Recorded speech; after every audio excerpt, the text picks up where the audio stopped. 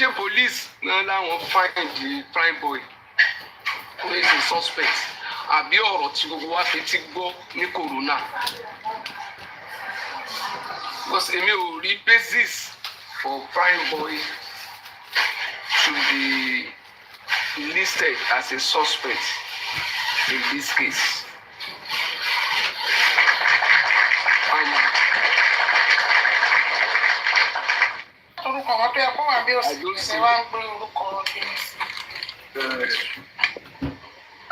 I don't see it. That's why I'm not. I don't know reason for it. There was a point big, but they are actually for Jupo. We go to Morin to go one shit. Big, but not actually for Jupo.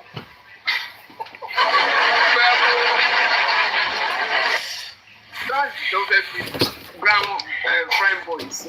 I have not seen it. I have not seen it. What's the one in Yeye?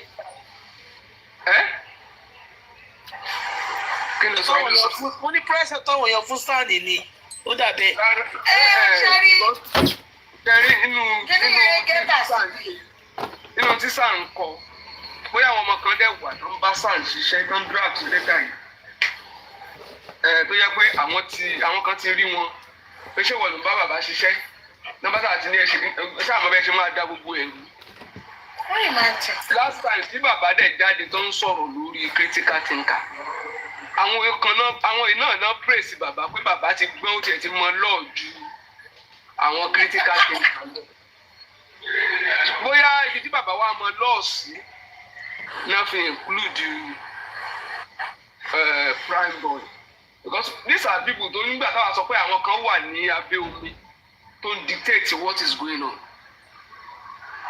Àwọn yẹn náà lọ jáde náà ní alọ́ba gan mọ òfin ju àwa náà lọ. Then ẹ bá wo reaction of prime boy. I'm not supporting prime boy at most. At all. I'm not supporting it, and I will not support it. But Kerry, I'm gonna react differently. And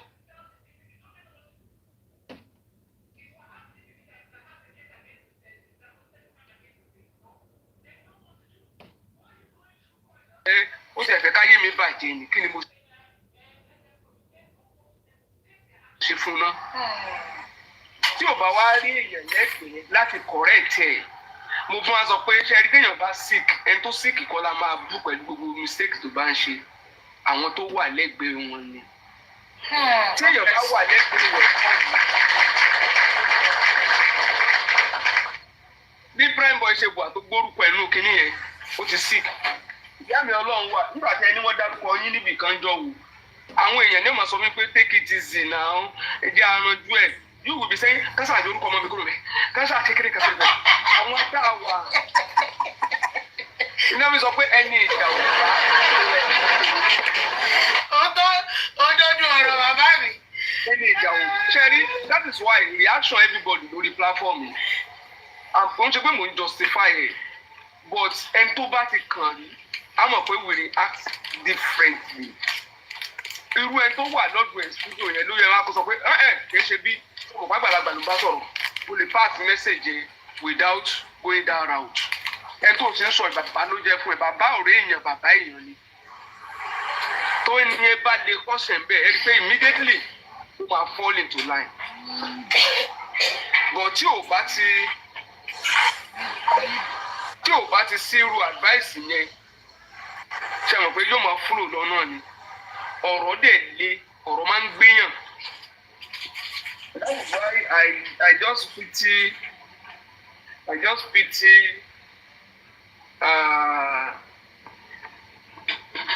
prime boy. I pity prime boy. But àwọn tí wọ́n ń wà nídìí ìkòkò in fact tó bá yẹ pé prime boy fẹ́ ṣe dáa ni àwọn yẹn ló yẹ kó máa gbé ṣépè bẹ́yìn tẹ́ ẹ wà tẹ́ ẹ ti bàbá yìí. Ó yẹ.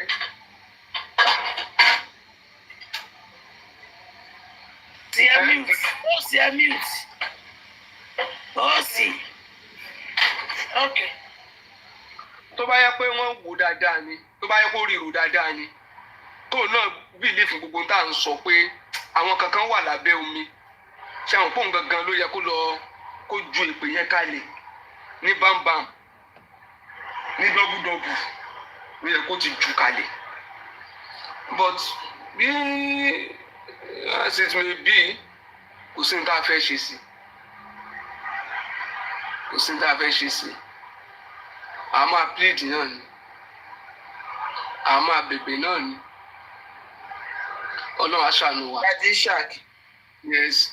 To me o èmi like bí PRÍM3BޮY ṣe join yẹn o tó bá dé court tí court bá rí pé kò jẹ̀bi wọ́n máa exonerate ẹ̀ kò ń ṣe ilé ìtàn ṣe awúrúmọjẹ yẹn.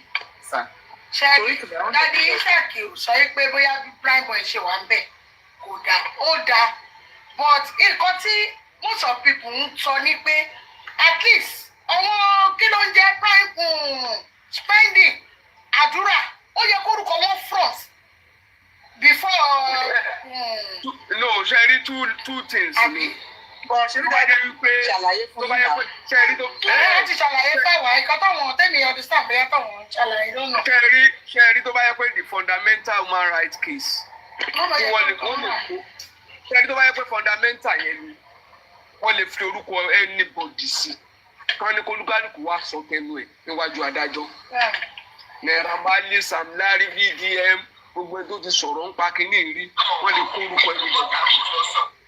tó bá yẹ pé lẹ́tà tó ń kọ sí àwọn DPP àbí tó ń kọ sí Attorney General àbí Lagos State Government pé kán àárẹ̀ ní àwọn suspect ẹ mọ̀ pé àwo basis wo because the fundamental wọ́n fẹ́ direct ọlọ́pàá to do the needful ni for further investigation for forensic for so many things na fẹ́ direct wọn but for the because that is for human rights that is for human life but for the criminal matter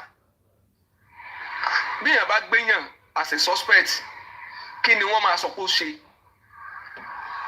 nínú corona àtọ̀tún àtòsí ní pé kò bàjá àtọwá ní pé nígbà tó bá délé ẹjọ́ kó wá ro ẹjọ́ ẹ̀ bí ó ṣe bàjá àti bó ṣe bàjá kò sẹ́nibọ̀dì tó wọ́n accuse PRÍM3BޮY lénìí anywhere kó bá Mohbad jà kò sí even Wùmí ò sọ Wùmí lòun ò rí ó ní kò tiẹ̀ bàjá gan ó ní ọkọ òun ló lọ bàjá kò sẹ́nibọ̀dì tó sọ pé òun rí nǹkan kan lọ́wọ́ ẹ̀ so nítorí bọ́ọ̀ yóò fún wa máa fi nìyẹn wípé kí ni wọ́n fẹ́ achieve. You can make somebody a witness but when you say it's a suspect òun náà máa wà technical tó bá ní tó fi lè support case ní ẹjọ́ ara ẹnìkan ló máa lọ defend o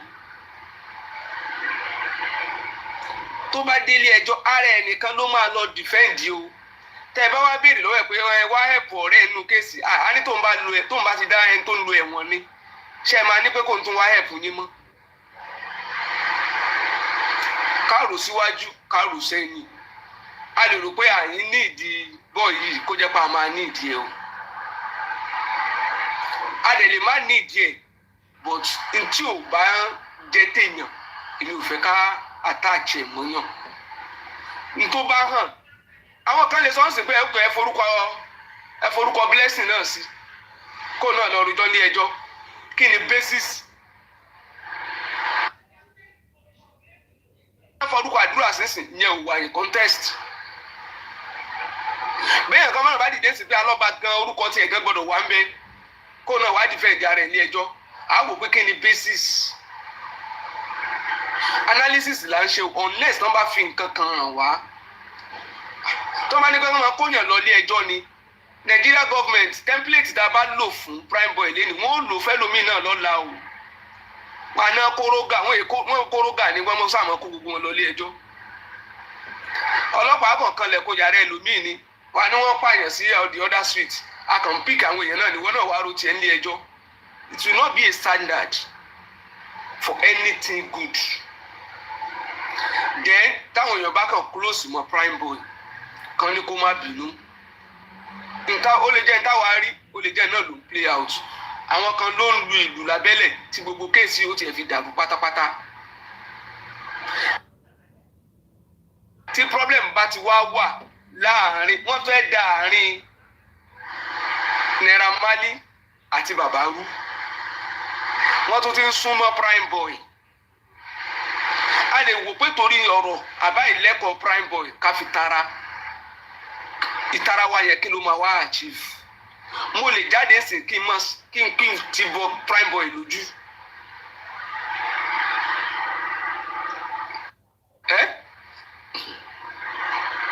approach èdè tán ló sì o lè mú PRÍM3BޮY lọ drag Wùmí o bàbá ló máa wá drag o níjọ́ tí Wùmí dárúkọ ẹ̀ kí ló ṣe ó drag Wùmí eléyìí bàbá ló ń dárúkọ ẹ̀ bí PRÍM3BޮY náà bá wá tó yílù padà lé ní tó ní inú ló bí òǹgbà tó ń bú Wùmí gan gbà yẹn Wùmí gan bẹ́ta bàbá kí lè fẹ́ máa sọ ẹ wá sọ wípé orí ọmọ yẹn burú gbogbo wọn kàn máa fi àṣẹ ẹ̀yẹ ni wọn ní we are not even consistent kí ló dé tá à ń sá síwájú tá à ń sá sẹ́yìn tó bá jódodo yẹ jẹ́ àdìmú that is my own humble advice o ẹ ṣé.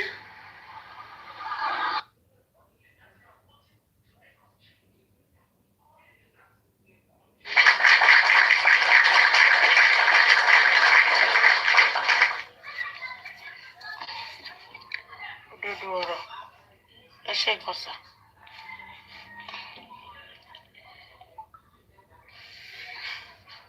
ìṣẹ̀lẹ̀ àwọn tá a fẹ́ kọ sí gbẹ̀dù.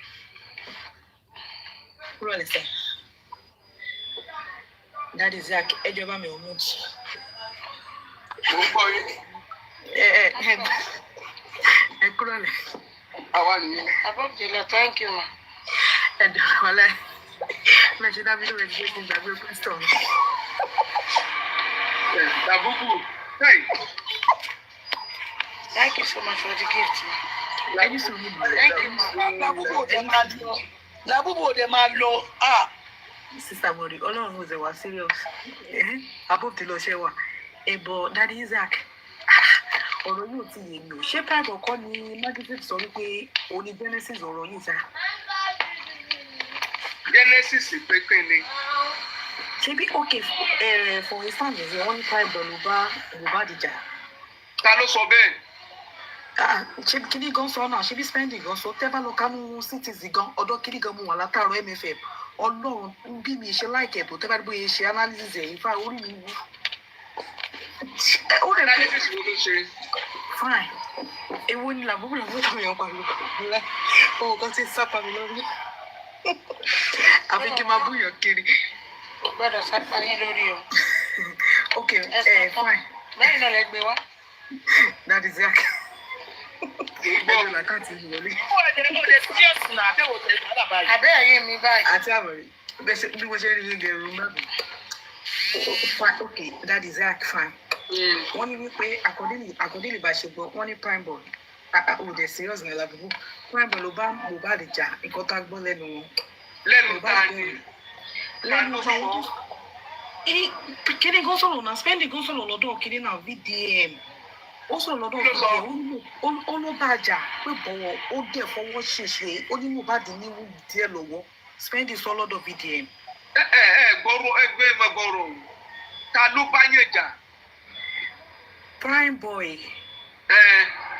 ó ní ó bá Mohbad jà. Rárá. Ìgbà tí wọ́n fi lọ sí TV station ó máa sọ̀rọ̀ PRÍM3BޮY. No, spending no solo do VDM. No, Dàbúkù jẹ́ explain fún. Okay, sir. PRÍM3BޮY àti Mohbad. Mohbad lọ attack PRÍM3BޮY. Yeah. Mohbad bá PRÍM3BޮY jà. Yeah. Not PRÍM3BޮY bá Mohbad jà or wọ́n bára wọn jà. Gbogbo analysis gbogbo wọn tán sọ pátápátá. Mohbad went to attack PRÍM3BޮY. Lẹ́nu spending gan. Only the boy did not raise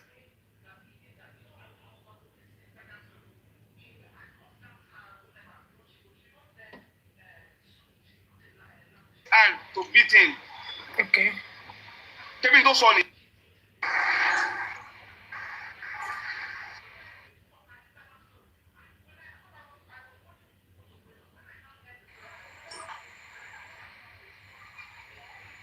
Làbúbù ń gbọ́ o. Answer your Ó dàbò question. tí.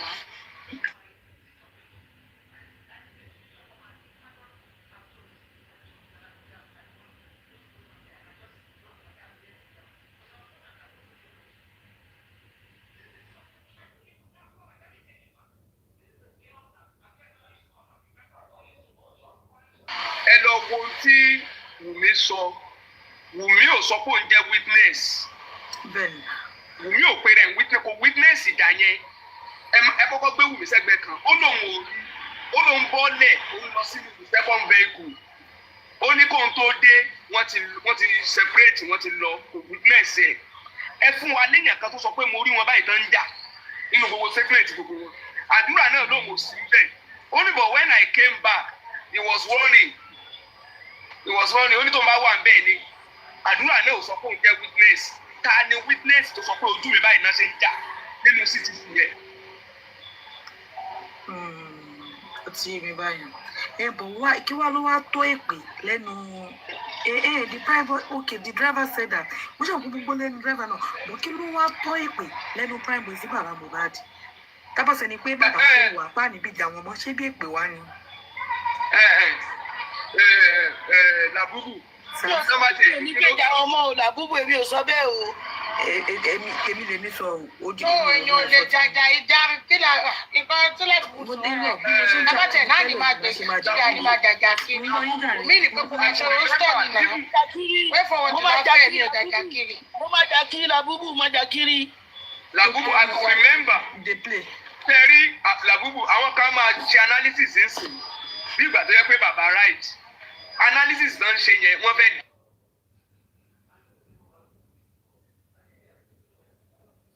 kí ẹ̀kọ́ etí wọ́n fi sọ fún lọ́la ní pé ṣe bí Wùmí sọ bẹ́ẹ̀ sọ pé irọ́ ló pa ibẹ̀ làwọn ń ṣe analysis lọ o. wọ́n wá máa sọ pé bàbá mú ẹ bá ìsìn wọ́n máa praise bàbá yẹn ni wọ́n àdé kó sí.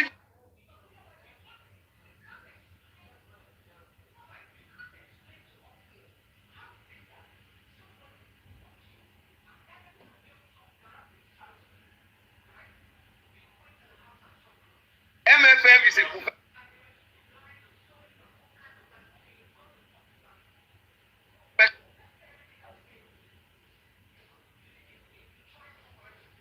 I saw them physical fight.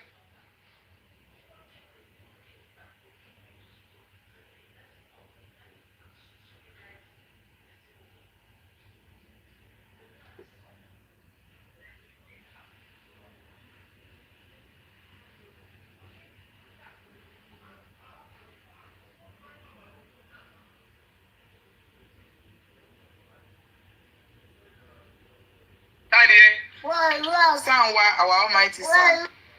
Mo ti sọ ibi tí sàn dagun sí láti lè. There's something you call a poison pill. Tó jẹ́ pé at the end of the day ntẹ́yìn ń pè ní good effort fúnra yín náà lè máa sọ pé kúkú da gbogbo ẹnu. Strategy ni. Ẹ̀ńtọ́ ẹ̀dẹ́ corona tẹ́ ń sọ̀rọ̀ ohun tó pa Mohbad tó ní ká lọ́mọ wọ́ Naira Marley wá. Tó ní kan supina àwọn they must come Naira Marley wà nulẹ̀ ni ṣé anybody tó wà bẹ́ẹ̀ corona ti dárúkọ Naira Marley ni so why is saying that we should bring Naira Marley.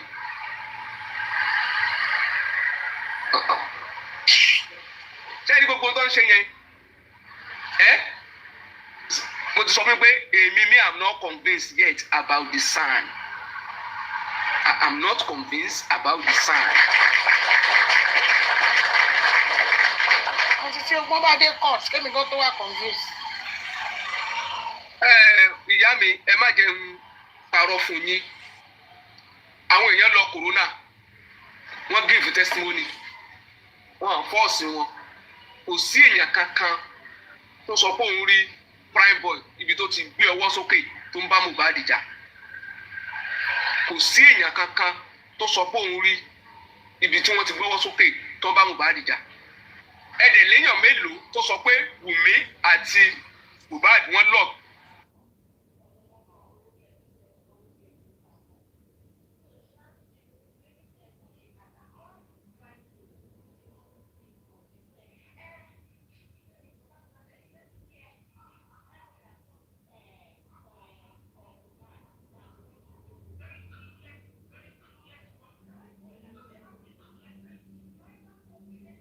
Kí wọ́n á fẹ́ máa sọ̀rọ̀ ẹni tó bá yẹ̀ jà tó ṣe léṣe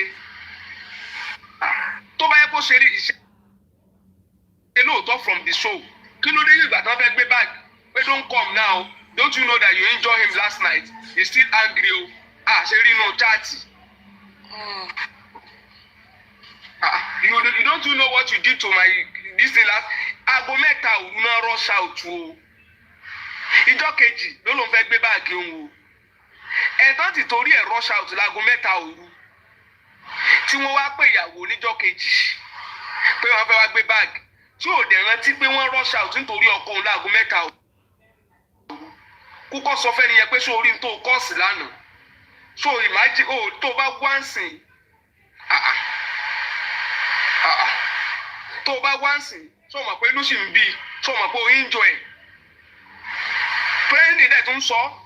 Only he said, don't worry, I will make up with a prime boy. Don't worry, there is no problem. He's my friend. I will make up.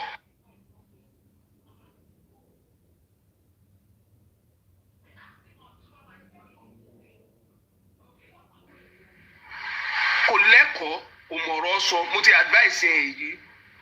Ṣùgbọ́n ìtọ́mọ ọlọ́mọ ṣáàdì tó bá gbé evidence wá sí táàdì kó jọ.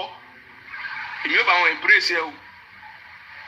Ṣùgbọ́n tẹ bá rò pé bóyá kí òun àti Wùmí lọ máa tákù ara wọn ní ẹjọ́. Lọ́ọ̀yà àwọn méjèèjì ni ó sọ fún àwọn méjèèjì pé ẹ kúkú dà lé bàbá yìí lórí. Káyà yìí lẹ́nu. Hello, ẹ káàsán. Mr. Ishaq. Mo fẹ́ bẹ̀rẹ̀ nǹkan ni Mr. Ishaq, ẹ káàsán Àmọ̀rí, mọ́mí lérí Àgàdà, Faithful, mọ́mí Àríkẹ́ Ọlọ́run wa. Ẹ jọ nǹkan kò yé mi mọ́ báyìí because ṣe báwọn critical thinkers bàbá ti sign ní kíní tọkọ. Báwo ló ṣe kò ní ti sign kò tún ní affect èyí tí wọ́n sign yẹn? Ẹ jọ mi understand. Ọ̀tọ̀ọ̀tọ̀ ni. The fire, my brother, I think you may be right. It could be an error. Ó dàbí spending náà fẹ́ fi síbẹ̀ yẹn tí wọ́n fi prime boy orúkọ prime boy sí. And I said something on the program yesterday. Are you sure that the son is even so familiarize ara ẹ̀ dáadáa with this case? Wọ́n sọ fún yín lánàá pé wọ́n máa gbé fáìlì yẹn sẹ́gbẹ̀ẹ́ ni. Ìgbà tán bring up issue wípé wọ́n petition bàbá látà yẹn ṣe wá police station. Sam ní òun ṣẹ̀ṣẹ̀ ń gbọ́ ni. Ṣé ẹ rò pé gbogbo bá a ṣe ń pariwo bí bàbá ṣe ń lọ tán ń bọ̀? Ṣé ẹ̀yin rò wípé Sam tiẹ̀ mọ ogun orúkọ àwọn tó wà involved in this case ló ń hó lórí Sam? Nǹkan tèmi náà rò nìyẹn o pé Sam yìí kò fara mọ́ kéèsì yìí. This ló ti tèmi. Even go during the inquest. I doubt from his temperament. It was even ẹrù ìgbà tó ń sọ̀rọ̀ tó jáde ń gbọ́ tí wọ́n kọ́ Sezami the nurse. Only this is one of the best kìnìkan tó ń praise ìjọ yẹn. Nígbà tó bá máa sọ̀rọ̀ bí ìgbà tó jẹ́ kó máa wò pé yes àwọn ti mú olè ni.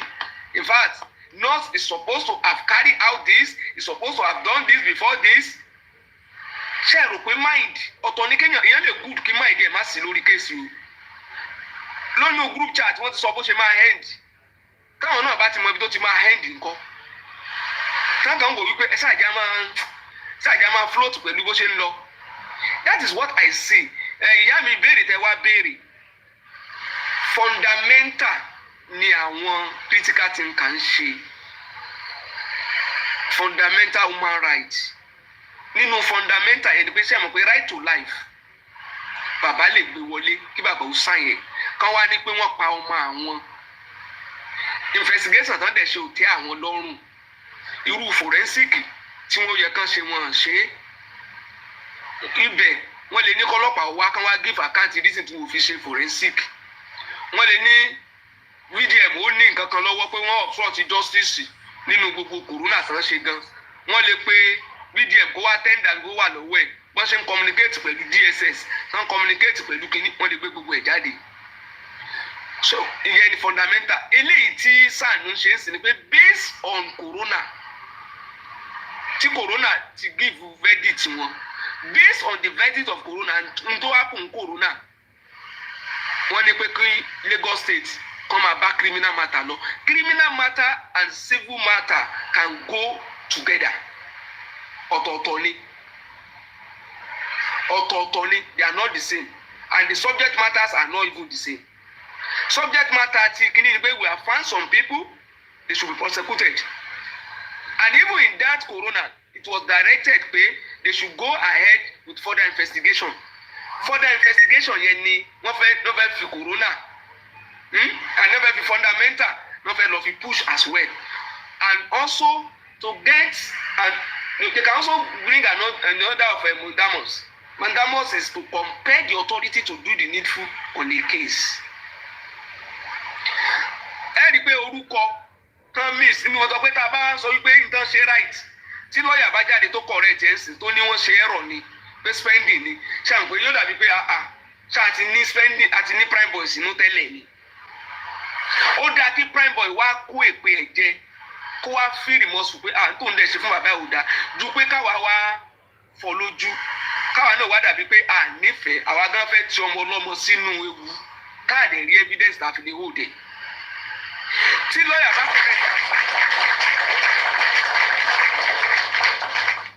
bá correct ara ẹ̀ ń sìn ẹ rí i pé MFM tó ṣe analysis fún rẹ̀ ni ó tún change ẹ̀ ó tún lè change ẹ̀ no matter how provoke téèyàn kan lè bring any provocation anyone can bring don't let it be that you do the wrong thing that you will regret later. Prime boy ń sìn ó ṣépè a notice pé kò yẹ kó rí bẹ́ẹ̀ a tún wò wípé àgbàlagbà tó wà lẹ́gbẹ̀ẹ́ yẹ kó correct ẹ̀ kó moderate ẹ̀ pé mo mọ̀ pé ló ń bí ẹ lọ́wọ́. Ẹ wòjọ́ tí bàbá ń sọ̀rọ̀ àwọn èèyàn pẹ̀lú bínú tó bá yẹ pé àwọn kan ti dá ọ̀rọ̀ mọ́ bàbá lẹ́nu ń jọ yẹn ni kéèsì bàbá gan ò ní débi tó dé yìí kéèsì bàbá ò ní débi tó dé yìí. Ṣé rí gbogbo wa tá a bá ti wà lẹ́gbẹ̀ẹ́ ara wa we all have duty of care fúnra wa. Inú ń bí ọ̀rẹ́ mi lọ́wọ́ báwo ni màá ṣe pẹ̀tù sínú ọ̀rọ̀ tọ́rẹ́ mi fẹ́ sọ yìí nǹkan bàjẹ́ ìyá mọ̀ tìyàn mọ́ lé ńgbà mí gan pé ó yá mọ̀ bọ̀ nínú lẹ́tí mọ́ nínú lẹ́kọ̀ọ́ gbọ́dọ̀ sọ̀rọ̀. Bẹ́ẹ̀ ni that is my own advice o. Ó bá wù wọ́n kán máa push pé á push ẹ̀ lọ náà ni á push ẹ̀ náà ni á sọ pé ṣé ó guilty á sọ pé guilty. Nígbà tí ó bá wá evidence against ọmọ ṣé àtún ní fa ọ̀tá mi fún bàbá á lọ́mọ tiẹ̀ kú tó fẹ́ kóun náà tẹ̀lé lọ. Á ní ṣerú bàbá yẹn wá lẹ́ni kóun consider as bàbá.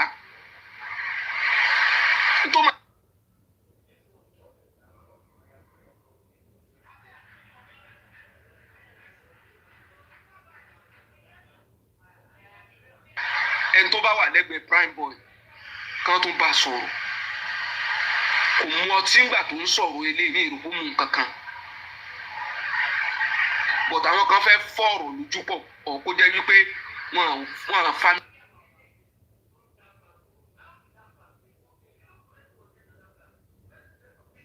pé wọ́n familiarize wọn with this case. It's my own advice o. Ẹ ṣé o.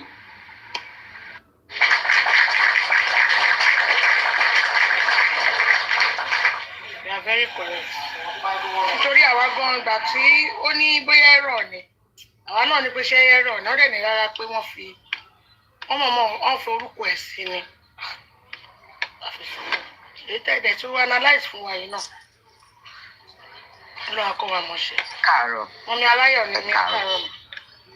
Ẹ káàárọ̀ ìyá mi a kú àtàárọ̀ ẹ kú iṣẹ́ olúwa o ẹ kú iṣẹ́ ọ̀rẹ́ o dáàbò iṣẹ́ bàbá mi. Ẹ káàárọ̀ sá. Thank you for your knowledge, sir. Ẹ ṣeun gbogbo ìgbà. Ẹ ṣeun. Ọpọlọ tẹ fi ń bá wa lò kò ní jọba láyé àti láyé àmín. Irú ilé kò ní tọ́ sí yín, kò ní tọ́ sí mi, kò ní tọ́ sí gbogbo wa tájọ wà ń bí. Ẹ má bínú, èdè Yorùbá ni mo máa sọ torí mo wà ń bí iṣẹ́ mo dẹ̀ wá wájú àwọn èèyàn. Faithful God, ẹ káàárọ̀ ìyá mi, àmọ̀rí, mọ́mì léyìn olúwa àgàgà tó bá tutù, mọ́mì àríkẹ́, gbogbo wa ní ibi tá a ti ń fọwọ́ sí pé ká máa sọ̀rọ̀ láti abẹ́ bíbá. Ẹ káàárọ̀ ẹ̀yin ìyá mi, ẹ̀yin bàbá mi, ẹ̀yin ẹ̀gbọ́n mi ò ní àbúrò bí ẹ̀gbọ́n àti ìyá bàbá mi ní. Ẹ jẹ́ kéèyàn wá sọ nǹkan kan, mo rò bẹ́ẹ̀ ń gbọ́ mi ṣá. Ẹ jọ ṣe ń gbọ́ mi.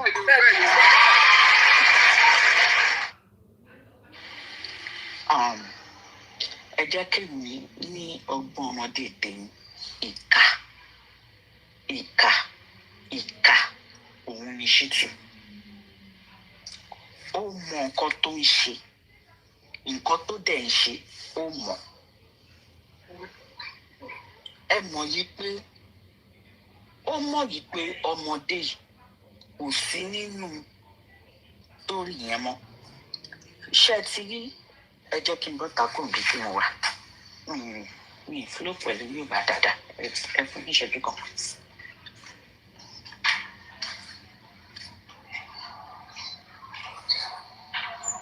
Ẹ jọ̀ọ́ ẹ má bínú. Thank you everybody for your time. Yeah, because I was not flowing with that Yorùbá that much. Pẹ̀lú pé mo fẹ́ sọ Yorùbá náà kò ṣe kíní dáadáa. Now, let me start this way. Good morning everybody. Comment section on the panel. All you do. May the good Lord continue to bless us all. Amen. Now, can I start this way? Shittu is an evil man. I will not be surprised if he is plot beside Baba as well. Reason why did I say that?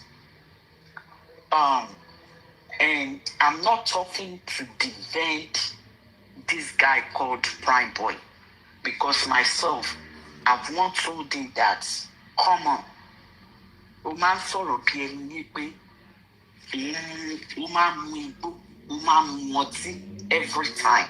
O ò ní respect. Mo ti sọ fún rí. I mean, even though I'm not standing face to face with him, I am saying it on the phone while he listen. And that was on Latif's platform. Now, what did I want to say? So I am not talking in a defensive way to that guy. And I'm not trying to put our own Aloba under the bus. Like it. Now, this guy's name surface when they are going to the party. Uwasibe. Títí tó fi dé party tí wọ́n fi padà.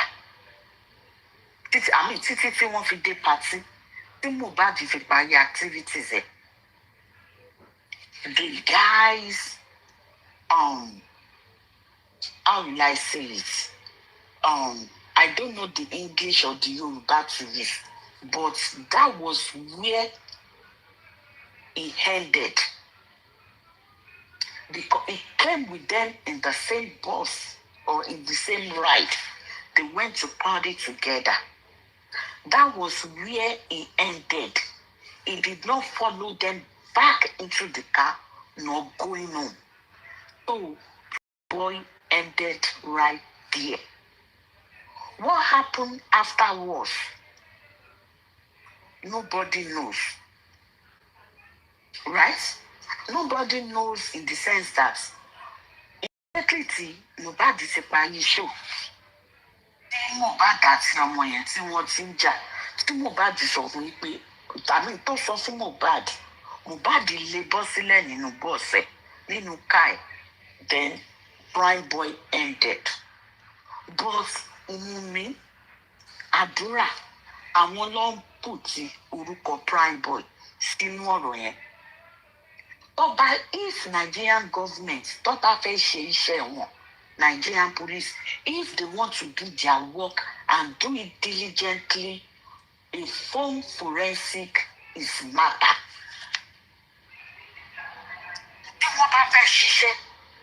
This Shittu truly want to work on forensic matters, investigation matters, from their own to the show, to the owner of the events, to the event planner. Investigation has to be done by Shittu. Now, I know this is what Shittu nìkan.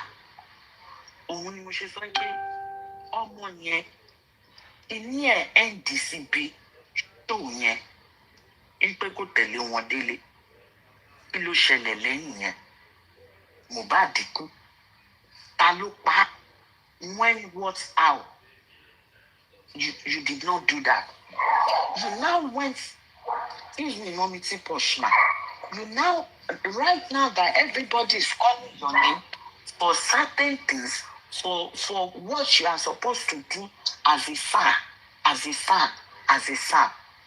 ní àdúrà ẹ̀gbọ́n àwọn uncle Mohbad which is ẹjọ́ ẹran mi létí bọ̀bọ̀ yẹn ẹjọ́ àbúrò ya ṣé dàrúṣà àbúrò ya àdúrà thank you ṣé dàrúṣà bẹ́ẹ̀ ni spending àwọn bọ̀bọ̀ méjì tí wọ́n sọ pé thank you Darusha àwọn bọ̀bọ̀ méjì kan sọ pé Mohbad is dead Mohbad is dead Mohbad is dead you did not put their name first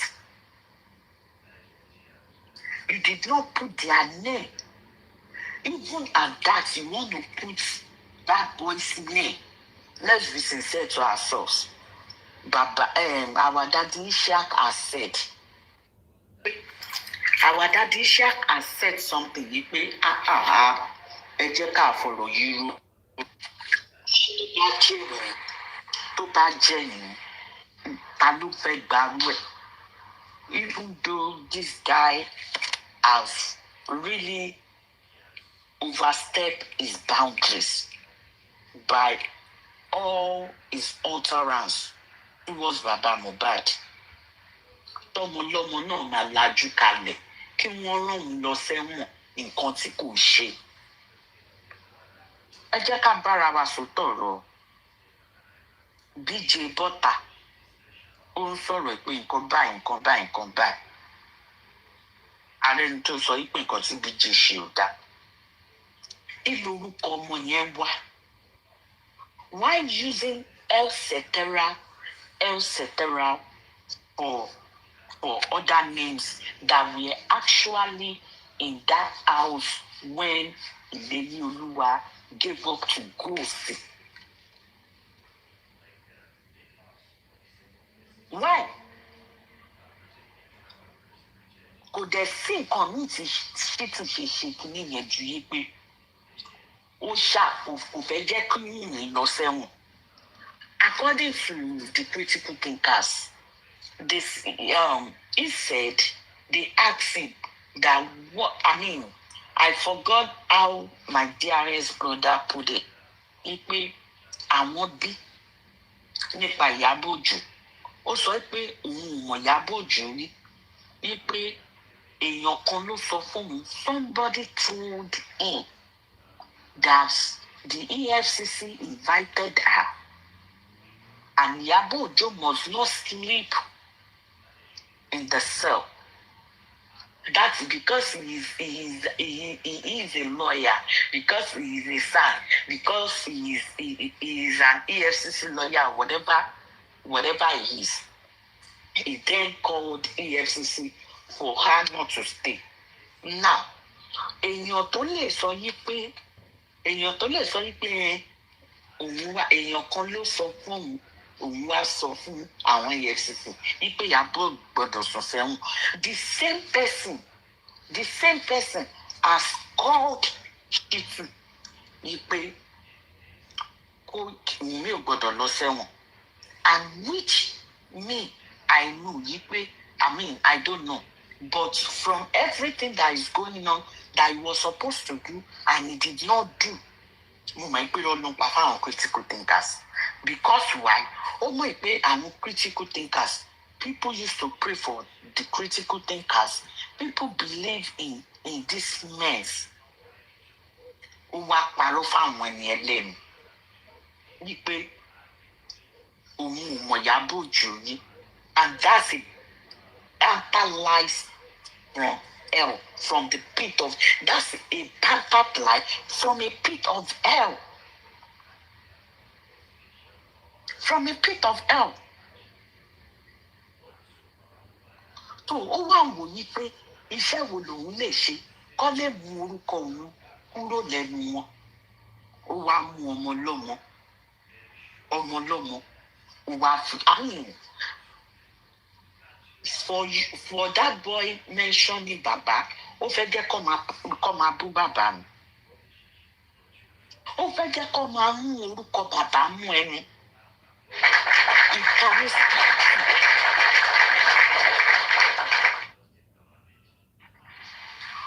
Wọ́n ní the thieves comes at the midnight to steal, to kill, and to destroy. That is what she stands for. It came to kill, to steal, and to destroy. Justice for Mohbad. The earlier, the better. Everybody know this and know this. Wọ́n ní kíní kan no ẹ má jẹ́ pòwe because mi mọ̀ òwe tí mi fẹ́ pa yẹn but bọ̀bọ̀ yìí ó ti deceive alálàkọ̀kọ́ in the sense that only Mohbad case is a worldwide case and everybody is watching. Why you were supposed to stand in front of the judge or the magistrate to tell her to her face yí pé gbogbo nǹkan tí driver sọdá where is everything the driver said about this thing òun ọ̀rọ̀ yẹn ó dojú ẹ̀ bolẹ̀. Nǹkan táwọn èèyàn ti sọ. Don't tell me he did not have any breeze over this case. He does. He was just acting stupid. And he knows what he's doing. He is here to kill, to destroy, and to steal. How can you tell the man that you are not even defending the man? You are for Mohbad. Even though Mohbad is dead, kò lè sọ̀rọ̀ mọ́. O ò lè defend Mohbad.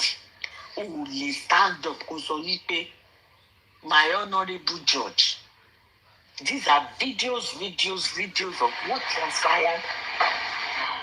Please, sir, can you mute on my? This is a video of what transpired between this girl and this boy. This girl and this boy, they were never married. Ìwọ wá sọ wípé Mrs. my foot. Introduction does not mean you are married. Engagement does not mean you are married. Kóòtù ló máa sọ wípé these people, they are legally bound together as husband and a wife.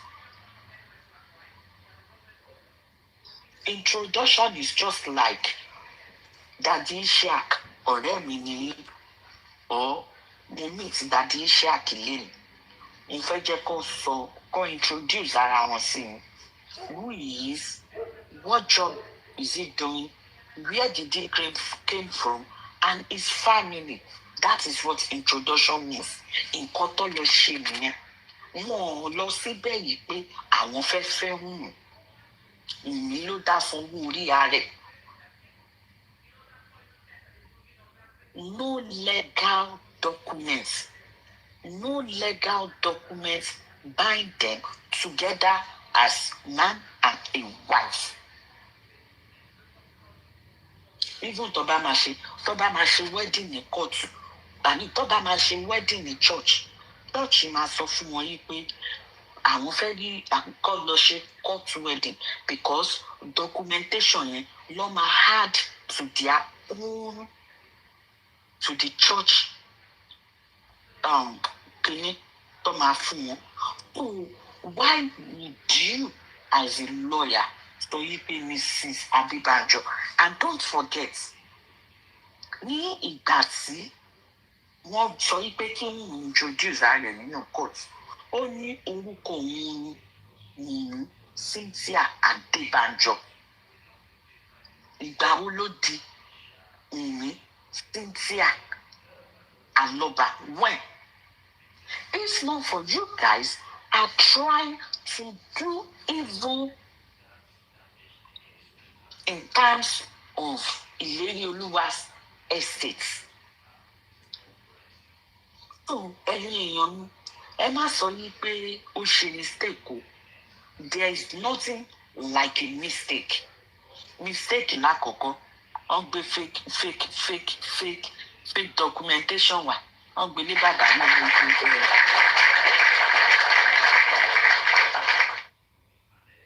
Thank you, my mom. Wọ́n gbé fake documentation lé bàbá yẹn lọ́wọ́. Ipe kó lọ ṣe kí ló ń kúrúkọ ẹ̀ DNA ní abroad and it's not stamped.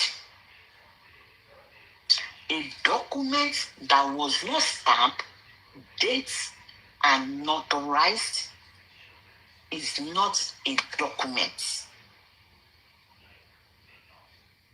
Is not a document. I repeat again, a document that is not dated, signed, and notarized is not a valid document. A valid document is a document that is signed, dated, and notarized. That is what they call valid documentation. Wọ́n sọ pé mistake ni. Àwọn èèyàn tuntun bá sọ pé mistake ni láti forúkọ PRÍM3BÒY sí. Ọmọ mẹ́, there is no sense in that. A lawyer doesn't make a mistake. A lawyer does not make a mistake because ó yẹ kẹ́ ẹjọ́ ẹ̀yin tẹ́ bá mú òyìnbó yẹn ẹ̀yà mi ní comment section. Purified, ó yẹ kó purify or whatever. Kí wọ́n cross check.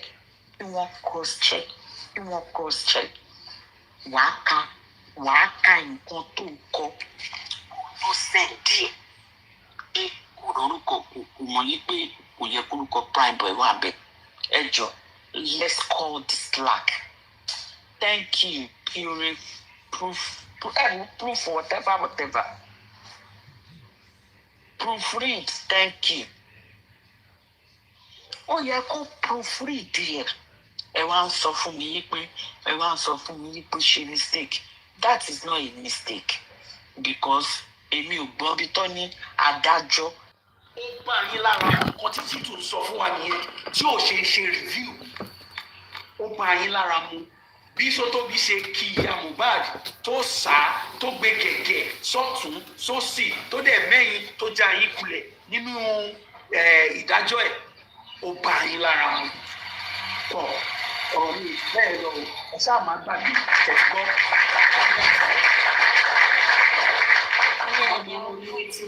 Thank you, sir. Yes, ẹ ṣé gan-an. Thank you, sir. Thank you, sir. Thank you, sir. Yorùbá ní ẹni àwọn fún ọba ẹjọ́ jẹ́. Right now you doing? Mommy Arike you say bye see me say how you God bless you, sir. Ṣé Wunmi já gerege? Ó ti já gerege. Ó yá. Ẹ ti kó lábẹ́ ibi tẹ́ wà. Bẹ́ẹ̀ ni mo ti kó lábẹ́ oko. Ẹ lábẹ́ oko. Ẹ jẹ́ kí dádì Tanzan ẹ̀yà kó láàárín àwọn obìnrin méjèèjì. Dádì Tanzan ẹgbọ́n ṣọ́ọ̀ṣì kò máa fà ilé. Ìṣọ́kùsọ ló kún lẹ́nu wọn o. Ṣé mo pọ́n da éèjì làwa? Dádì Tanzan ẹ̀yin náà omi tẹ́ iná ágì sí. Lórí president lórí vice president ẹ wá wà láàrin. Ìṣọ́kùsọ kún lẹ́nu àwọn méjèèjì.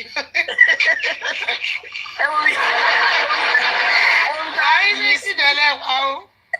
Tó o tètè ya nífẹ̀ẹ́ yìí. Wọ́n máa ṣe tún sọ. Wàhálà ẹyẹ tún sọ lọ́wọ́ yìí. Ṣé ní kò yí tó mú mọ̀ pé ìgò tó wà lóṣù Tanzania tó ẹ bá gbá tún sọ ọmọ rẹ̀ ṣe wà yẹn.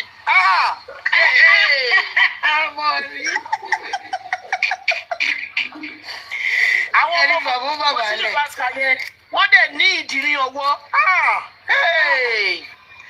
Bẹ́ẹ̀ ni o, wọ́n dẹ̀ ní nǹkan tó ń jẹ ọmú.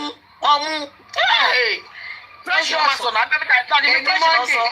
èní Monday wọ́n ti tẹnu mọ́ ẹ̀dá sọ̀rọ̀ kàkàlàkà ẹ̀dá àdèmọ́kì mo ní ṣebí French náà sọ mi ò bú mú ibẹ̀ bèrè ni ṣebí French náà sọ bàbá Kazan French ni kí ló dé tẹ́ iná wa mute tẹ́wájú rẹ̀ ní kí irọ́ inú wọn dùn ní.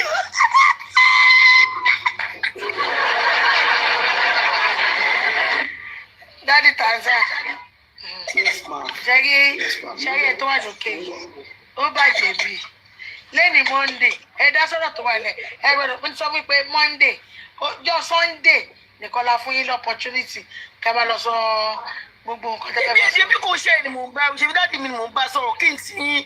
ó dẹ́ bàbá wọn sọ. ṣe bí French náà sọ lọ́dọ̀ yín. ẹ̀gbọ́n ọ̀nà ṣe rẹ́ẹ̀rì ẹni yẹn ṣe músẹ́.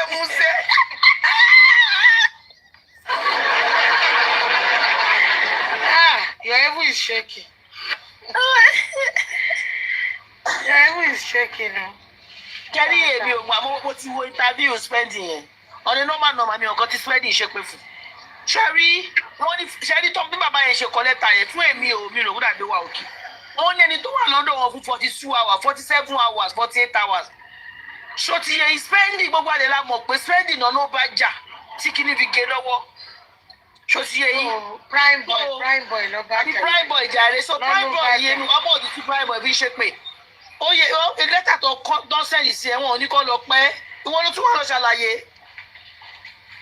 Torí mo gbọ́ interview tó ní bàbá fẹ́ bá yé òun jẹ́ bàbá ò bá yé ẹ̀ jẹ́ Prime boy bàbá ò bá yé ẹ̀ jẹ́ ṣó ti yé ẹ sórí tó lẹ́tà yẹn tó orí lè rú báyìí irọ́ gbogbo ọkọ̀ ẹ̀ pé sáṣítì wa ẹ need láti gbé kí lórúkọ chief priest náà òun náà wà bẹ́ẹ̀ gbogbo wọn tó orí pẹ̀lú bọ̀bọ̀ yẹn ní 48 42 hours 48 hours. wọ́n ní anodas wọ́n ní òun náà fi kọ́ anodas àbí kí ló.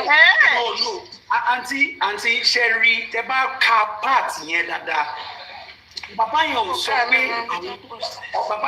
pé lẹ́tà yẹn ò sọ pé àwọn tó wà pẹ̀lú ẹ̀ 48 hours 72 hours ó sọ pé àwọn tó wà nínú apartment airport ó wá include ẹ mọ̀ pé Prime boy ló fa ìjà ọ̀ṣùgbọ́n ọ̀nà ló bàjà níbi tó ti lọ Prime boy ló bàjà. irọ́ ìjà kọ́lélé ọ̀nà wọn tó wà nulẹ̀ Prime boy ò gbé nulẹ̀ kò dẹ̀ tẹ̀lé wọn délé ńjọ́ náà ok tó bá yẹ pé èmi ò kú rí nǹkan náà ọ̀n sọ náà nínú apartment dáàmì sọ àwọn tó ń gbé nínú ilé lọ́nà kọ lẹ́tà fún. Ó yẹ kí bàbá kí lọ́ọ̀yà wa kọ pé àti àwọn tí wọ́n rí pẹ̀lú 42 hours 48 hours. Exactly. Say that. Ibi tí bàbá yẹn ti ṣe mistake nìyẹn wọ́n máa ti lẹ́tà yẹn kọ àtúnkọ. Mo try láti wò bóyá mo. Dápò ṣe mistake bàbá yẹn mọ nǹkan tó ń ṣe mistake wo ló ń ṣe ó mọ nǹkan tó ń ṣe. Odidi sáàni akọ lẹ́tà tì.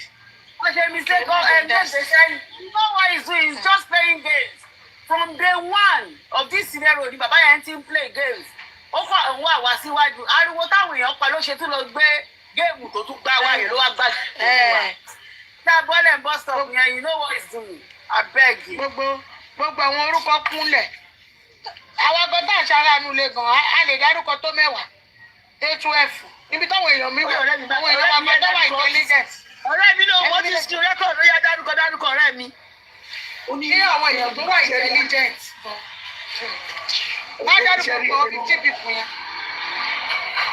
Èmi kàn wò ó pé nǹkan tó sọ ó ní àwọn tó wà nínú apartment yẹn nǹkan tó sọ nìyẹn ó ní those in the apartment owó dùn ní etc. That's what he says. That is òun ò sí nínú ilé ló sọ fún yín yẹn bọ̀ torúkọ ẹ̀ wà bẹ́ẹ̀ that is what he meant kan tó sọ tó mì nìyẹn bàbá. mi ò rí bẹ́ẹ̀ mi ò rí kà bẹ́ẹ̀ o. no kò ṣe in law Nigeria section 26/14 ó dà pé wọ́n yẹ wà lọ́wọ́ 14 bó ṣe rí nìyẹn àdìbò sọ náà fún yín. Amọ̀rílayọ̀ ẹjọ́ mẹ́rin ìyá mi.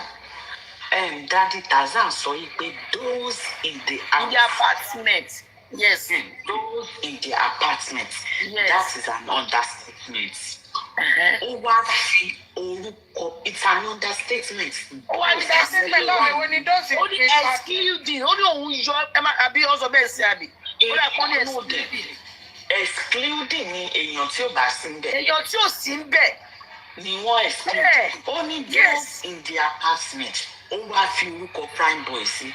Was he in the apartment when the boy died? Only excluding PRÍM3BOY, according to your son. Including. Okay, including Word. Including ni word ẹ̀ mọ́. No, mo sọ pé ìgbọ́dọ̀ ni. Èmi sùúrù mo rò pé ó sọ pé excluding mi mọ̀ pé including PRÍM3BOY. No, PRÍM3BOY is not in the house. No. He was not in the house. No. Àwọn karama. Jẹ́ pé ó ṣe mistake ni bí akíní náà fẹ́ kọ bí ẹlòmíì náà fẹ́ kọ. Including PRÍM3BOY mistake. Èèyàn president yẹn speak mara yín. Mistake. It's not a mistake. It's not a mistake. Because tó bá jẹ́ bẹ́ẹ̀. Okay, kọ́ ṣe kankan sí kọ́ pé SAN kọ́ dẹ̀ sọ fún kó dẹ̀ tún pépà yẹn kọ again kó yọ PRÍM3BOY kọ bẹ́ẹ̀. Ẹ dúró náà ṣé ìta ni báwo lẹ ṣe ń sọ̀rọ̀ ni? Is it dumb? Then that means if it is including, why will you include PRÍM3BOY? No one like ìyẹn dẹ̀ control nípa èmi àti ẹ̀ máa gbé PRÍM láti owó kìíní yẹn sí. Ká ìwé sísà mi máa gbọ́ kó ká ìwé to become that SAN. Olúwọlé SAN ni. Ṣé ọmọ yẹn wà ń bẹ̀? No. Ẹbí tọmọ yẹn kàn jẹ ni ẹbí tọmọ yẹn jẹ ni pé ó bú bàbá táàmì ni ò bá ti wá fún street kó tì kápọ̀ yálà ìyá ẹ̀ lójú. Nǹkan tó ṣẹlẹ̀ ẹ bá ń pàtàkì fún mọ́mì SAN yẹ kó wá kókì ìdọ́là àbọ̀bọ̀ ẹ̀ kò yẹ kó gbé bàbá. Ṣé àlọ́ gbogbo ó máa sọ fún bàbá yẹn. Ọmọ fi pépà ẹ̀ wọn bàbá kí SAN tó gbé síta náà. Ìkọ́kọ́ tèmi ń sọ gangan lẹ sọ yẹn. Nǹkan tèmi sọ látàárọ̀ ni kò sí kó má fi wọn bàbá náà. Mọ́mì ẹ wò ṣe rí bàbá ṣe mọ̀ pé bàbá wọn fi bẹ́ẹ̀ bàbá náà wọ́n ṣì ń pé gbọ́n lórí mátà yìí. Now bàbá ọ̀mọ̀wé kò sálẹ̀ sọ yìí. Okay, wọ́n ní pé SAN was in the house ní 48 hours. It was after his death. Kò sí ìṣèbí àgbà tó délé. Yes, I agree. I'm not going back. Mo kàn sáré lọ wo lẹ́tà yẹn again. Àwọn excerpts kan níbẹ̀ tó lè kí ọ̀pọ̀. Okay, explain fún wa ká gbọ́dọ̀. Ó ní and others in the apartment of the deceased at the time of death who either facilitated the invitation of the nurse or refused to take him into a certified or recognized medical facility. These include Ibrahim Owodunni, PRÍM3BOY, and others. So in the first part of that statement, only àwọn tí wọ́n wà nínú ilé yẹn at the time tí ọmọ yẹn ṣaláìsí tí wọ́n either tó pe nurse or tí wọ́n refuse láti gbé lọ sí hospital. This includes PRÍM3BOY and others. Excuse me, sir. Okay, I won't say he made a mistake. Why didn't he mention their names one after the other, like the baristas, the critical thinkers hired to take these guys to the courts? Were those lawyers mentioned their name one after the other, including the office of the governor. So bàbá mi ṣe fẹ́ gbọ́ ẹ̀yin náà dẹ̀ mọ̀ yìí pé ọ̀gá dé olórí bẹ́ẹ̀nbẹ́ bí orí kìíní bí ẹnìkan tó ní ó dàbí Michelin táyà ó mọ nǹkan tó ń ṣe kí ló dé tí ò fine ó dárúkọ òun kí ló dé tí ó dárúkọ 15 others before and including PRÍM3BÒY. It's not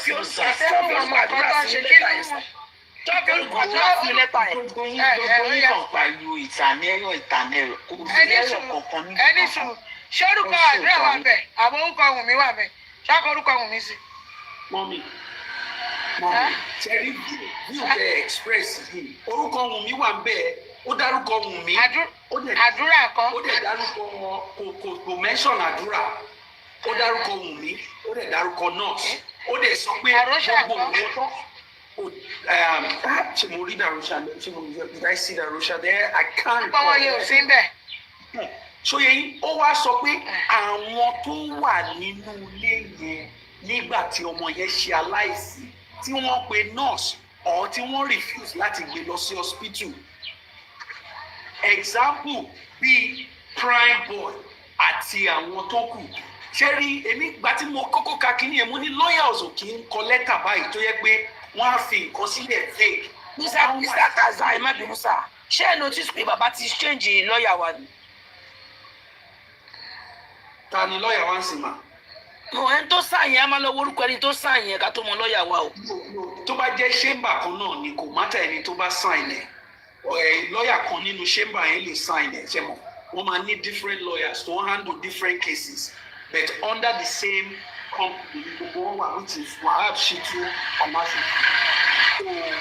kò mátà bóyá Mr. Wahab ló sign ẹ̀ ọ̀ náà gbogbo wọn ṣiṣẹ́ pọ̀ fún Wahab so bí yẹn ṣe wà ní but for me bí mo ṣe rí òun ni pé tó o bá fẹ́ sọ pé àwọn tó wà pẹ̀lú Mohbad 72 hours a good lawyer will be clear á dẹ̀ sọ pé 72 hours àwọn tó wà pẹ̀lú ẹ̀ á dẹ̀ mention wọn but kò sọ bẹ́ẹ̀ pé 70 ó ní àwọn tó wà nínú ilé I don't know the rationale behind it I am just using common sense to look at this and see how it fits in and also tẹ́ bá wo report Sotobi barely even mention PRÍM3BޮY barely even say anything about PRÍM3BޮY. You see, barely even say anything. So that's it. Yeah, he milks. That's why I am surprised that okay, based on what Sanolaide explained earlier, where later he's talking about nǹkan tí Sotobi sọ report Sotobi. The report Sotobi did not in any way say much or anything about PRÍM3BޮY. The report of Sotobi based on the nurse bàbá òun blame bàbá pé bàbá ṣe lọ sin ọmọ ní kíákíá nǹkan tí report yẹn sọ ní ó lè ní ìyá Mohbad.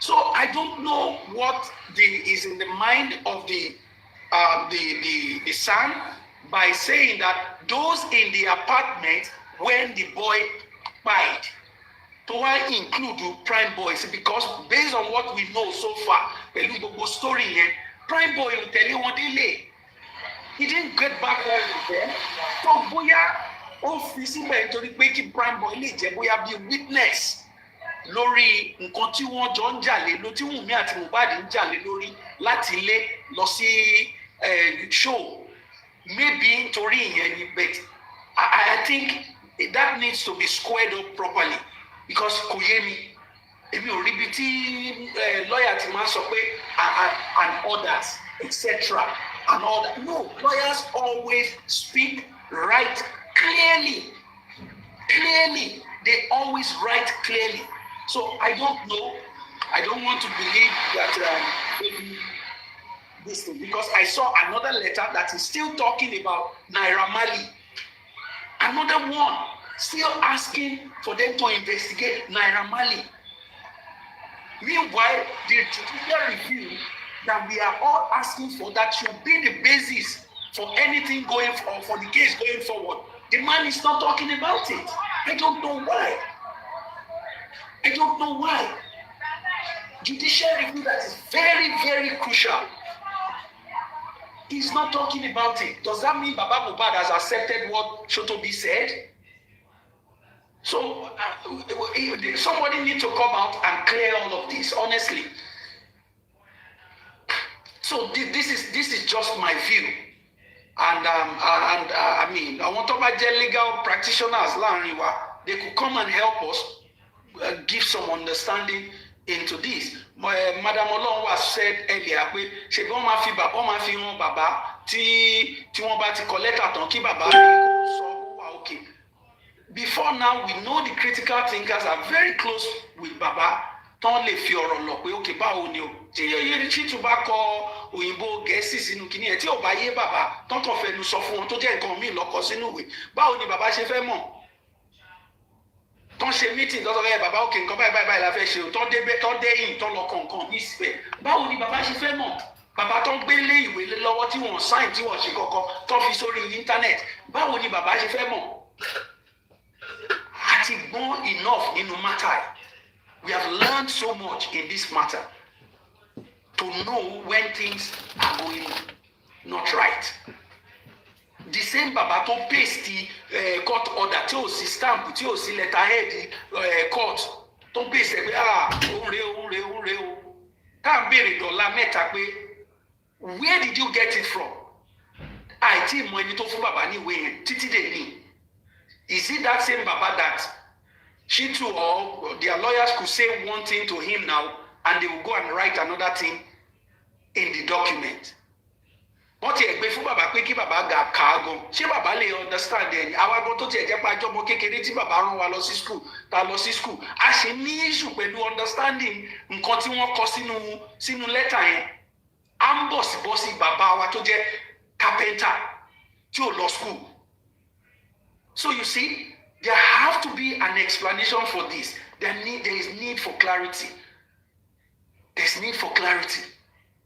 Number one, Baba, ṣé ẹ ti fọwọ́ sí ẹ ti gbà pé nǹkan tí Ṣótóbi sọ yẹn ó bá yín lára mu because nǹkan tí Chitu ìgbésẹ̀ tí Chitu gbé ó ń fi hàn pé Chitu ti gbà ó ti fọwọ́ ó ti fara mọ́ tó bá dẹ̀ jẹ́ ilé employ Chitu then nǹkan tẹ́ sọ fún Chitu kò ṣe òun ló ń ṣe. Mr. C, má bí ẹ jẹ́ kí n interject yín. Tẹ́ bá lè reflect sí nígbà tí bàbá ń sọ̀rọ̀. Bàbá sọ pé òun sáà ni òun iṣẹ́ tóun gbé fún ló ń ṣe. Yes or no? Ó ní iṣẹ́ tóun gbé fún ló ń ṣe. Wọ́n ní gbogbo iṣẹ́ tí sáà ni àwọn ń ṣe ó tẹ́ àwọn lọ́rùn. Wọ́n ní iṣẹ́ tí sáà ni àwọn ń ṣe táwọn lọ́rùn. Wọ́n ní ẹ má bú sáàni àwọn ní kẹ́ bú gbogbo nǹkan tó ń ṣe fáwọn ló táwọn lọ́rùn. So what are we talking about? Pé sáàni ò mọ nǹkan yẹn táwọn excuse fún capital no sir. Capital no, the truth must be told. Bàbá àti sáàni ó gbá géèmù fún gbogbo wa ní. Kò sẹ́ni tó fẹ́ mú mi gbogbo wọn jọ ń gbá géèmù ní láti ilẹ̀. Gbogbo excuse táwọn wá fún bàbá yẹn capital no. Bàbá mọ nǹkan tó ń ṣe sáànù mọ nǹkan tó ń ṣe. Ó kí nígbà tí bàbá fẹ́ lọ sọ́dọ̀ fídíò tó bá jẹ́ ọpẹ́lọpẹ́ àwọn kí ló ń pè àwọn critical thinker. Bàbá ò fẹ́ lọ nígbà táwọn ẹṣẹ́ àpúṣì bàbá tó lọ ṣebí kò sọ fún sáànì ẹ̀ nígbà tó fẹ́ lọ wọ́n ní táwọn bá fi sọ fún sáànì kò ní jẹ́ káwọn lọ. Kò ní jẹ́ káwọn lọ nǹkan tí bàbá fẹ́. So what are we talking about? So they don't know what they are doing. Àwọn ará ọmọ ń ta wá. Àwọn ará tí wọ́n ti tutù. Àwọn ará ń ta wá. Wọ́n ń gbá géèmù yẹn láti ilẹ̀. Wọ́n pọ̀ fún tọ̀wọ́ tó bá ṣe pa ti pariwo. Wọ́n á tún ju géèmù míì sí wa. Ṣé fẹ́ sọ pé sáà ní mọ nǹkan tó ń ṣe ni? You know what he's doing? Abeg ká come office àjà ẹ má bínú sà. Ẹ má sọ̀rọ̀ yín lọ sà. Ẹ ṣe ẹkù làákàyè ẹkù àìgbàgbé. Ẹ̀kọ́ àìgbàgbé ó sọ pé bàbá sọ bẹ́ẹ̀. Ó tọ́ wọ́n ní nǹkan tó ń ṣe ó tẹ̀ wọ́n lọ́rùn. Ṣé mọ̀ pé ó dẹ̀ jẹ́ nǹkan tó ṣe pàtàkì if we are clear. We are clear. Son, not for me as somebody who has been paying attention to this matter, somebody who has been following it. For the son not to be talking about judicial review now, that son is now picking excerpts from the review of Ṣótóbi to fin collector fún government kan charge àwọn èèyàn kan prosecute àwọn èèyàn kan investigate àwọn èèyàn ó sọ it tells me that the son and Baba have already accepted the judgment that Shotobi gave. As a matter of fact, I'm going to look for Ibiti San, Ibiti Shotobi tó ti describe Baba. Tó ń sọ pé Baba ó ṣe mistake. Tó ní Baba ò tó in essence saying that kò ṣojúṣe ẹ̀. Tó ń fi gbogbo blame tó fi lé Baba. Màá lọ gbé màá fi sórí wall mi. Màá dé máa béèrè pé Baba ṣé ẹ gba nǹkan tí woman yìí sọ? Ṣé ẹ gba gbogbo oríyìn tó ń gbé fún ìyá Mohbad after 10 years? Ṣé ẹ gbà wípé Shotobi ń refer sí Wunmi as next of kin? Ṣé ẹ gbà? Ṣé torí ẹ̀ ni ẹ ṣe push Sam pé kó pursue judicial review?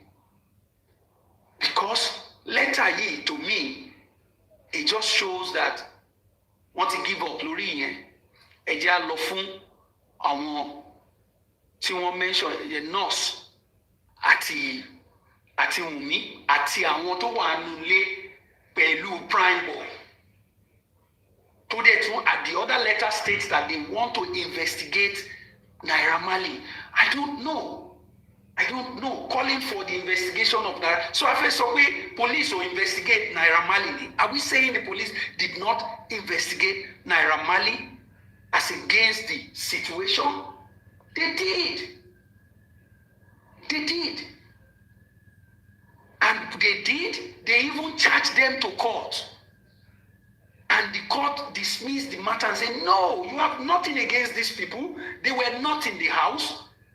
You have not come to me to say this is their direct act that resulted into the pain of the boy. That's what the court says. Because they free them. But if in the course of your investigation, you find that they are connected directly in any way, you can still go for them. So what is Shitu going to the court with or asking the police to investigate? What is it that he has found? What is it that he knows that he is now giving and he has given to the? What is it? Because I still don't understand it. Except, please, ladies and gentlemen, I am responsible for what I'm saying here. I'm not responsible for your interpretation of what I'm about to say. Now, critical thinkers have said we are stepping back. The money that we have in our hands right now, we are not spending it anymore. Is Shitu doing all of this for free? Baba, does he have money to pay Shitu going forward? Because Casey, oh my long gone. Ṣé Baba ní owó tí wọ́n ti gbé síbi kan tó fẹ́ fún tó máa san fún Shitu? Because Shitu said in his note to Bukky Jesse, he said they are even still owing me. So I don't know, because every son tí mo mọ̀ wọ́n máa ń ṣiṣẹ́ fún wọn ni. Shitu ń gba owó lórí mátà yìí. So ibo ni owó yẹn ti máa wá? Is that the reason tó ṣe jẹ́ pé Naira Marley must be in the matter? #royalty. It's just my thought. Because wọ́n fi ẹ̀tẹ̀ sílẹ̀, wọ́n fẹ́ máa palàpalàpà. Wọ́n fi ẹ̀tẹ̀ sílẹ̀, wọ́n fẹ́ máa palàpalàpà. The case against the nurse and spending has started. That matter is in court already. Mo ń béèrè pé bàbá ṣé Shitu máa ń lọ sí court yẹn kán lọ máa gbọ́ nǹkan tó ń sọ? Ṣé wọ́n apply to be part of the case? Because that case is between the government and the nurse and spending.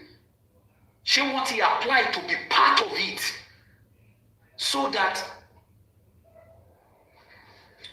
you understand? So that wọ́n lè mọ nǹkan tó ń ṣẹlẹ̀ ní court yẹn, kó má di pé wọ́n máa dá ẹjọ́ pé wọ́n free nurse nítorí pé it's not possible for you to charge somebody that is not qualified, somebody that is not certified, somebody that is not accredited. It is not possible for you to charge such person for professional negligence. That's not possible. Oh, they charge a carpenter to long go fún medical negligence. Anything was. Come on, lawyer, everybody lẹ́nu. Ṣé man lọ sí court. Ṣé béèrè lọ́wọ́ san. Ṣé lọ kí ló sọ ibo ni matter yẹn dé. Ṣá lè join wọn. Ṣé san, can you go to that matter and say and ask to cross-examine whatever or bring witnesses? We don't know. Èèyàn kì í finá sórí òrùlé sùn o. Bàbá ẹ̀bẹ̀ ni mò ń bẹ̀ yín. Judicial review kí ló mean? Ìṣe ló dàbí appeal. Àbúrò appeal ni judicial review. Ṣé understand? Bàbá ó dàbí àbúrò appeal. Ṣé rí bẹ́ẹ̀ ṣe appeal DPP's judgment recommendation jọ sí appeal judicial review ó kàn ó rí bẹ́ẹ̀ yẹn ìgbà tí Sotobi ti dá ẹjọ́ ẹ̀ tá a dẹ̀ rí pé kókó ẹjọ́ àlàyé doctor àti àlàyé driver tó ṣe kókó Sotobi ò dá sí. So judicial review mean pé ẹ wá gbé lọ bá àwọn ìgbìmọ̀ tó ń ṣe aṣojú lórí gbogbo àwọn judges kéékèèké gbẹ̀rígbẹ́ judges just like Sotobi yẹn ẹ wá gbé lọ bá àwọn aṣojú wọn pé ẹ jọ̀ọ́ ẹ bá mi wo ẹjọ́ yìí báwo ni doctor ṣe máa wá sí ilé ẹjọ́ tó máa sọ pé wọ́n gbé ọmọdé yìí wá lókù òun yẹ̀ wò òun rí pé ọmọ yẹn ti kú kò kéré jù 3 hours ago. Báwo ló ṣe máa jẹ́ tí jọ́ọ̀jì kò fi irú nǹkan bẹ́ẹ̀ sínú report ẹ̀? Judicial review ìtumọ̀ ẹ̀ bàbá òun ni pé ẹjọ́ ẹ bá wa yẹ ẹjọ́ tí Sotobi dá yìí wò báwo ló ṣe máa yọ nǹkan tí ò tiẹ̀ sọ ọ̀rọ̀ kan báyìí nípa nǹkan tí driver sọ ní ilé ẹjọ́. Driver sọ pé láago 3 òru wọ́n jáde wá bá òun pé kò ń gbé wọn lọ pé nǹkan kan ṣẹlẹ̀ nílé. Driver ní wọ́n pè òun láago 9 láago 12 pé ọmọ tí òun gbé lọ sí pátí ó ti ṣaláìsí. Ó sọ níwájú Sotobi. Ẹjọ́ ẹ bá wa yẹ̀wò kí báwo ni Sotobi ṣe máa yọ yẹn kúrò nínú report ẹ̀. Nǹkan tó ń pè ní review nìyẹn. Àǹtẹ̀bádé gbogbo nǹkan tó ṣẹlẹ̀ gbogbo ẹjọ́ tó ń dá níwájú Sotobi. Àwọn tó ṣe kókó jù bẹ́ẹ̀ òun ló yọ kúrò yẹn.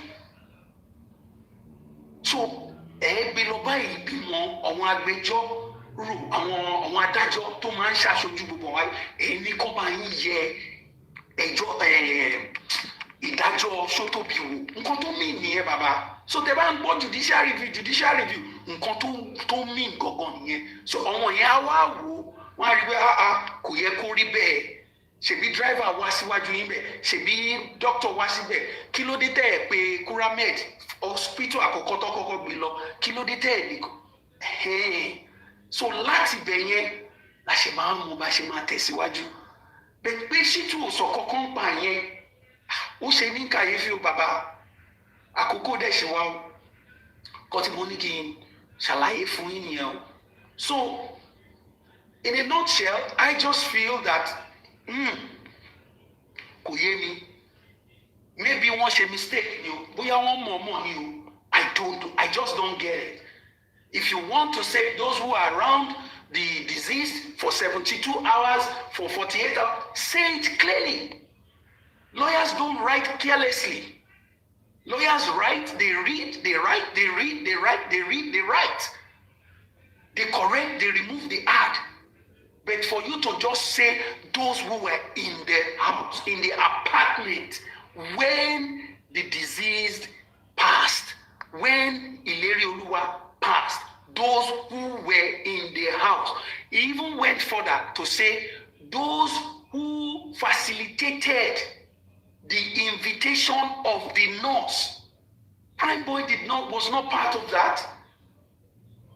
And he said those who refused to take him to a certified, accredited medical facility, PRÍM3BOY was not there. So I don't know the strategy behind adding PRÍM3BOY in that category. Yes, I check out my labe in that category. She understand? In the category of those who are in the house when the boy died, including Prime Boy in that category, in my own view, I don't think it's a cutting-edge strategy. It's not.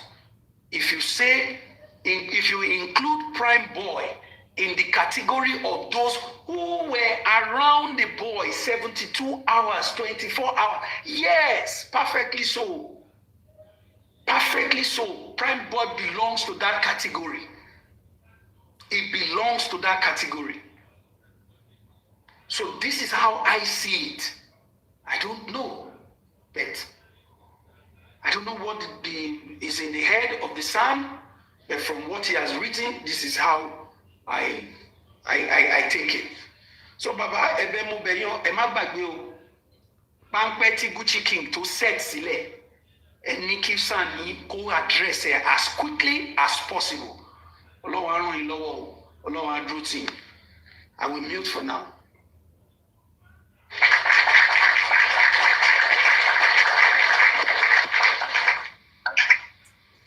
Àti Sànà àti bàbá Ọlọ́run ló mọ̀ tó máa gbé wa débẹ̀ gbẹ̀yìngbẹ̀yìn.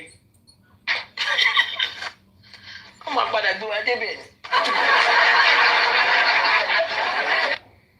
Wọ́n máa padà gbé wa débẹ̀ ní báyìí. Tí wọ́n sì máa gbé wa débẹ̀ báyìí. Bó ti ẹ̀fẹ̀ yé gbogbo wa mọ́. Ó ti rújú báyìí. Ó ti rújú báyìí. There is nobody inside our house. That means we should go home. Sleep. Ó ti rújú báyìí. Ó ti ẹ̀rọ bàbá yìí ti wá rújú. Gbogbo ẹ̀sìn dàrú bó ṣe wà. Kò dàrú kankan, ẹjẹ́ ìyá káyé fi ẹ̀kọ́ tó ná fúnra wa. Táwọn náà ti máa ṣe báyìí. Ọ̀rọ̀ tó kílẹ̀ ni ẹjẹ́ ìjà máa wo fíìmù yìí lọ. Lẹ́mọ̀ ó ṣe é lọ. Tí ọba máa ẹ̀dì fíìmù àmọ́ ọyá máa wò ó lọ. Gbogbo máa kọ́kàn tó pè yẹn torí mẹ́ta ẹ̀ ti wá kólúkálùkù kó lọ tọ́jú ilé ẹ̀. Mọ́mí Àríkẹ́ mẹ́ta ẹ̀ tí láti gbà wò. Láti gbà wo. Bàbá tí ló kó dúró kí ni ti wá pẹ̀lú. Èmi mẹ́ta Nígbà ẹ̀. tí ẹ̀yin náà dóyàwó yín dáadáa, dóyàwó yín dáadáa, Adóyàwó yín o. dáadáa. Mẹ́ta ẹ̀ ti ti lọ ti pẹ́. Mo tó bá wà kága, àkànú Torí bàbá àti sáàmì ẹ bá gbọ́ ibú ìlera lọ́kọ̀ yìí wà mí lọ. àmì lọ yé. Ìpèpọ̀ mi o, ìwájú lọ lọ́kọ̀ yìí wà mí lọ. Ẹ̀yin lọ́dọ̀ Ìwájú lọ lọ́kọ̀ yìí wà mí lọ. mi ò mọ̀ ọ́. Àwa ti mọ̀ o, àwa ti mọ̀ o. Ṣé bí ẹ̀yin tí bàbá sáàmì torí láti 39 years tó wù fún practice owó orí lọ́ọ̀dù. Àwọn òrìta ni o. Àwọn orí jọ́ọ̀jì tó mẹjọ́ dá tó káfílà ẹlẹ́jọ́ náà. Ọlọ́run orí láti 39 years ẹjọ́ bá mi sọ àyẹ̀ wa lọ. Pẹ́pẹ́ ni wọ́n dá irú ẹjọ́ yẹn fún. Ṣé ẹ máa sọ bẹ́ẹ̀?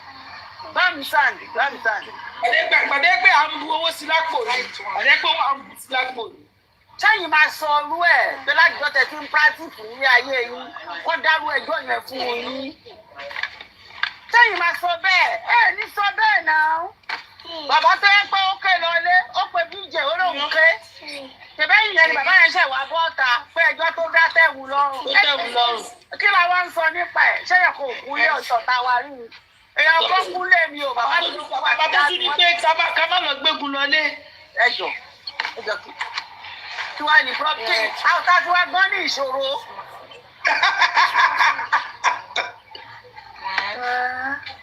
Alára ò lára wo àwa ló kó àìsàn ó kó àìwo.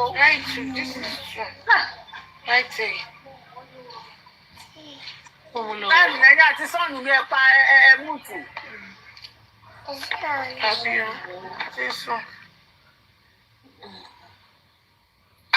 Alára wo wọn wá ló kó àìsàn ó kó àìwo. Ẹ̀yin tẹ ilé èèyàn gbomi jẹ́ lójú yín, òun lẹ tún ní èèyàn ẹjọ́ tó tẹ yín dá yín lọ àbí ẹjọ́ tó dá yín lọ́rùn àbẹ́yìn sọ Yorùbá. Ẹ̀yin lẹ́gbàá gbogbo tó ṣe ló tẹ yín lọ́rùn. Ríṣì sẹ́mọ̀ nǹkan tẹjọ́ ń ṣe nìyẹn náà. Yes now. Wọ́n àtà ń tọ́ra wa. Ó tún sọ̀rọ̀ bàbá lóhùn gan lẹ́nu ijọ́ mẹ́ta òun ti mọ Ọlọ́run ti mọ gbogbo nǹkan. Ẹ jẹ́ ká bọ́ọ̀lù ẹ̀ ń bọ́ stop yẹn stop sọ ẹ má ṣe bẹ́ẹ̀ náà bàbá kò ẹ wo. Ẹ má ṣe bẹ́ẹ̀ náà. Ẹ má ṣe bẹ́ẹ̀ náà kò dá náà.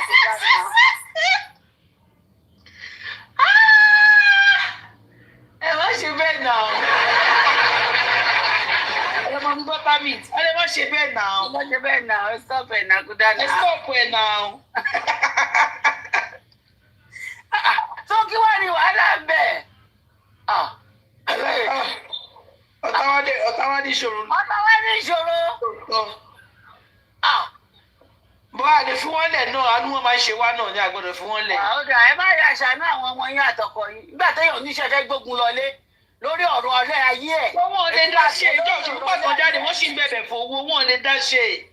Nígbà tó rí pé àwọn lọ sí other side pé àwọn ẹlòmíràn kò sówó o. Bàbá mi tó wá gba ní sí àwọn òbí lóye táwọn ẹni mi bàbá mi tẹ́ wá ga ní sí kò sí ṣì ń gbá àwọn òní fún yín o. Ẹ má wọrí, máa competition fẹ́yìn méjèèjì ni. Ẹ ní lọ. Láti mo sí mo kí lọ́la ṣe. Àwọn máa competition fún yín. Ẹ ní ìkọ̀sí máa ṣe fún ẹ̀yin méjèèjì. Jẹ́rí, Mo ń kọ́ lọ́wọ́ ni o. ìgbà tó náà pé bàbá Ṣítù. Bàbá Ṣítù sọ pé òun máa ṣe òun ọ̀ṣẹ̀ṣẹ̀ wá bẹ̀rẹ̀ pé fún pọ̀rẹ́sì kí bàbá sọ pé ẹ kọ́ ṣẹ̀ṣẹ̀ gbé fún pọ̀rẹ́sì wọlé mi tí mo ti tọ́wọ́ mi ti jábọ́ nìyẹn. Let's come back, please. I have am here direct. But Àwọn ọmọ mi I listen to the video without sọ̀rọ̀. Sọ̀rọ̀ bókè bọ̀ tó lọ ń bú yẹn kọ́ lọ kó bú òun yẹ kó lọ jókè go and meet your lawyer and let us talk because my name is there now now I'm going to file because you have an over you have me this in your hand text message pé you text me around 7, 9 o'clock in the morning pé o fẹ́ gbé báàgì o fẹ́ gbé máa so then lẹ́yìn òun ní kèsì nìyẹn yes for now òun ọlọ́mọ pé ètò ìkan tó ń high lórí káàkiri ló ń káàkiri from different places yes bàbá ọmọ ẹ okay o bàbá ọmọ ẹ kúra ẹ ó ń bu does it make sense o dẹ̀ kí ni àbàbọ̀ ọmọ yẹn àti bàbá ọ̀rẹ́ jọ ni wọ́n no how would you say. It's a very stupid goat. PRÍM3BOY, you are a stupid goat. How would you see? Are you Mohbad? You fought for it. No. Esa, ẹ ká sọ fún àwọn ọmọ tó ń bí ní sin wọ́sẹ̀ ó dà kí wọ́n ti balẹ̀. Yes. He talking to someone of 58 years. ẹjọ ṣé mo pé mo rántí kankan sí QH radio I called him today he missed my call he called me back mo wá ní ṣóka lẹ́tà yẹn olóhùn ọ̀gá sórí my interview èèyàn as a professional ó ní nǹkan tí Madam Kofi mo ní kó gbàgbé ẹ̀ don't base on what Madam Kofi read did you take that letter and digest it before you started abusing that man on your radio the letter he said mo wá mú copy letter yẹn mo gbọ́n sí I send it to him mo dey fi note jọ mo explain ẹ mo send ẹ sí kò lè pè mí padà mọ́ ṣe rí àwọn kan wà tán ti ní issue pẹ̀lú máa yẹn they will interpret it wrongly. That letter is a simple, straightforward, technical letter. The man does not want to mention all the names of those people inside the house. Kó má bàa lọ omit ìkankan nínú ẹ̀. But he said include ẹ má gbàgbé o PRÍM3BOY. That's what he said. Ṣó ti yé yín sìn? So what I was saying this is what I said. PRÍM3BOY was in that on Saturday night. He was in that house. He slept in that house. And in any criminal case, 24 hours, 36 hours, 72 hours, you are still involved. The only way anyone want to fine. But what happened? You want to know. And what's happening now? And when we call specially Corona Court is just a fight finding. lawyer whatever your lawyer is doing there own gather our information sílẹ̀ me suppose to be here because own gather information sílẹ̀ so when you come to the court prime will now come to talk pé okay at this sort of time I tested his girlfriend pé how to now carry my bag and he said I should not come now but ọ̀rọ̀ kò yẹ náà ìyẹn wá view ni now wá view ni so now to me this boy called prime boy has a case with the government because why wọn ti ní pé you are exonerated so kọ́mọ̀ kó òun ni ọjọ́ sọ́lé sí ọkàn màtàmàtàmọ́ ni yes because open ní ọ̀rẹ́ your childhood friend and you know his girlfriend ẹni jọ lọ sí mi kan tẹlẹbàdúrà ìwọ lọ sọ fáìlì sí ọmọ tó sọ ní àwọn ọmọ tó sọ ní so at the end of the day wọ́n tẹ̀wé á kú you cannot stand for your friend no what a friend is that no it's just a part of jealousy hatred yes because if not be ó yẹ kó dúró pé sẹ́ bàbá yìí okay àjọṣepọ̀ alájọ bàbá okay máa dó tì lẹ́yìn no nothing dey happen but none of his friend none of that guy's friend came outside none of his friend even his father gone even the mother gone apart from the dad so tó àbáyé wá sọ̀rọ̀ sí he dey play my fans he need to go and get yourself kọ́lọ̀ exam orí ẹ̀ ipò òun mọ̀ kó ní case my boy Marshall government man thank you very much now prime boy has a case to tell us because he has a letter sent to Wunmi before pé báyìí go wọ́n ẹ̀ máa kọ́ máa wà we want to know why don't they máa wà mọ́ báyìí báyìí báyìí that was why and the police they have not said sorry that at all you still have a case with the police because you put your wanted before you go and you have before you go to the police in that very day only point come because he can't enter with the TDC that is its own credit but now the police have not said you are free so why making noise.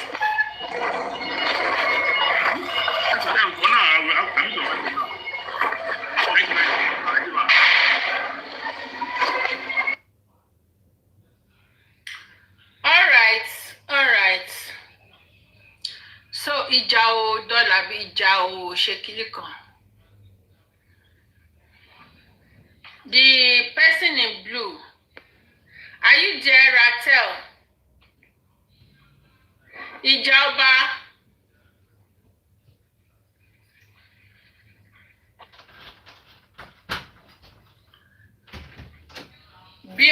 Biokis. Raymond. Please, hello? Can you hear me, Raymond? Hello. Yeah, I can hear you. Hello. How are you, Madam Comfy? How are you, Madam Comfy? Can you hear me? I'm fine. Yes, I can hear you. To everybody on this platform, I do think deeply all the time. You are one of the front runner, and you will never be the tail, Madam Comfy. I can see the way you've been fighting vividly concerning all these kind of things. Sherry, one thing, I keep asking myself one question. And the question is, Prime Boy and spending, we've not heard anything from them. They are hiding something. If ordinary driver that happen to be an Igbo guy, if that guy can tell us all those kind of things, that means there's a lot of things these guys held, of which they are withholding. They don't want to tell the world.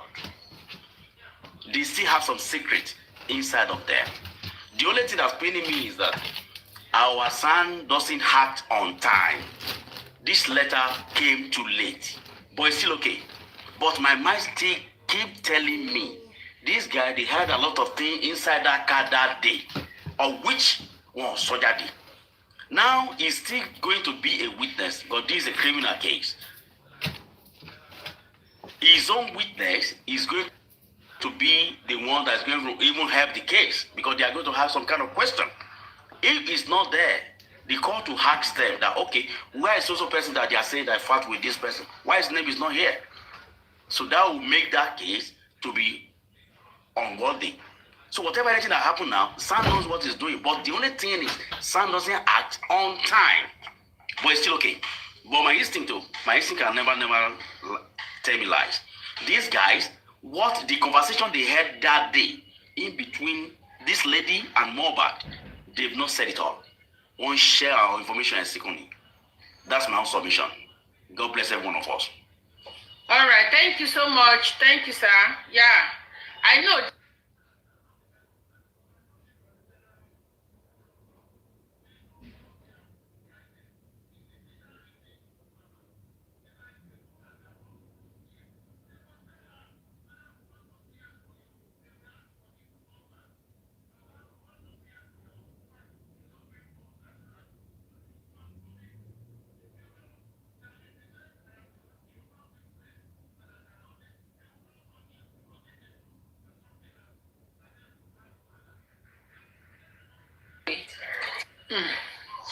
Thank you so much. Biokis, ṣe sà. Hello. Ẹ káàsán, madam. Ẹ káàsán ma. Yes, ma. Ẹ rọra mà. Ṣé rí ọ̀rọ̀ yìí nǹkan tí mo torí ẹ̀ gòkè? In fact, mo dúpẹ́ pé àwọn èèyàn náà ti sọ. Ṣé rí wọ́n ṣe dárúkọ prime boy yẹn? Prime boy is not a primary suspect. He's a secondary suspect. Suspect in the sense that he's a witness. He has story to tell. In the sense that ibi tí mo dẹ̀ fi pé prime boy ní story láti sọ ní ibi tí Wunmi àti prime boy tọ́jọ́ exchange text message tí prime boy sọ pé òun ní nǹkan tóun fẹ́ gbà nínú mọ́tò because he never expects pé òun ò ní bá wọn padà sí ilé eventually kò bá wọn padà sílé and Mohbad went home alive. Mohbad fi ẹsẹ̀ rìn wọnú ilé. Then all of a sudden gbogbo ìgbà tí Mohbad kú yẹn I believe that time ni prime boy text Wunmi for Wunmi to tell prime boy please don't come òun ló máa set prime boy free. So putting prime boy name inside the petition I don't think is something tamatore ma gbàgbígbà ọtí. The only thing ni lawyer prime boy ni wọ́n sì máa dìde. And it's truth, we set him free because wọ́n máa bèèrè lọ́wọ́ mi ìwọ àti lágbájá báyìí ẹjọ́ text message nígbà báyìí kí ló motivate ẹ tó sọ pé kó má wàá gba nǹkan as at that time tó tẹ̀ tó ní please definitely nǹkan kan ń ṣẹlẹ̀ nígbà yẹn nìyẹn.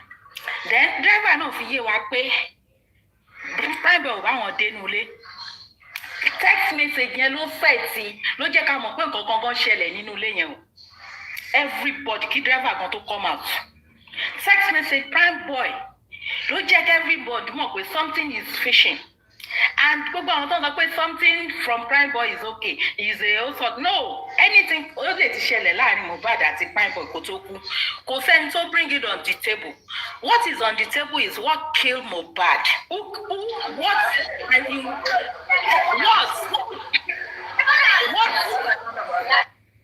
What and in what circumstances? Ká máa gbọ́ òyìnbó yẹn wọ́n máa ní what and in what circumstances led to his crime. That's what court we have from among those people in the house, and it's left for those people again náà tó ti máa sọ pé tó bá ní lè ní God láti mention private kó bá wọn wọnú ilé wọ́n ní kó prove ẹ̀ and of course mi there anybody wọn tó ní nǹkan láti prove prime boy. By that time prime boy gan ní right láti wá sue even bó jẹ́ anybody and the damage control wọ́n lè bá ṣe padà. So putting his name there kò yẹ kó jẹ́ pé nǹkan tá a máa fi pé bóyá wọ́n ti sáré mu wọ́n ti ní èlẹ̀ mọ́ àwọn tó pẹ̀lú tó pa Mohbad. No, àwọn tó mọ̀ nípa ikú Mohbad làwọn tó ń súnlé Mohbad tó wà pẹ̀lú ẹ̀ 24 hours before kan tó declare Mohbad pé ó ti kú. And thank God pé Ìyábọ̀ fún rẹ̀ sọ pé Mohbad quiet inside his house. So for that reason prime boy ò mí pé láti sọ pé bóyá because wọ́n dárúkọ ohun yẹn his name ó ti pẹ̀lú Ọlọ́run ló yọ orí tó yọ ni pé Wunmi òun àti Wunmi jọ ní text message àdébí òun fún rẹ̀ ló wá gba báàgì lọ́jọ́ yẹn ni èyí tá à ń sọ ẹ̀kọ́ la máa sọ fún prime boy but orí tó yọ Wunmi tó yẹ pé kò sí òòlè you can never hide it from God. Tó bá ló máa fi àjẹ èèyàn tọ́lọ́run bá níyà ò ní jẹ èèyàn ìyà ò lè jẹ èèyàn òun ló fà á tí Wunmi gan fún rẹ̀ tètè sọ pé please don't come. Tó bá mọ̀ pé òun gan mọ̀ pé òun smart ni tó yẹ pé smart they call them àwọn tó yẹ pé àwọn tó yẹ kán lè pa àwọn àfi pé smart ó yẹ kó invite PRÍM3BÓY sínú ilé even despite pé mọ̀ pé bọ̀bọ̀ yẹn ti pa but ó ti guilty that's why lẹ́yìn pé èèyàn ò lè mọ irọ́ pa títí kó má parọ́ mọ́ rẹ̀ ṣé ń get me PRÍM3BÓY should just stop to attack anybody and should try to listen to his lawyer advice because nǹkan tí PRÍM3BÓY máa ní ìdí pé kàn tẹ̀ ṣe judgement yẹn after that judgement ló máa prove innocent whatever tí court or anybody tó ń gbélé lórí wọn wá ṣẹ̀ṣẹ̀ yọ even òun gan lè sue for what he has went through ó máa sue wọn so kó ṣẹ̀ṣẹ̀ máa tún máa búyàn tó máa implicate ẹ̀ tẹ́lómìnà máa ló ṣe báyẹn he doesn't need it he has suffered lórí ẹ̀ṣẹ̀ tí kò commit but anybody sọ pé PRÍM3BÓY know anything court ò ní béèrè nǹkan tó ń ti ṣe lẹ́yìn kò dẹ̀ sẹ́ni tó ní evidence tó wà lẹ́ẹ̀ ni pé Mohbad ó kú ní inú ilé ẹ̀. They all alive inside his house. There is phone, camera, anything that has to do like evidence. Definitely, our people you know should cover up. It's not PRÍM3BÓY. And call him up with our smart. Wọ́n sáré send ọmọ ẹ lọ sẹ́wọ̀n. Kẹ́lẹ̀ mọ̀ pé damages don't ṣe fún ọmọ yẹn pọ̀. But òun náà wọ́n ní ẹni tó bá fẹ́ sùn kò gbọ́dọ̀ fi epo para. Ṣé ń gbọ́ mi? Òun ni cherry báwa ṣe máa ń gbé ọ̀rọ̀ lórí TikTok bẹ́ẹ̀ kọ́ ni adájọ́ ṣe máa béèrè ẹjọ́ but lórí ọ̀rọ̀ PRÍM3BÓY ó simple Wunmi social time tí text message bá ṣì wà lọ́wọ́ ẹ̀ as at that moment tọ́dẹ̀ mọ̀ pé Mohbad wà nù ni wọ́n á bèèrè Mohbad was out yes then ilé náà fẹ́ gba nǹkan owó dẹ̀ ní kó má wá even then tó lọ bá PRÍM3BÓY lọ gba bag Wunmi ò wà láwẹ̀ láti wọnú ilé. All this is an evidence. Nǹkan tí court máa wò ni ẹ, nǹkan tí lọ́ọ̀yà Mohbad máa sọ ẹ̀mí. PRÍM3BÓY has a good case. So kó má yọ rẹ̀ lẹ́nu tó lọ ṣe yẹn tó lọ ṣe wọn káàkiri yẹn. It has a very good case and if that case kó o bá lọ bẹ́ẹ̀ yẹn kó má bú lọ́ọ̀yà or anybody tí o bá lọ bẹ́ẹ̀ yẹn orúkọ ẹ̀ yẹn wọn ò lè bá ṣe damage control fún. But for me kó túbọ̀ máa gbàdúrà pé sẹ́ kí ẹjọ́ yẹn kó tán ṣe. Because òun ò tẹ̀ ní kankan ní ọwọ́ even wọ́n bá tẹ̀ implicate ó ní right láti appeal and adájọ́ wọ́n máa mọ nǹkan tí wọ́n máa sọ putting his name there doesn't mean that he's among them the culprit not mentioning any other people's name doesn't mean that they were innocent but when they come to the reality they will try to even Wunmi fún ẹjọ́ tí ò fẹ́ sọ̀rọ̀ tó èso wọ́n ì máa sọ wọ́n bá mú dáadáa ní ọ̀rọ̀ òṣèré bẹ́ẹ̀ yẹn. Ìyábọ̀ Òjó sọ pé Mohbad die in his house. Driver sọ pé Mohbad fẹsẹ̀ rìn bọ́lẹ̀ nínú ilé ẹ̀. Driver sọ pé wọ́n tilẹ̀kùn òun sunú ilé ẹ̀. Òun sunú lẹ́nu mọ́tò òun. Driver sọ pé láago 3 òru wọ́n sílẹ̀kùn àwọn kan lọ ra nǹkan kan. Gbogbo condition and that circumstances is the main case. And in the hospital, come to the hospital, come to Darosha.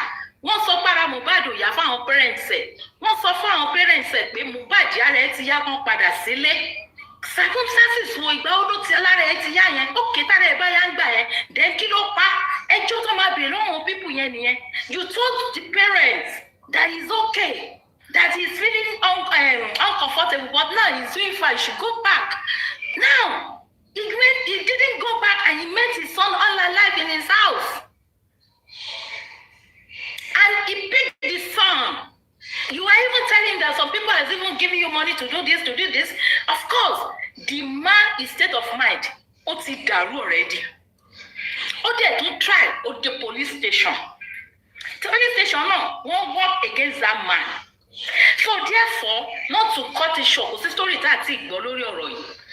Those involved gangan ni, but PRÍM3BÓY gangan. Àti lọ́ọ̀yà gangan làwọn tó ń jẹ́ ká mọ nǹkan tó wá ń ṣẹlẹ̀ ní at the end of the day and the hospital wọ́n dẹ̀ fúnra wọn kà àwọn fúnra wọn wá kà fún gbogbo èèyàn bá àwọn lọ sí hospital kan àwọn lọ sí hospital kejì.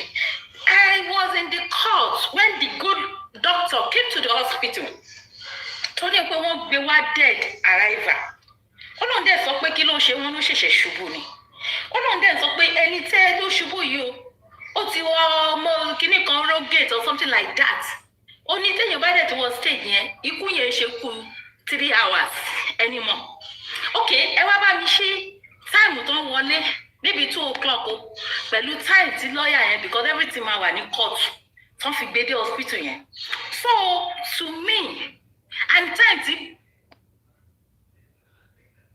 ẹgbẹ́ wa gba má wá sílé òun tán ṣe text me kàn wo time yẹn sí gbogbo ẹ̀ definitely PRÍM3BÒY is out of it but thank God that he was his best friend he has to be there for him in this situation but it's just unfortunate pé ẹ̀wọ̀n lọ́lọ́pàá fi jẹ́ lérè wọ́n rò pé ẹjọ́ yẹn máa lọ bẹ́ẹ̀ nìkan gbé kúrò lórí Wùnmí but if Nigerians lawyers and àwọn tó fi pé they want true justice in Nigeria it's a shame tó yẹ pé ó ti pẹ́ tó báyìí tá àti ẹ̀ mọ bí táwọn akákan ń gba gbígbá ọtí kì í ṣe gbogbo wa lámọ̀nà bó ṣe ń ṣe ẹjọ́ really but àwọn èèyàn náà wọ́n ti wá rí wa tán lórí TikTok pé kì most of us kì í ṣe gbogbo ẹ tó gbọ́n ọ tó mọ bí kóòtù ṣe ń lọ wọ́n ṣe fi ń hack wọ́n ṣe fi yà jẹ bàbá Mohbad ìyẹn náà ṣe ń mú màá yẹn ní kiri after all kò mọ nǹkan kan if not for TikToks àwọn tọ́lọ̀ ń fún ní sense ló jẹ́ kí àwọn ọ̀rọ̀ kankan káwọn kan máa ní fear tí ẹjọ́ yìí ṣe fi dé bàbá if not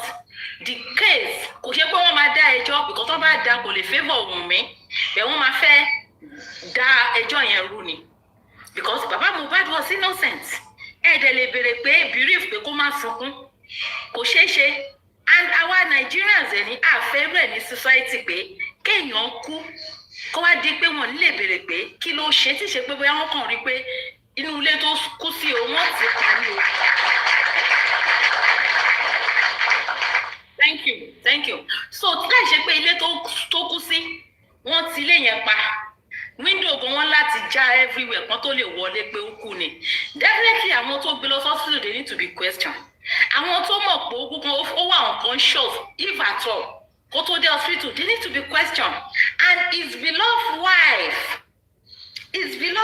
ìyàwó tó fi pò love she has a lot of questions to answer wọn ò dẹ̀ bèrè ẹjọ́ lọ́wọ́ ẹ̀ ló ti ń kà ló ti implicate ara ẹ̀ so many places ó ti implicate ara ẹ̀ but it's just a pity to me kọ́ tẹ̀mí kàn fẹ́ sọ fún àwọn tó ń try láti máa ṣáìdì irọ́ especially lórí case ni pé Wùnmí fúnra rẹ̀ she knows the truth tó bá jẹ́ pé among those 12 people ló pa Mohbad Wùnmí á ti jáde síta Wùnmí herself know the truth and she's deceiving millions of people don't believe it I keep on saying it even Ìyábọ̀ Òjó Wùnmí tan Ìyábọ̀ Òjó ni but where is Ìyábọ̀ Òjó common sense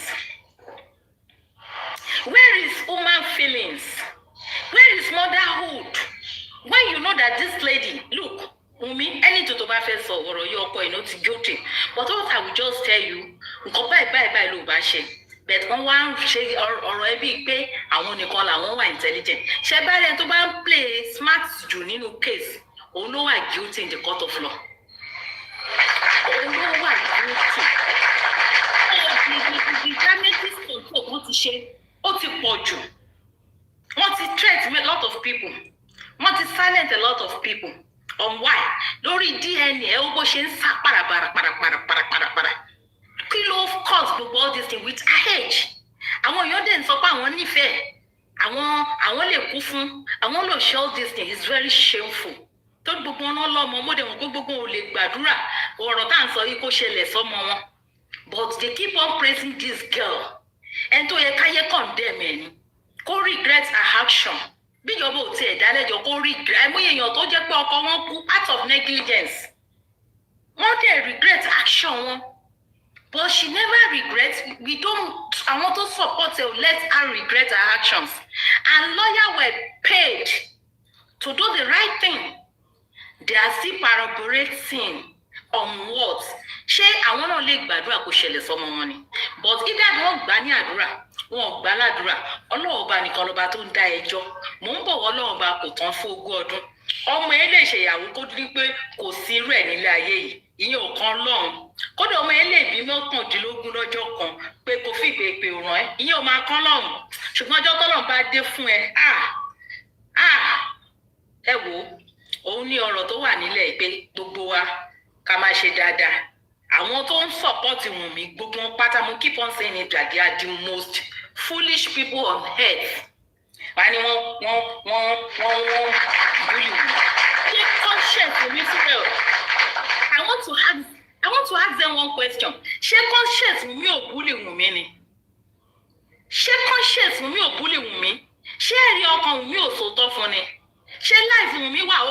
nísìn ṣá ṣé Wùnmí lè jáde lọ sí ibi kan tó yẹ pé bóyá èrò níbàámọ́ kí ló tún jùyàn jù bẹ́ẹ̀ lọ ni ṣé Wùnmí ò rí àwọn obìnrin bíi ti ọmọ kéékèèké tó ń fẹ́ star like her tí life wọn da ṣé Wùnmí ò rírú yẹn ni ṣé kò dùn ni ẹ wá ń sọ pé wọ́n ń búlì Wùnmí nǹkan tó ń búlì Wùnmí ju nǹkan tẹ́yìn gan sọ lọ nǹkan tó ń bá fà á ó ju nǹkan tó ń ṣẹlẹ̀ tó ń gan rí lọ so tó bá fi gbóhùn lówó láti fi rà á kò lè fi rí owó láti fi ra peace of mind she can never see money to get peace of mind.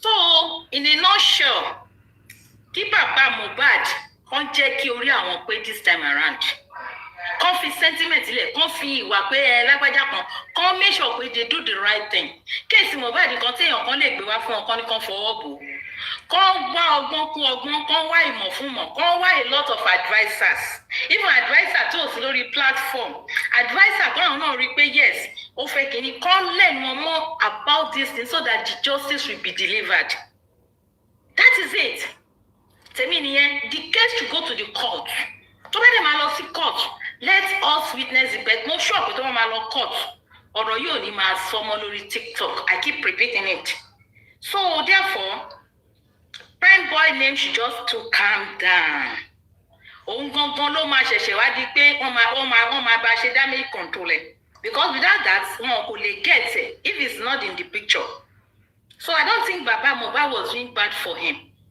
adébí kò lọlé Mohbad kò nítorí PRÍM3BòY sọ náà ó ní káwọn tó lọ ó ní ilẹ̀kùn bàjẹ́ Mohbad dẹ̀ try láti ṣe ọlá experience carpenter tó ní ó fi ṣe ilẹ̀kùn pé káwọn fi dé definitely wọ́n mọ̀ọ́mọ̀ jẹ́ kí ilẹ̀kùn yẹn bàjẹ́ kan tó jáde ni PRÍM3BòY dẹ̀ ló sọ Wùnmí gan ò sọ so who are those that did those things Wùnmí ò bá PRÍM3BòY jáde rí lọ́jọ́ ìwùnmí bá lọ sí kínní ó dẹ̀ bá lọ́nà ìjà ló gbé wọ̀ definitely something is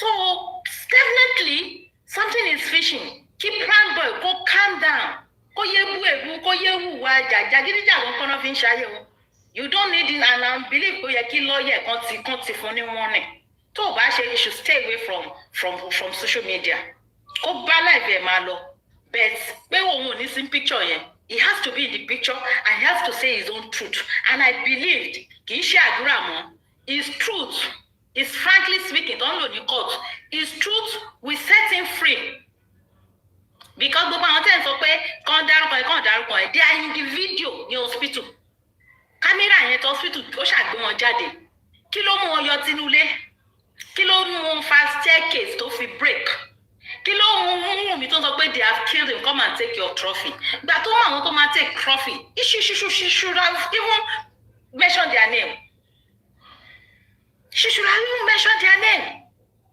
so àwọn tí wọn ní common sense wọn control àwọn ta ní common sense that's ni mo ṣe ní interest lórí ọ̀rọ̀ Mohbad it's not because pé wọ́n kú ọ̀ ó kú àìmọ̀ èèyàn tó ti kú lẹ́yìn Mohbad náà but báwọn tí ò mọ̀ tó ń fi pé àwọn lè jẹ lọ gbogbo wọn yẹn ẹ̀wọ̀n náà ń wá síra wọn ní ọwọ́ àti ẹsẹ̀ if at all tó yẹ pé government Nigeria fẹ́ take proper law that is why náà tẹ̀ fẹ́ torí ẹlòmíì ti commit gan ẹlòmíì ti ṣe nǹkan míì kó tó ṣe people like Ìyábọ̀ Òjó inú ilé ẹ̀ lójú kò sí jẹ́jẹ́ tó bá ti sọ fún yẹn gan wàá ti disassociate from her ẹ̀ plan Wùnmí ìwọ́tẹ́ pọ̀ ọkọ ẹ kú honourable minister wá sí ilé ẹ̀ you cannot sit down ó fi nǹkan bójú ó wá dúró sẹ́yìn ìyá ọkọ ẹ̀ ìwọ widow tó jẹ́ wípé again níbi tán ti ń sin ọkọ ẹ̀ òun fi oògùn sí wọ́n ní kán ṣí pósí oníkán má ṣí o ibi tó ti ń bẹ̀rù kán má ṣe ó faṣọ bojú wá bẹ̀yẹ ni ó ṣí ojú a rí pé ojú ẹ̀ wú ojú ẹ̀ ní blue black the Mohbad the PRÍM3BòY lawyer ló máa hàn sí mi níbi kéèsì ẹ pé ṣebí ó wá síbi bẹ́rẹ̀ ọkọ ẹ̀ a ní yes a ní náà kó wo fídíò yẹn tó bá ní kó wò fine ibi tójú ẹ̀ tí wọ́n wá béèrè lọ́wọ́ ẹ̀ wọ́n dẹ̀ ti béèrè lọ́wọ́ lọ́ọ̀yà ní court pé ìgbà tí Wùnmí wá sí tẹ̀lé Mohbad lọ sí ibi tó ti ṣe event á dẹ̀ béèrè lọ́wọ́ PRÍM3BòY bẹ́ẹ̀ ṣé ojú Wùnmí wú bẹ́ẹ̀ yẹn ánsà tí PRÍM3BòY fúnra rẹ̀ tó rí Wùnmí pé ojú ẹ̀ òwú tọ́jọ́ kúrò nínú ilé tó mọ̀ pé Mohbad àti Wùnmí ò jà tó dẹ̀ gbéra lọ sí kinní tó dẹ̀ jọjọ́ kejì tó fún wa ní Monday Tuesday definitely gbogbo date tó sì fún wa náà ojú Wùnmí wú ẹ bá mi béèrè lọ́wọ́ Wùnmí ta ló na Wùnmí The court has to answer. She has question to answer. Definitely, tó bá jẹ́ pé ó sọ̀rọ̀ kò sọ̀rọ̀, definitely wọ́n jà ní. There is a violence in that house that lead to the plight of her husband. Negligences àti ìbẹ̀rù pé àwọn ọmọ ṣẹṣẹ ni ò ṣe gbé bọ̀bọ̀ ẹ̀ lọ sí hospital at the right time tó fi pe lawyer. As simple as that. I mean tó fi pe nurse tó sáré pe lawyer. Ó tún stupid enough. Ó wá ń pe àwọn lawyer kan báwọn máa change the way. As at that time, you will say negligence. Intentional act ni kò ṣe negligence. Àwọn ìgbà pé negligence. Madam. Èmi ò lè pé negligence because ó mọ̀ pé tó bá gbé tí Mohbad bá lọ sí hospital wọ́n máa detect nǹkan tó ṣe but kò fẹ́ kí doctor kó detect kó diagnose nǹkan tó ṣe Mohbad kò ń ṣe negligence. This is not negligence. Madam, thank you. Ìyẹn ló máa jẹ́ kó fi jẹ ìyá ẹ̀. Ó ní òfin yẹn ó máa jẹ ìyá yẹn. Ó ní ẹ̀wọ̀n kan máa kọ fún lórí ibẹ̀ yẹn mà. Whatever it is, kò lè wo ẹni tó love tó ń die in pain. For that, she's not a wife. She's an accomplice. She's guilty. She is. Ìyẹn gbogbo ni mo sọ wípé kò lè lọ láíláí. Kì í ṣe pé àwọn èèyàn ní ká mú evidence wá. Ṣé ọ̀bẹ yẹn ṣé ọ̀bẹ ló fi la fẹ́ lọ mú ẹ̀ tó bá sínú ilé? But for that, yẹn mà, Wùmí ti ọwọ́ ẹ̀ ti wà handcuff. For that, well, she just roaming around the bush. She is the suspect, primary suspect. To me, thank you. Thank you so much. Thank you so much. And she's not the wife. She's not a wife. She cannot be called a wife. She's a girlfriend, a bedmate to Mohbad because kò wà legally married. So thank you so much, Bill Kiss, Eshegoni. Thank you so much for your submission. Mommy, Kalema. Ekolema, yes, Ekole to all the panelists and the commenters.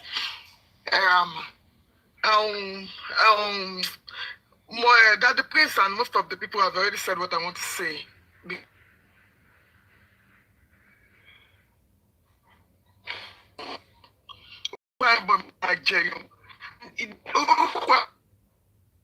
The petition, it doesn't mean something. My body there as a witness, like that woman, the other woman have said it. So all of my go, even back I want to see wanted to go. All of my thing move wanted to go. So in as many about this more drag case. Oh, one in Mohbad 24 hours before Mohbad toku. At Saturday no to work pẹ̀lú Mohbad.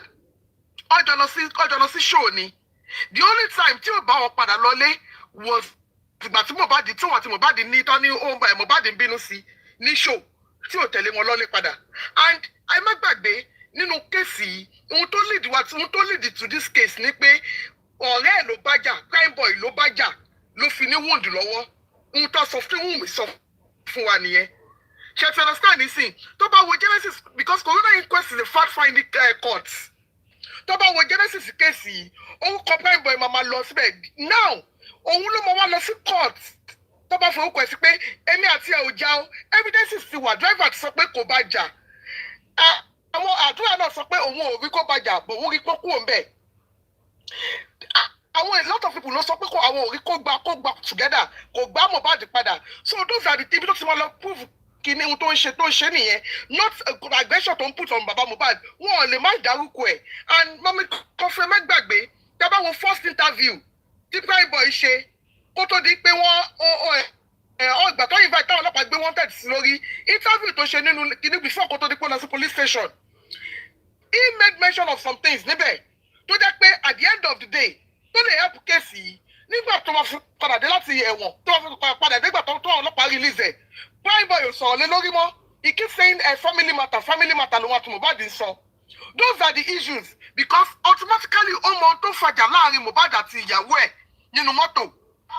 Ó ti sọ ó sọ ní coroner inquest ó sọ nǹkan tó fàjà ó sọ ó ní Mohbad kíní yẹn ó wà lórí kíní mi mo máa ń ka every time. Ó ní Mohbad ó ló accuse Wùmí pé ó ní ọmọ tó wà lọ́wọ́ doubt ẹ̀ pé òun máa ṣe DNA yẹn pé òun doubt ẹ̀ pé kò pé because Wùmí pé ìrìn ẹ̀ pé ìrìn ẹ̀ kò straight so pé òun doubt ẹ̀ àbí wọ́n mi ìlérí báwo ṣe máa ṣe ka yẹn ná. Báwo ṣe ń ka yẹn. So ó sọ o PRÍM3BOY sọ ó dẹ̀ sọ Wùmí sọ. So all those things. So all those things, those is part of the things. So Amy believes the grievances to whatever thing to first bínú to first be. What you about Mohbad ló máa bínú sí. Àwọn ọlọ́pàá tó ìgbé wọn tẹ̀sí sí lórí ló jẹ́ kó lọ kó máa call out. And for the àwọn QH radio, tẹ́ pé wọ́n rí pé ó sọ nǹkan tí ó dáa tí mo ọ̀dẹ̀ lè caution ẹ̀ pé no don't say this. Ẹ̀yin gbogbo fún ara yẹn ẹ̀ka lẹ́tà QH radio fún ara ẹ̀ ó confirm pé mo ti ka lẹ́tà òun. But it was so quick láti pe PRÍM3BOY láti ní kó wá sọ̀rọ̀ lórí kí nígbà tí PRÍM3BOY náà wò rí lẹ́tà náà the third tó dẹ̀ ti sọ sọ́dọ̀ QH radio not the third the fourth or fifth kan ló ti wà ń bẹ̀ ló ti lọ ṣe interview pẹ̀lú wọn. No now QH radio kọ́ ni the next thing tó bá PRÍM3BOY tó bá mọ tó pè ẹ́ tó better fún ẹ is go and seek for legal advice. Go back to your lawyer. Coming on platform or going to QH radio to go and be profilable about Mohbad kò lè help ẹ. It's not going to help you. Because they will always be mentioning your name until it's clear, anything other than that, they will be mentioning your name. Mama, you're in picture. Is it that you are coming there, it's coming there as a witness, or it's coming there as a suspect that according to what they say, I want to feel so many allegations not going there, àwọn ọlọ́pàá tó dẹ̀yìn sọ yìí náà wọ́n ti sọ pé àwọn ò declare wanted mọ́. All those things there kò tó bá wà kó fi you want to be your name should be out of this case pátápátá àwọn ọlọ́pàá ló bá pò. Come make a publication lórí gbogbo national newspaper even you are no more wanted you have been free from Mohbad's case. But yín náà fún yàtí Mohbad ti ṣe yẹn kò sí tó ṣe lè jẹ́ they will continue to be mentioning your name. And the son did not do anything wrong. Baba Mohbad did not do anything wrong in putting PRÍM3BOY's name. Because the man knocked out everything, including because one law, according to contemporary PRÍM3BOY gun law, to the sort of VDM. What to show evidence to me chat. Only social media and the call evidence you now. Only that's the court. That's the come up according to this time and this time. Mobile me chat only me but wow. Now a doctor that suffer a good set is also walling full of back. Tó bá wo time tí PRÍM3BOY bá wù mí chat àtìgbà tó ní kó má wà àtìgbà tó gbé Mohbad does pitu definitely body yet more than 3 hours nǹkan tó ṣe Mohbad ti ṣẹlẹ̀ ní time yẹn ni Wùmí ṣe ní kó má wà. Those are the things. So he needs to calm down. Abusing Baba will not solve anything. Abusing Baba will not remove your name from that because to you take case Mohbad is ṣe lọ ó kú ọmọ surface until and how are you going to do that until you prove any court? But mo me what they free then yeah Mohbad doctor say PRÍM3BOY baba lo ni ko wa go omo oh so yeah Mohbad all these things people you know bo ku eje baba ko lo bo ku eje Wùmí gogo lo ko fa isi case gbogbo wọn le ko wa ko to ma ko ṣe fún. But you're so much focusing on Baba. Is that just my contribution, Mommy Coffee? Eshema. Thank you so much, Eshe Goni. Thank you.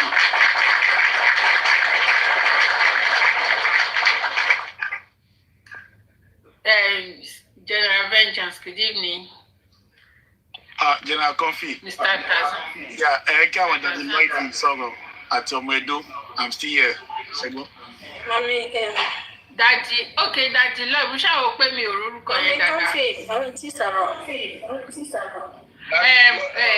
Any Suruki, Daddy, let's sorrow, never sorrow. Okay. Thank you, Mommy Coffee. Good evening, the panelists. Good evening, Mara Coffee. Good evening, everybody. I would like to make my own views about this issue on two sides. Number one, I will talk about the Prime Boy. First, I don't know why Prime Boy was reacting in this way. Tí èèyàn bá jàre nǹkan, ìwọ̀nba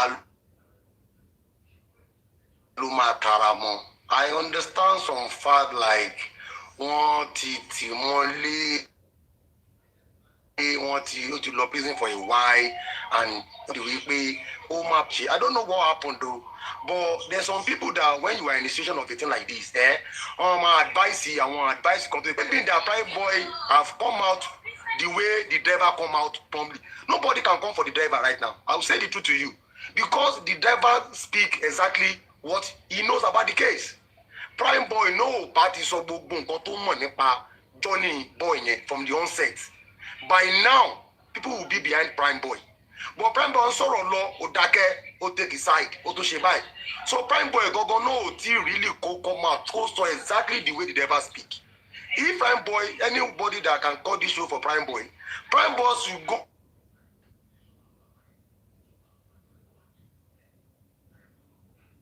and speak exactly the way the driver speak. Nobody can come for the driver. Driver speak exactly what he knows and how the journey move on. Driver ló jẹ́ ká mọ̀ pé wọ́n jáde lóru tán wá jí òun nínú mọ́tò. Driver speak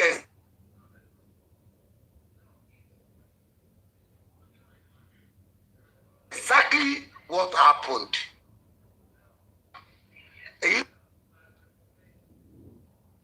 Èyí tó kù tó lóhùn ò. So coming to this, the issue of the petition Tisa and Kosi DPP, to me, they are doing what we call delay tactics. To me, the sound has been working. If sound is going to write a petition to DPP, fine. If sound copy the and for 2 years of the case, 15 people inside the house. Let's be frank to ourselves. I won't lie to you. If a son is a son, no, he's not right lawyer, and you are handling a case for the past 2 years, and you cannot tell me that you haven't know the names of just 15 people. If they are not even 15 people, whether they are 13 in number, whether they are 12 in number, a chance to not join and be saying an order. The word order from the son, I don't buy the idea. I don't buy the idea. By now, 2 years, a son should have known even their nickname and their full name. If somebody is bearing OJ, a son should have done the work and know the full meaning, the full name of all those people. By now, let me tell you the truth. Even the order that you wrote there, the DPP can say, we don't know the order. The DPP can say, we don't know the order. That's exactly what they do. That's what they told the son when the son sued DPP to court. They said, what are your findings so far? What have you done that you want to sue us to court? Kí lẹ ti ṣe? Kí ni àwọn ṣẹ́dá yẹn ti ṣe? Tẹ́ fi ẹ̀bùn.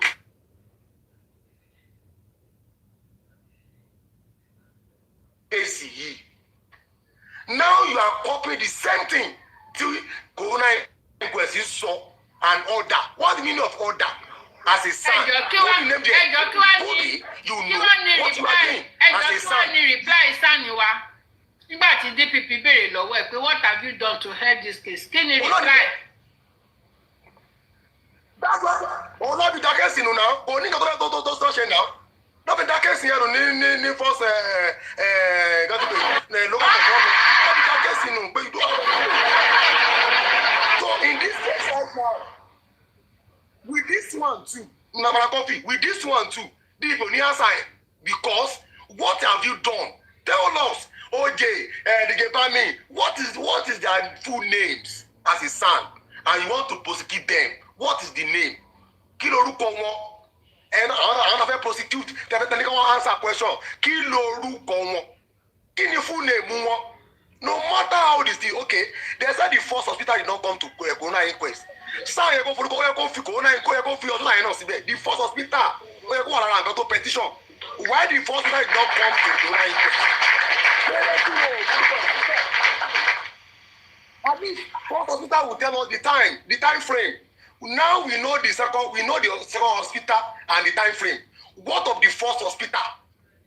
And the son did not put that name on that petition. It's an error. You get one claim, you get one claim on here. Then about sorry, even this one is the according to Prince, one advice from DPP we only prosecute the nurse because the nurse in the go get everybody know more. Announce it. Nobody knows it today. And the son was now writing the same thing of the corona inquest. But Papi, I like the way you are coming out. I think the way you are coming out is making the son to know that okay. That delay then is red. Just show what walk go by. Show what walk go. And just show what walk go. Ah. So, to me, like right now, I'm not okay. I'm not okay with the way it sounds. There's nothing like an orders nínú court.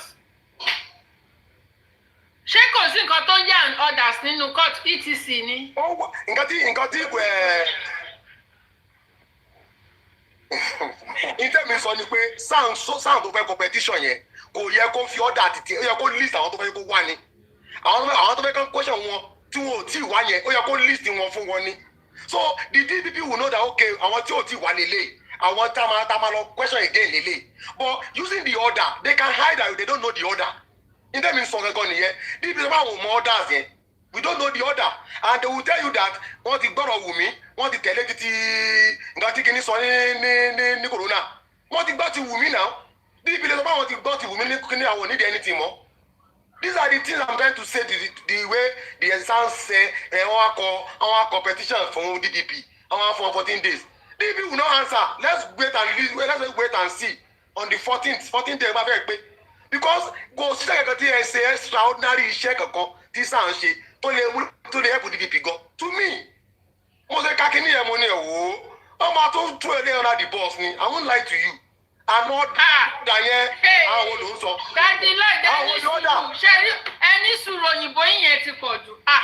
Sherry, orí mi tí ó ti ṣe plus and minus. Orí mi tí ń gbóná báyìí. Ẹ jọ̀ọ́, òyìnbó yẹn ẹ jọ̀ọ́. Ẹ máa bá wa reduce it, please. Ẹ jọ̀ọ́, because you see, ní ìkórè tata day, ṣó ti yé yín sà. Tẹ́ bá ti sọ English, ẹ máa bá wa mix Yorùbá mọ́. Kì í ṣe pa àgbọ̀ English o. Ṣùgbọ́n orí wa ti ń tàṣì. Torí ẹjọ́ ṣówó òwò ẹnì ẹ sọ fún ṣówó òwò gbó ṣé àtúnṣe wà.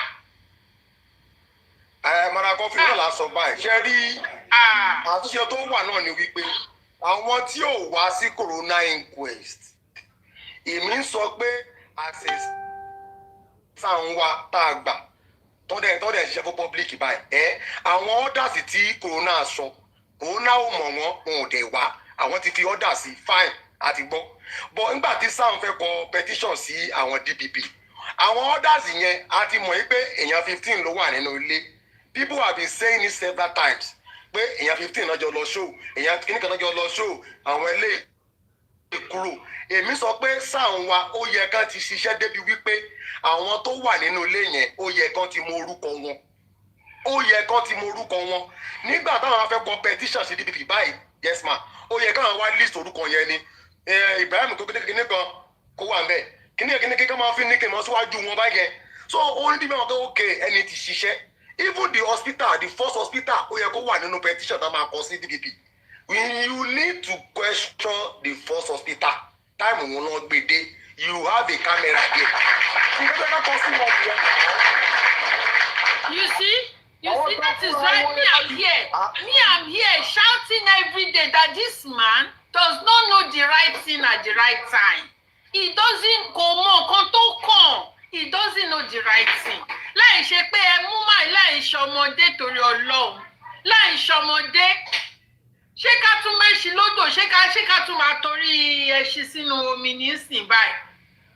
ẹjọ́ ta ló máa bá wa sọ fún máa yí ìsìn ta ló máa bá ẹ máa wá ti rógo owó máa wá ti wọgbẹ́ máa gbà wá kẹ́ ẹ máa gbà wá kẹ́ eléyìí wà lẹ́ni òsì nǹkan látú ní Rich Grace ní ká tún sáré da 5 million a máa ti da 5 million sínú ìgbín onírun ẹ máa gbà wá o ẹ máa gbà wá o 5 million máa ti wọgbó àṣé DPP ní kán lọ da kíní yẹn nù páwọn ò fẹ́ rí a tún wà lọ sọ 5 million fún kíni Rich Grace nǹkan tó máa fi jẹgba lọ́wọ́ mi lélẹ̀ a ní wọn ti fẹ́ kówó yẹn lẹ̀ Rich Grace ló ní kọ́ tẹ́ bá rí tára ẹ̀ ń gbọ̀n tó títí gbogbo ara ẹ̀ ń vibrate pé kó fún ẹ kó fún o kíní o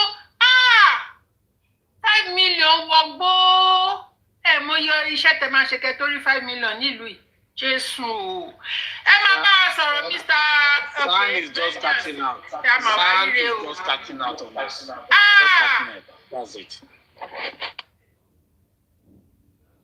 Daddy Lloyd. Ẹjọ́ ta ló máa fún wa Mr. Tarzan àbí ta ló máa ẹ̀ láti wa ẹjọ́ ẹ fún mi ní glue dáadáa ẹjọ́ tó rọ lọ so that tí bá ti ń sọ̀rọ̀ tá bá ti ń gbá ìṣòmọ́mọ́ yìí lórí màá lè mọ nǹkan tí màá sọ ẹjọ́ ẹ máa sọ ẹ máa. Vengeance, get out Tarzan. You can go on, no problem. Get out Tarzan. Go on, Mommy Jumi. Go on. I will speak later. Thank you. Oh, okay. Thank you very much, sir. My submission will be very brief and straightforward. Made Sheni Shoki in a way to just put my Yeye Baba Mohbad. Now, it is clear to all of us now that the Sun is not interested in judicial review of that Shotobi's report. Now that Sanshitu is speaking excerpts from that report and using it to write a letter to the government and to the DPP, it shows that Sanshitu and Baba have accepted the verdict of Shotobi. God bless you. God bless you. That is from me. That's the way I see it. Baba has accepted that Shotobi blamed him for horridly burying Mohbad, for tampering with evidence. Baba has accepted that Iya Mohbad is a better parent than Baba Mohbad. Shitu jettisoning the idea of a judicial review is showing that Baba is okay with the fact that Shotobi ignored completely the testimonies of the driver, the testimonies of the doctor. That's what it shows to me. Because this letter shouldn't have been written in the first place. What we should be talking about now, Baba, is kegbe ẹjọ́ yẹn, ìdájọ́ yẹn, kegbe lọ síwájú ìgbìmọ̀ tó ń ṣe aṣojú àwọn adájọ́ wíwìnwìn kéékèèké bíi Shotobi pé kán bá yín yẹ̀ wò pé nǹkan kan ò right níbẹ̀. Nǹkan tó ń pè ní judicial review nìyẹn, àbúrò appeal òun ni judicial review. Ẹ jọ̀ọ́ ẹ bá mi wò ó kí ló dé tí Shotobi kò mention driver's testimony, kí ló dé tí Shotobi kò mention doctor's testimony, kí ló dé tí Shotobi ò sọ fún wa ní pàtó ibi tí Mohbad kú sí nínú report ẹ̀. Bàbá, nǹkan tó ń pè ní judicial review nìyẹn, and in my own opinion nǹkan tó yẹ kó ṣáájú anything else òun nìyẹn tó yẹ kí Shitu ṣe. Now mo ti ka lẹ́tà Shitu yẹn again and again and again. Shitu in that letter ó sọ pé and others in the apartment of the deceased at the time of his death. The people in the apartment of the deceased at the time of his death. Ẹ jọ̀ọ́, bàbá, nǹkan tí Shitu ń sọ mẹ́ẹ̀ ni pé àwọn tó wà nínú ilé yẹn nígbà tí Mohbad kú, because mi ò ní doubt that sometimes wọ́n máa ń fi òyìnbó lóríṣiríṣi wọ́n fi máa ń kó yín lọ́bẹ̀ jẹ, wọ́n fi máa ń confuse yín.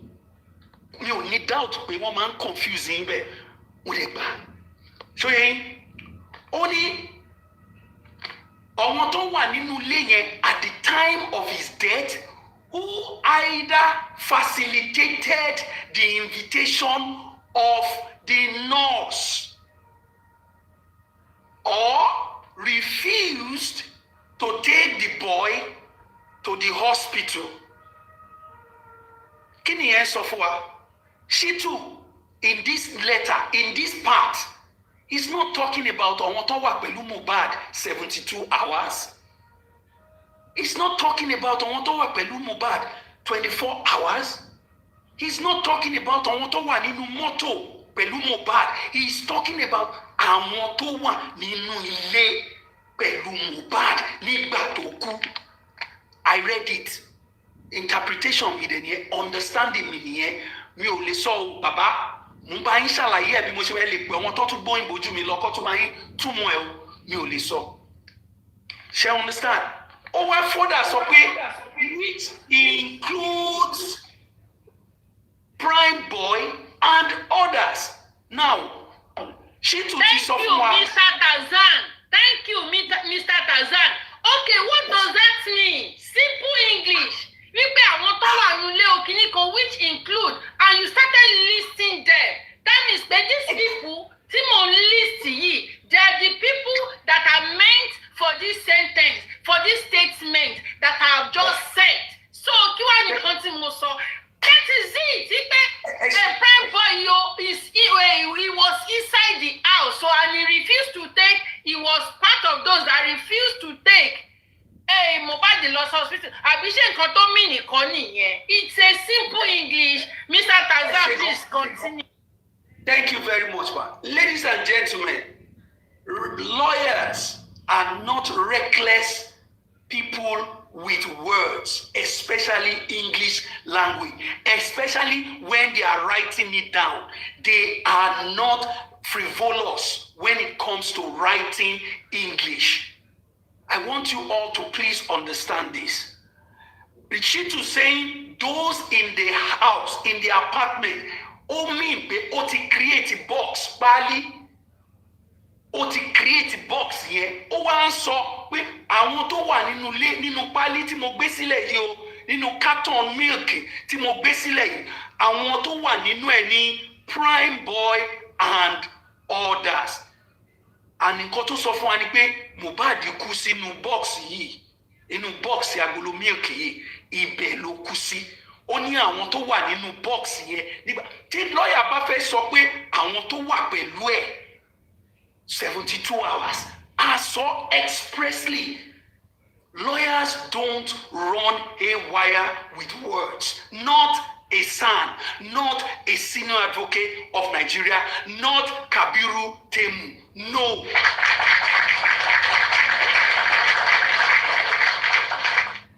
So I don't understand it. And in law, níwájú adájọ́ bàbá, ẹ má bínú, there is something tó máa ń pè ní technicality.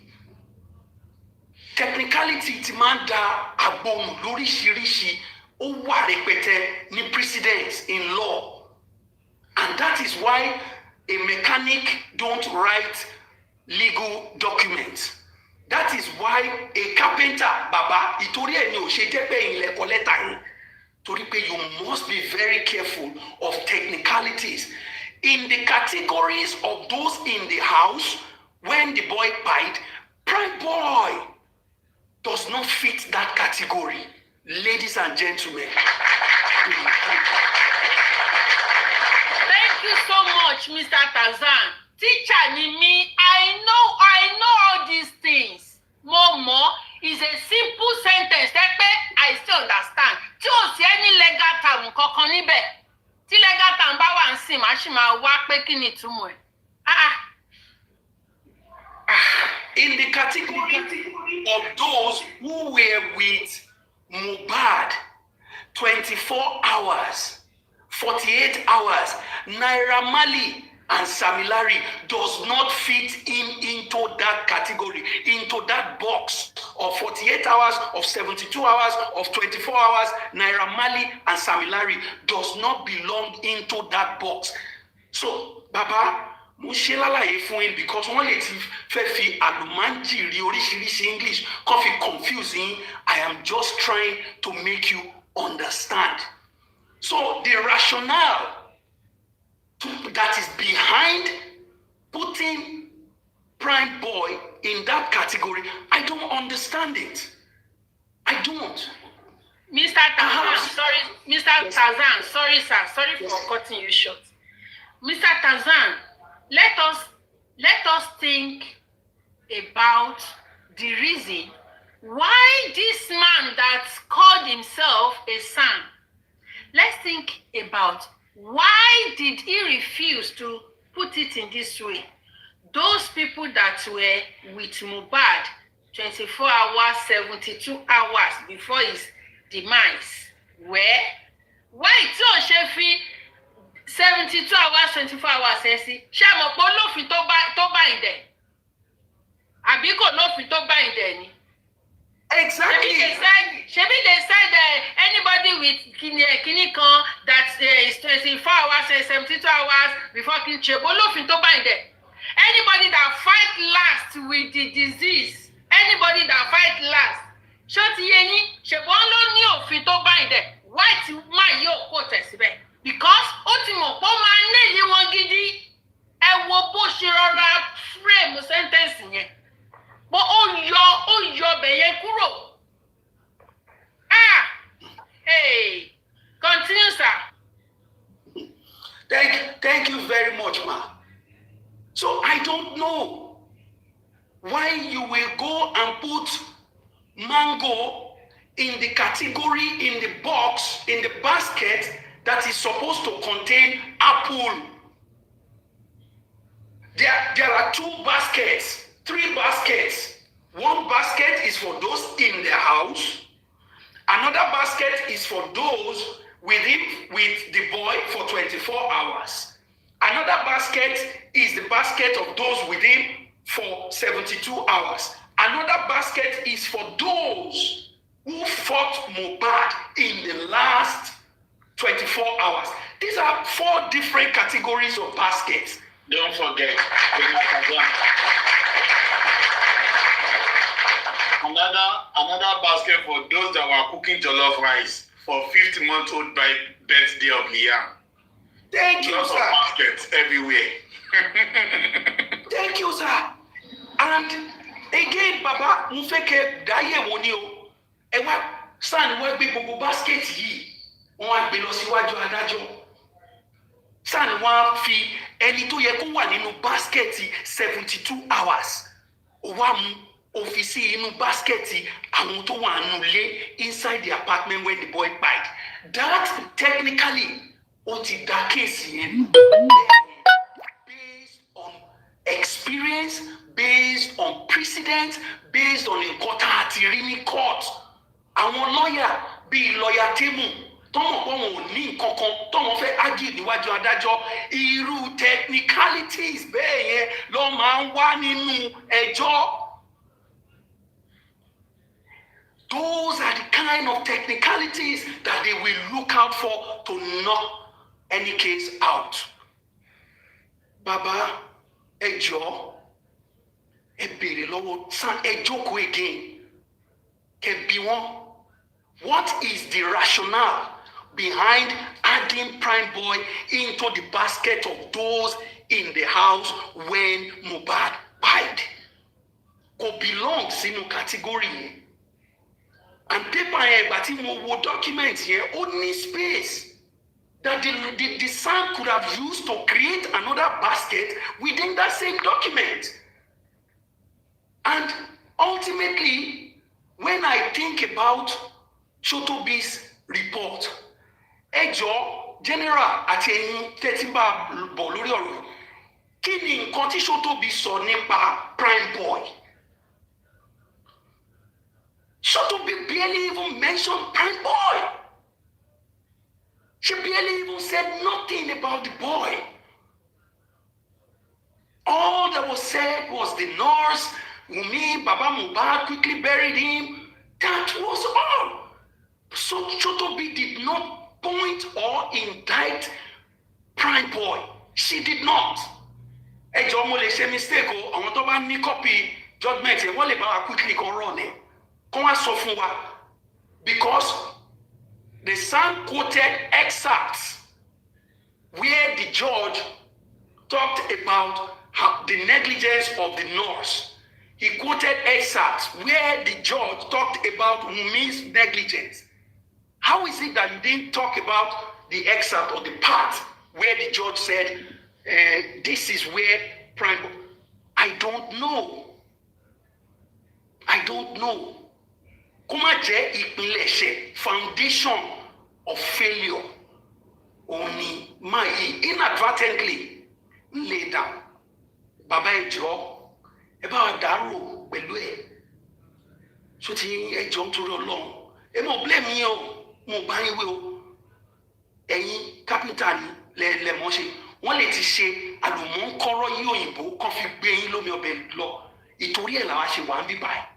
Ta ṣe ń jẹ́ third ear yín. Ta ṣe ń jẹ́ third eye yín. Ta ṣe ń bá yín fọkàn bá lọ. I don't know. Prime Boy could belong into another category of people. Not those in the house when the boy died. How could you mix that up? He was a witness. He heard what they were fighting about. He heard their argument when they were going to the show. Yes, what did he hear? That's another category. It is possible for one person to belong to more than one basket, like spending. Spending belonged to the basket of those who were in the car. He also belonged to the basket of those who were with him when he died. He also belonged to the basket of those who made effort to call the nurse. You see?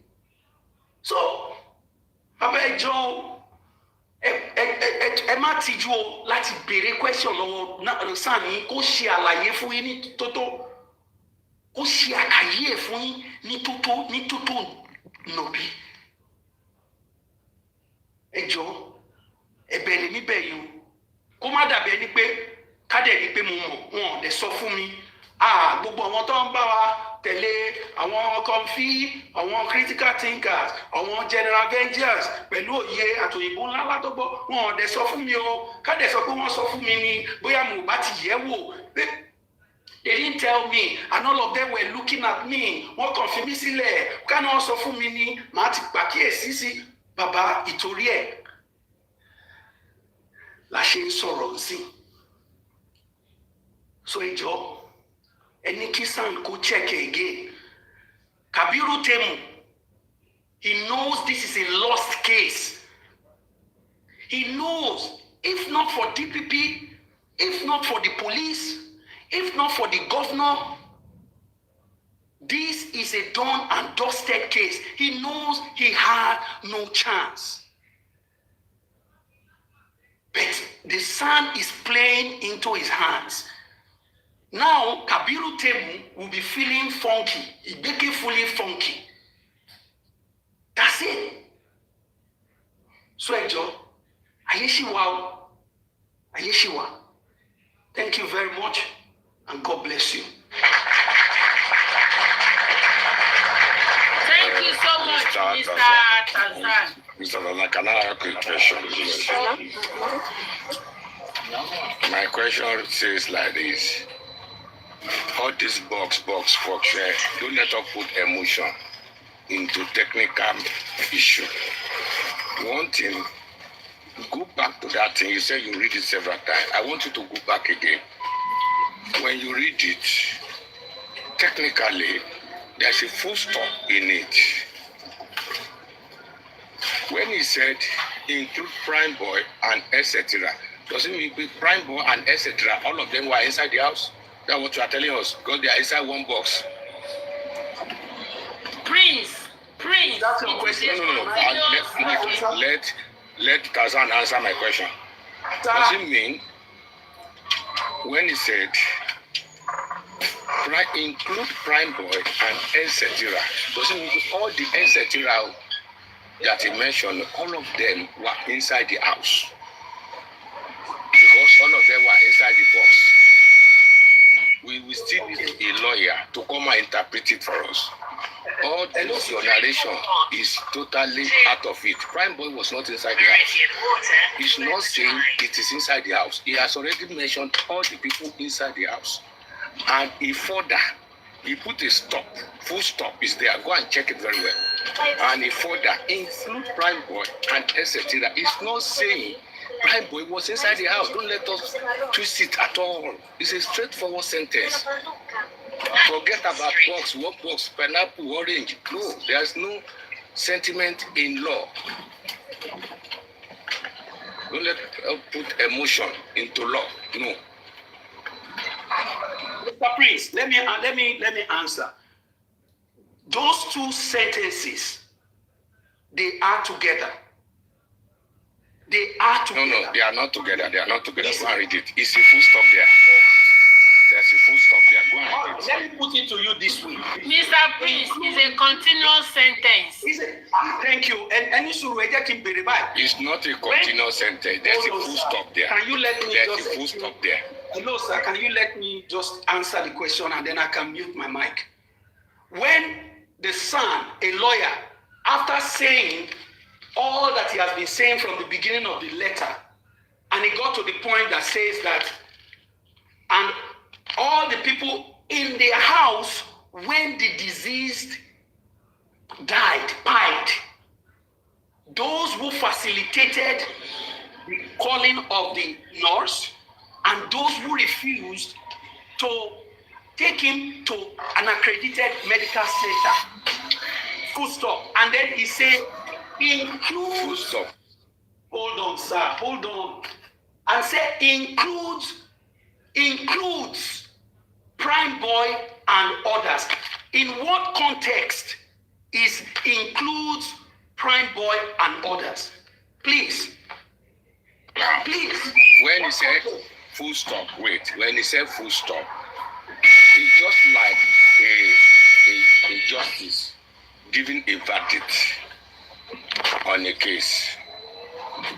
When I read the verdict of that case, I will read it to suit my purpose.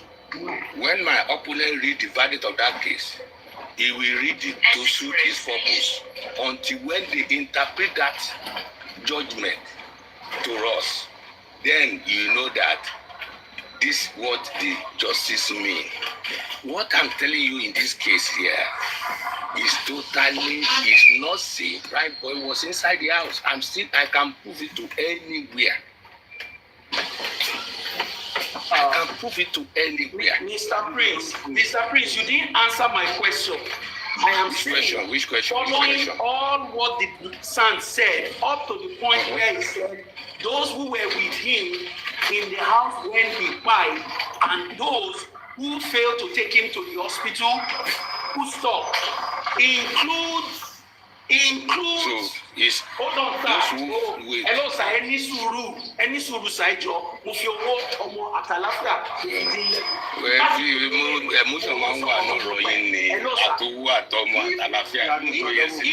If a statement precedes, sir. We are sweating too much on this letter. And then we are not even looking at the. Do you think this letter deserves our... You are putting emotion to this thing. No, that's your interpretation. It's not going right at all. To be sincere, we're supposed to save our energy where it matters. If we want to use it to lap pew, let us use our energy to lap pew. If we want to use it to run around, let us use our energy to run around. If we want to use it to play with our kids, please, can we just say, this letter in question does not deserve the attention we are giving it. It seems we don't understand the game. We need to understand this game. Even San himself knows he's not doing anything. San himself He knows the letter is not going anywhere. He knows the letter was not written to make any difference. Can you imagine? The social media has now become the motivation for San Shitu. So if not because of the plight and yearning of the social media, San Shitu wouldn't have woken up from his slumber to write a letter. So it was we now, the social media generals and gladiators, we were the one that were not given the San Shitu the necessary motivations for him to take actions on a case of homicide that he took over almost 1.5 years ago. And you are thinking that something will come out from that letter. People should get the game. San Shitu is not ready to do justice for Mohbad. When someone told you, San Shitu man be file is local, you still don't get it. When they told you,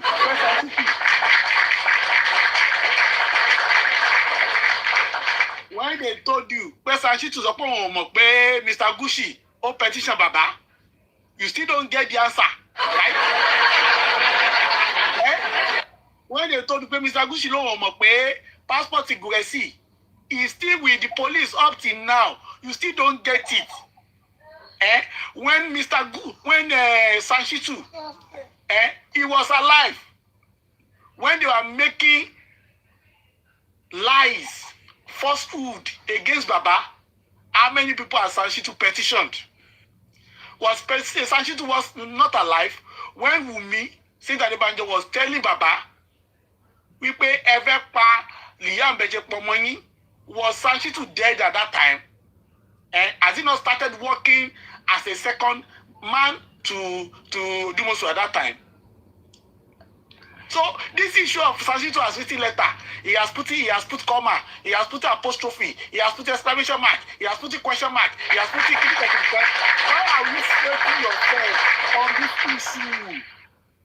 San Shitu ti fete sile, on palapa, tani omopete, it's a chronic disease.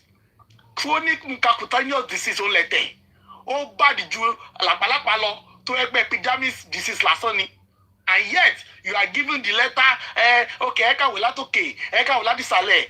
Ole jata reno ti mi nye o. O yeka lo wona, o de po fi komasi, o de po fi capital letter ko, o fi small letter ko. San Shitu ba fi gbogbo eko capital letters. San Shitu is not doing anything about justice for Mohbad. As long as San Shitu is still leading counsel in justice for Mohbad, my people, we are not going anywhere. 1 year kan la jini Tell about in do a forget ko jedoma. All the sweat the agbesuni. Please, all the sweat the agbesuni. When the thunder does not strike twice in the same place, when the thunder begins to strike twice in the same place, I'm agree with you 100%. I'm agree. When the thunder begins to strike at the same place, more than once, all the natural phenomena here, let us get it right. San Shitu is not doing shit, I'm telling you. In fact, let me tell you something, let me even shock you. If today, Wumi Adebanjo is in high court, and San Shitu is the lead counsel to prosecute Wumi Adebanjo, wallahi, o ma turn Wumi to witness in it.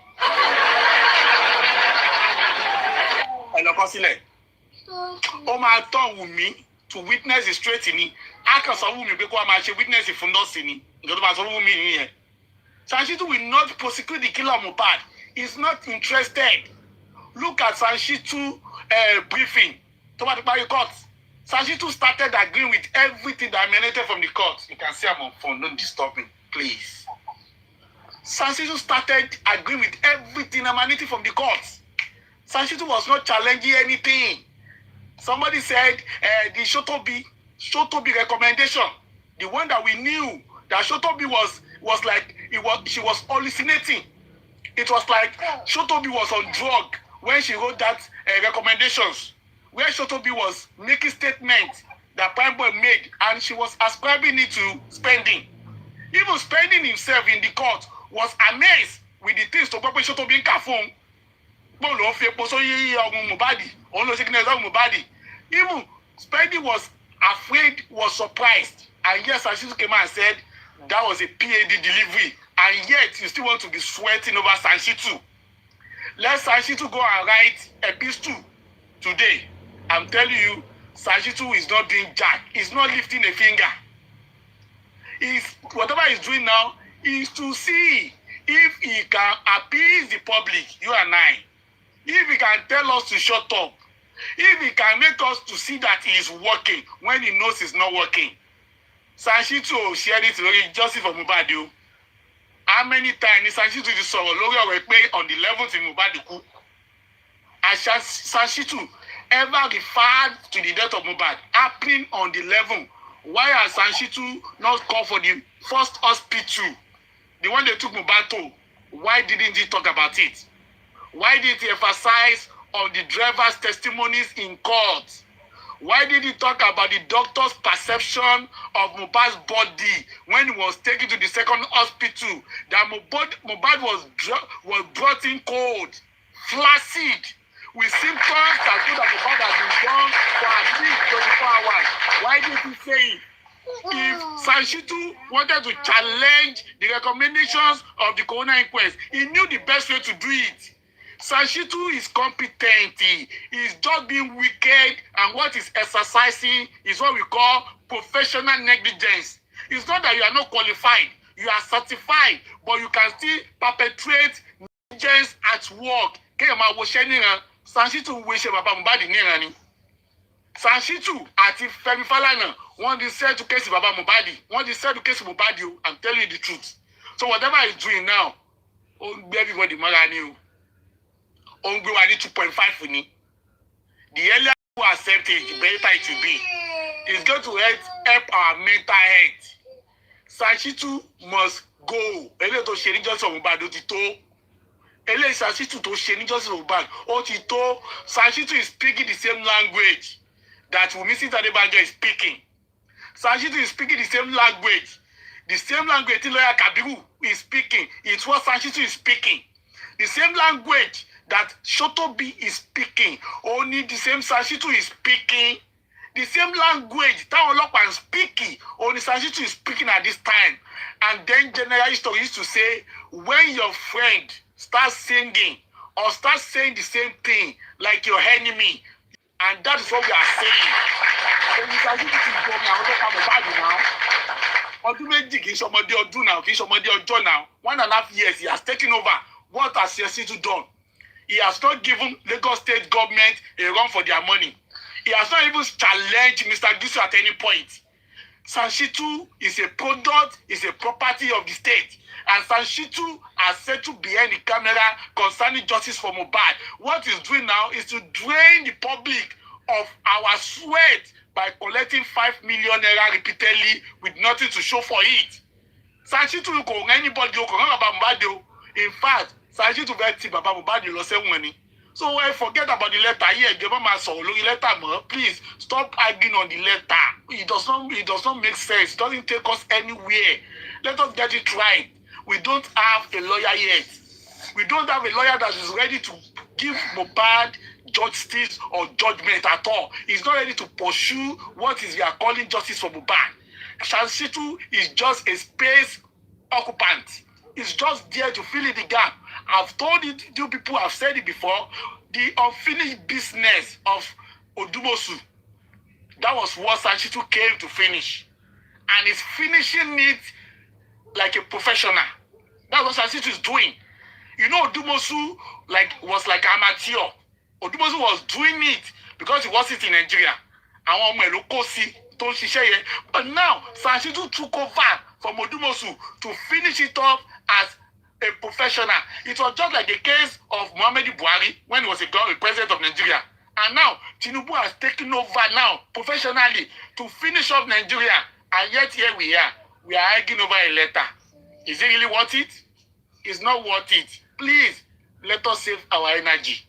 Sanchitu is not doing anything. He's not doing anything. No. He's not interested in justice of Mohbad. Even look at the DNA verdict now. Look at the DNA. for the past few days, when we gbé Sọ́ọ̀mù jáde, just share 3 comprehensive DNA order from the country today. You have not seen it because it does not care. Down. You people should understand this game. It does not care. It's a fan. He knows what he's doing. If Sanshitu wanted to fight this case, he would have fought it with all energy. He doesn't care. They've settled the case of Mohbad. Sanshitu is only trying to play to the gallery. Sanshitu loyalty is to the governor. Oh, they settled the case of Mohbad in the one. I've told you people, all the senior lawyers, they belong to one Ogboni or the other. They belong to occultic society, and they can do anything at that occultic level. You will think that they are not there. Forget about it too. They are not there. They are just wasting your fucking time. Sanshitu is playing a lot of ignorance game. Me money. Sure. About the jebe. Okay. Mashe buy. Masha Sanshitu why? Please, before you know it, Sanshitu sọ fún bàbá pé kó lọ kúnlẹ̀ kó lọ máa bẹ̀rẹ̀ Wùmí ni o. If care is not taken, ó máa ṣọ́ọ̀kì gbogbo yín. Ó máa ṣọ́ọ̀kì yín. Sanshitu á sọ fún bàbá Mohbad pé we have to settle it náà ni. We have to settle it náà ni o. Go on, go and beg her now. Can settle it. At least owó reality one bẹ̀. Baba with Sanshitu, Baba is doomed. Me, I will be saying it. With Sanshitu, Baba Mohbad is doomed. Sanshitu wants to write the final chapter of justice for Mohbad, and is not planning to leave soon until he ends the chapter. Sanshitu does not even need the money from the public. Those that killed Mohbad, they are ready to finance Sanshitu, and that is why he's telling that Baba, don't listen to them, don't listen to them, don't listen to them. I am your son. I am your lawyer. Sanshitu is knocking out Baba Mohbad with technicality. Sanshitu is knocking out Baba Mohbad gradually with technicality. There are 3 most dangerous people in the world. 1, your doctor. 2, your lawyer. 3, your pastor, whom you trust so much. This set of people, they are the ones that are taking fire. They will not come with the gun, they will not come with the knife, but they will knock you out technically, and you become a shadow of yourself. As it stands today, Sanshitu is knocking out Baba Mohbad gradually, and gradually. And before you say Jack Robinson, Baba Mohbad, ó wà nínú pálọ̀ pẹ̀lú mi síta de banjoni níbi tó ní kí ọwọ́ bọ́ pé inú ẹ má bínú tó máa kí wọ́n bọ̀wé. The earlier we spoke out now, the better it is for us. Please, nothing good can come out from Sanshitu. Don't celebrate any letter. Don't argue over any letter. Don't debate any letter. Forget about the letter and move on. Continue to let the world know. Sanshitu Ngbowo Baba Mohbad Jenny, Ngbowo Jenny, and he's not ready for justice. He's a son. He knows what to do, but he has chosen not to do it. Please, let us give ourselves peace. God will bless us. God will bless us. Thank you. Thank you so much for that eye-opening submission. God bless you. Mr. Aisha, good evening, sir.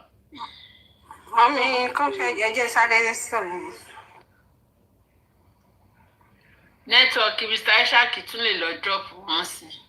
Okay, ẹ jẹ́ kán sọ̀rọ̀. Go ahead. Let her go ahead. Go ahead. Ẹ máa sọ̀rọ̀ dáadé, ẹ máa sọ̀rọ̀. Okay. When we come for the host, the panelists, the commenters, and everyone on the platform tonight. For me, I've been saying it, that nothing has changed. And I have my own suspicion over what has been going on in the last 1 week or so. If anybody has any evidence to prove that there's any seriousness attached to this cause, I will employ them to bring it out. We are not saying give us evidence. We are saying give us the hint of things that you have seen that gives you the probability of success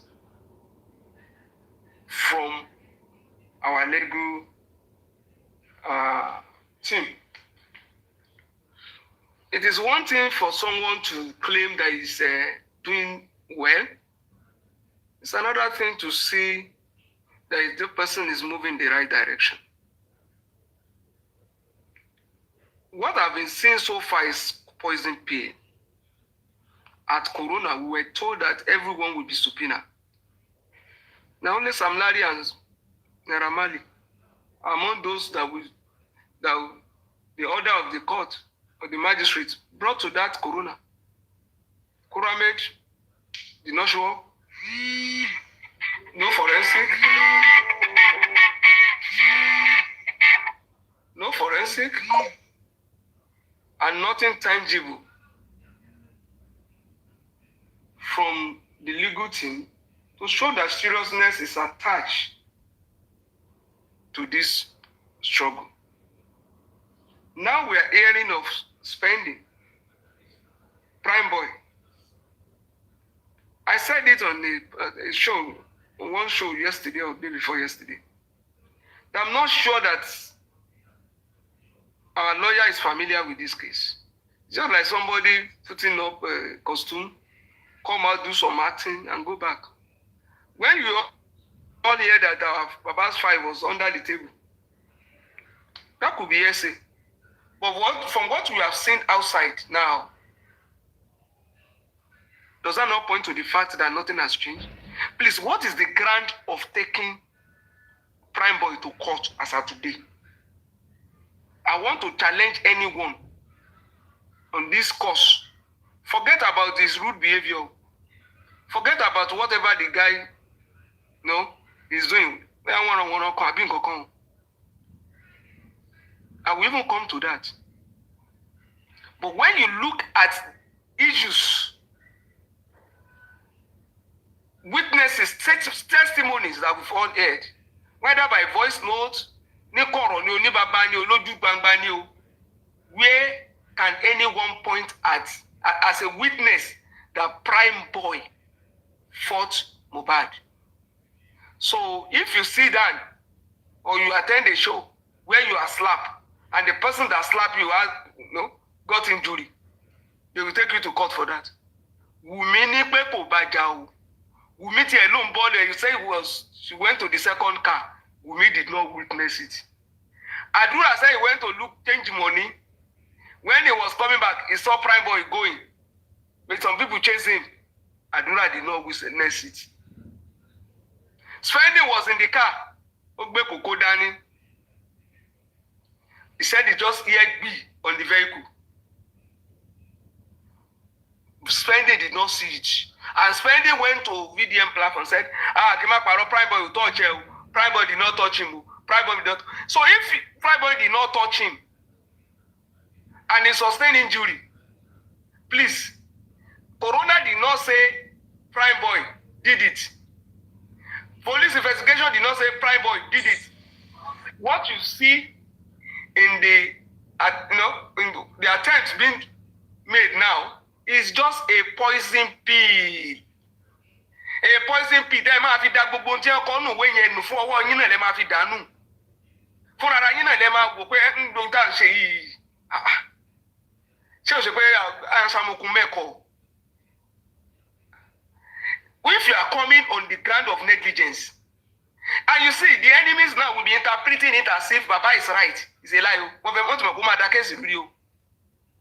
So that nígbà tí PRÍM3BOY bá jáde lọ́la tó ní Wumi gan is even better than Baba, ṣé kéèsì ò ti máa dàrú lójú wa báyìí? Ibi tó ń push ẹ lọ nìyẹn. Because ọmọ tó ń lọ pàǹtí, ẹni tó lọ pàǹtí tó dé, ẹni tó lọ alágbọ̀n tó dé, tó bá tún ní wọ́n fẹ́ dá padà bẹ, yóò ṣe pé o. It's just that ẹni tó bá wà lẹ́gbẹ̀ẹ́ ló máa fún ní advice pé don't be emotional. Ẹni tó bá gbàdúrà ẹ̀ kó fira ẹ̀ sí position tí PRÍM3BOY wà lánàá. Ẹ lè ní kò lẹ́kọ̀ọ́, yes. A lè ló ń ṣe wọ́nranwọ́nran. Ó tún wá dúró ládùúgbò agbègbè àwọn tó yẹ kó kọ́ lẹ́kọ̀ọ́ pé à ń fọ́ àgbàlagbà bẹ́ẹ̀ yẹn. Bàbá ọ̀rẹ́ ẹni, bàbá ẹni ni. Àwọn tó wà sọ̀rọ̀ àǹdí yẹn. Àwọn ẹ̀yẹ láìkúrí. Àwọn ló yẹ kán control ẹ̀. Táwọn Yorùbá wá control ẹ̀. Ṣé torí ìyẹn la máa fọ́ kí PRÍM3BOY mọ́ tí àrí evidence pé PRÍM3BOY commit? gbogbo wa la bímọ tiwa o.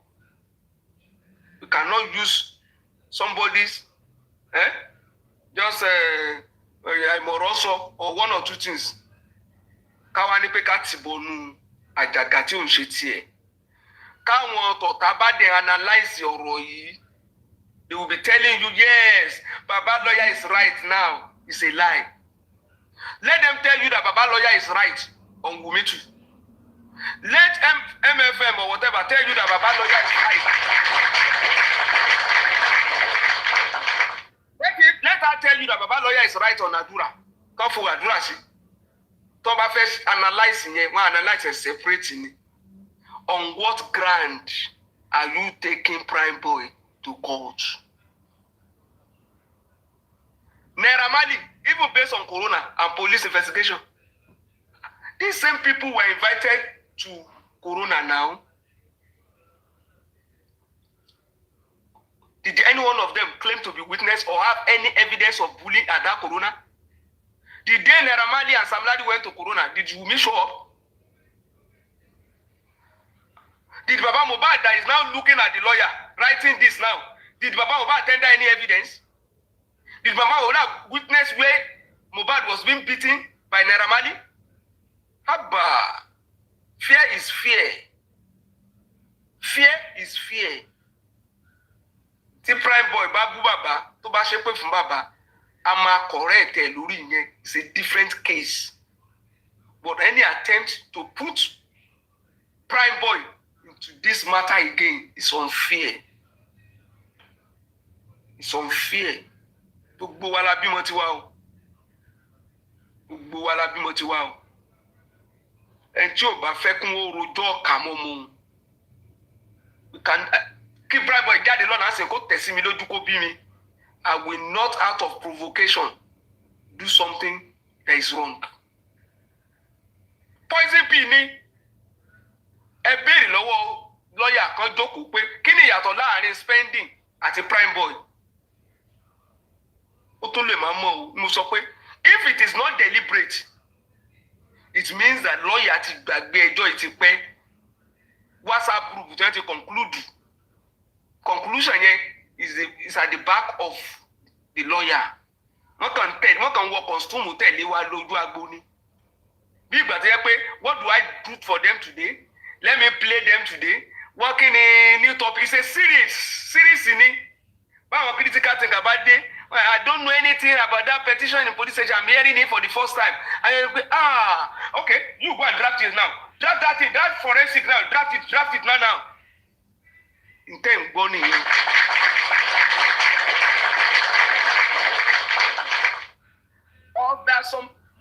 Or there's a deliberate attempt to just muddle up the case.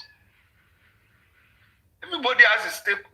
Kò sí gbogbo ẹni tó wà ní justice for Mohbad. Ibi tó rí ti yọ Prime Boy àwa ò mọ̀. Àwa kàn ń ṣe tiwa náà ni.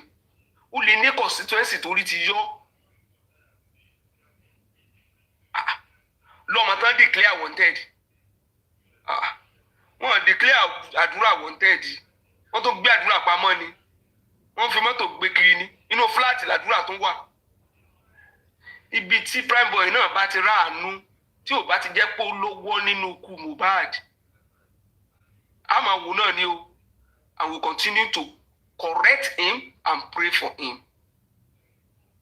Tí ìbá fi wo ibi tádùúrà wà déni, kí n fi tìtorí ẹ̀ wípé ẹ̀ṣẹ̀ tádùúrà ò ṣe kí n tìbọnú ẹ̀, why will I do it for Prime Boy? Ìgbà tó ń gbé blessing wá, tán ni ẹ máa zoom ẹ̀. Àbá, adúmọ̀dọ́ mo wò pé ṣé blessing jẹ́ witness ó wà nù lé ni tí ò bá ti sí ń bẹ̀ gbogbo zoom yìí kò wà relevant. This attempt to put Prime Boy in the picture, àwọn tó ṣe ó yẹ kí Prime Boy gbé wọn ṣépè o, kò ń sọ̀rọ̀ bàbá o. Wọ́n kàn pé bàbá ní bàbá knows the law now. He even knows the law more than the critical thinker. Wọ́n gbé gẹ̀ẹ́sì ayán. Máa jó lọ mò ń wẹ̀ yẹn. Bàbá náà wá ń pé the fact pé I'm a carpenter kò mí pé mi gbọ́n. Bàbá gbọ́n ni lọ́ọ̀yà ní ó ṣe forensic látọdún kèlò. Wọ́n gbára wọn lẹ́sẹ̀ jáde ní ní meeting bàbá mọ lọ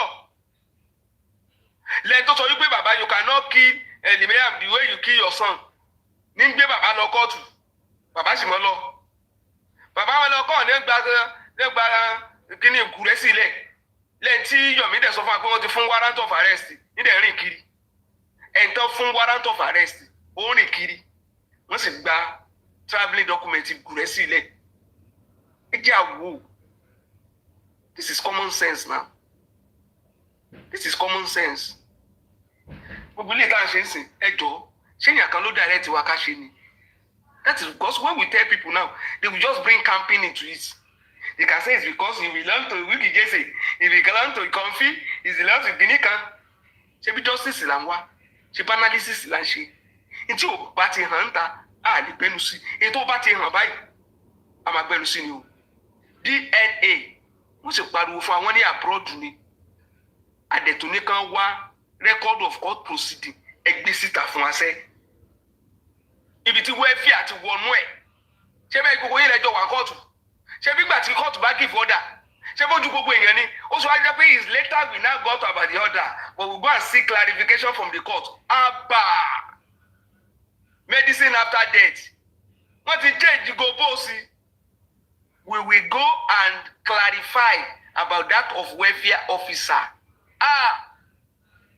ẹjọ́ kí ni process ló fi give order ní kóòtù.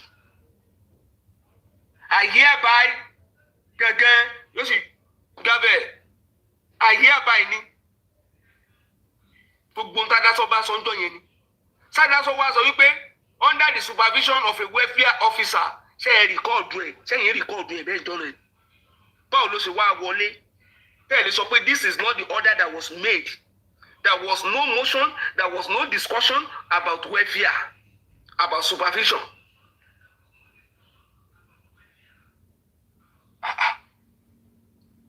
Èmi ò ẹni pé mo kàn gòkè wá ní o èmi ò fẹ́ ká wá délé ẹjọ́ ẹni PRÍM3BÒY máa wá fèsì Wùmí as what when you arraign somebody as a suspect not a witness you are not using PRÍM3BޮY as a witness if you are saying that he should be arraigned tó bá ti lè arraign òun náà lọ yọkàn lọ clear ara ẹ ni you can't use him as a witness for anything. Technicality ti wọlé kódà gbogbo tó bá lè help bàbá PRÍM3BޮY gan díjú ni PRÍM3BޮY gan díjú ni gbogbo tó bá lè help bàbá gan fúnra ẹ̀ pé kí ló kàn bàbá tó fẹ́ rún gan lọ ẹ̀wọ̀n àkùntúkú ẹ̀ ń pè lọ́rẹ̀ Mohbad bóyá òun rore sí Mohbad ẹ̀yàn àmọ́ òun àmọ́ òpé sẹ́yìn náà ń rore padà sóhun òun mọ̀ pọ́ rẹ̀ òun ti kú àmúdọ́kẹ́ o ọ̀rẹ́ burúkú ni is not this ṣe rí ẹlòmíì wọ́n ran wọ́n rẹ ẹlòmíì on this platform mo ti ráwọn èèyàn ṣe pé they mean well o they have good character o I mean good conscience but character wọn tẹ́ ẹ bá fi judge wọn èèyàn ò wrong o ẹlòmíì ohun ẹ lé ẹrù pàlà burú ni kódà ó soft ju anything lọ ẹlòmíì bẹ́ẹ̀ ni ẹ gbogbo ló dá gbogbo ẹ lẹ good conscience ni ẹlòmíì dẹ̀ ní paramọ́lẹ̀ green snake bẹ́ẹ̀ bá sọ̀rọ̀ báyìí nǹkan ní ọmọ sọ pé let's there be peace lady every àwọn ọ̀dẹ̀ mọ̀ wọ ní DM ní ọmọ sọ pé do you know that this person insulted you instigate you can you forgive that kind of person can you be friend with this kind of peace it is not life character human being àríbá kan náà o nínú gbogbo ẹjọ́ tán ti ń rò àti ti voice note o àti ti corona o àti ibi tá a ti ń gbọ́ o ẹni tó bá sọ pé lójú mi báyìí PRÍM3BޮY gbọ́wọ́ báyìí ó dẹ̀ na Mohbad mi ò tí ì rí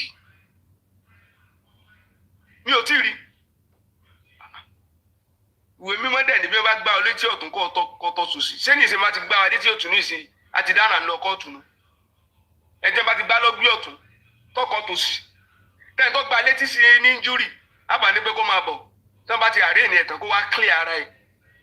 What template are we setting? What record are we setting? Template yìí wọ́n wọ̀ fún gbogbo wa lọ́la náà nígbà tá a bá ti adopt ẹ̀ pé bí wọ́n bá gbáyẹ̀ létí tẹ́ni tó gba létí sí injury tó bá jẹ́ òótọ́ ni ẹ tún wá wò ó tún follow up ẹ̀ǹtẹ́ ẹ ló bàjá nìyẹn o now follow up now call bóun fẹ́ wá gbé báàgì ńlé ẹ̀ẹ́dẹ̀ sọ fún un pé láago 3 òru ọ̀rẹ́ rẹ tó bàjá lánàá mọ̀ rush out lọ chemist 3 níjọ́ yẹn mà lẹ rush out láago 3 òru ó wá dijọ́ kejì ó lóun fẹ́ wá gbé báàgì ẹ wá ní don't come now and you did not say nǹkan mẹ́wàá máa ṣẹlẹ̀ lánàá nǹkan kékeré tí wàá tọ̀rẹ́ ẹ máa jà yẹn inú mà tún ń bì ó máa wà injured ẹ tún sọ fún wa wípé spending ló tún sọ ó ní say don't worry I will make up with prime boy you know he's my friend that's why the way we are ẹ̀ǹtẹ́ ẹ fẹ́ sọ wípé ó bá jànú o ló ló fẹ́ make up pẹ̀lú ẹ̀ǹ tó bá jànú o ẹ̀ǹtẹ́ ẹ fẹ́ sọ pé ọ̀tọ̀ ní tẹ́ ẹ bá fẹ́ sọ wípé Mohbad bá prime boy jà ó nítumọ̀ ṣùgbọ́n ẹ lè sọ pé prime boy bá Mohbad jà ẹ lè sọ pé àwọn méjèèjì jà kò sínú gbogbo evidence kò sí evidence pé wọ́n jọ jà kò sí evidence pé prime boy bá jà but evidence wà pé prime boy ó bá Mohbad jà bí alàyè bá lè sú òkú ni prime boy ló yẹ kó sú Mohbad bí alàyè bá lè sú òkú prime boy ló yẹ kó sú Mohbad pẹ̀lú ẹjọ́ tó gbogbo wọn pátárò tán rò pátápátá kódà àdúrà tó lò ń lé lọ ibi tó ń lé lọ báyìí tó bá yẹ kó ń bá ni ó máa nà ó máa ṣe kinní kan fún threat tó ń lò threat ó tún sá kúrò lójú agbo wọ́n tún jálẹ̀ wọ́n disgrace ẹ̀ wọ́n jálẹ̀ nínú mọ́tò ẹ máa gbogbo picture tán paint fún wa o ẹni ẹlẹ tó wá ní kó wá dùn wájú adájọ́ kí ni kó wá rò ó.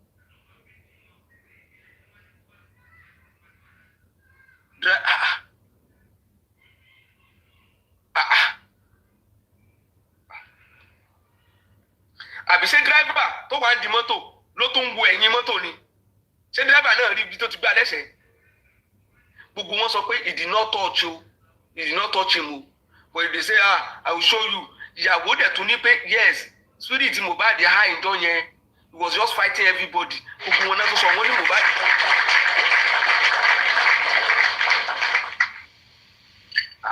pé he was agitated irú bí prime boy ṣe ń jọ yẹn tó ń sá kúrò sìn tó ń kààmú ẹ̀ dáhùn bó bá jẹ́ pé bẹ́ẹ̀ níyàwó náà kààmú ẹ̀ dáhùn ni tí ìyàwó ò máa sọ pé this one dey go cry tonight because ẹ wo bí prime boy àti ẹ ṣe come down from my car prime boy wò ní pé I would rather die here you cannot disgrace me here came down ó tún bọ́ọ̀lì ó tún bàjá wọ́n tún láwọn lé wọ́n tún lé lọ ṣùgbọ́n gbọ́ ọgbà ti kàn ìyàwó tán ìyàwó ju ọmọ lẹ̀ ni they now struggle they both left their son on the nínú mọ́tò wọ́n gbé fún spending wọ́n jùlọ spending ló ń gbé wọ́n wá mẹ́kẹ́ ẹ̀jà wọ́n tún wá bódélé driver tún wá ń pè pé madam no leave this man o only you go see wetin go happen this one wey go dey cry bí wọ́n jẹ́ pé ìyàwó ṣe bí prime boy ṣe ni kò ní rí bó ṣe rí gbogbo wọn sọ pé mo high gbogbo wọn náà sọ kí wọ́n á ní ẹ̀ṣẹ̀ prime boy o kí ni irú nínú ṣé corona ní basis ni àbí police you can use prime boy as a witness but to go and list prime boy as a suspect to be arraigned tó bá jẹ́ pé wọ́n ṣe orúkọ gbé fúnra wọn ni wọ́n correct ẹ o tó ń bá ṣe orúkọ gbé fúnra wọn wọ́n correct ẹ o ní gbin àlùbọ́sà ká kórè ẹ̀fọ́ o justice lálá ń wá fún Mohbad tún ní máa perpetrate injustice o.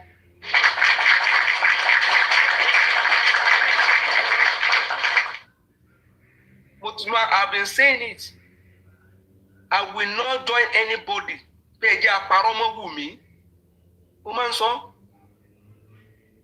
Torí tán rò síta ń bí. Èmi fi ka Wùmí as a suspect o. Gbogbo ẹjọ́ tán rò ní o. But pé ẹ jẹ́ àjókòó, ẹ jẹ́ àrùmọ́ lẹ́sẹ̀, ẹ jẹ́ àṣekínní kan. Gbogbo wa máa dúró wájú Ọlọ́run o. Tolúkálùkù dá máa káwọ́ sẹ́yìn tó máa ro tiẹ̀. Ẹ má fi iyọ̀ àtàtà àti magí ẹ mọ́ fi já justice lálá ń wá àwa entertainment letter yẹn is to me more of entertainment laced with so much poison pain.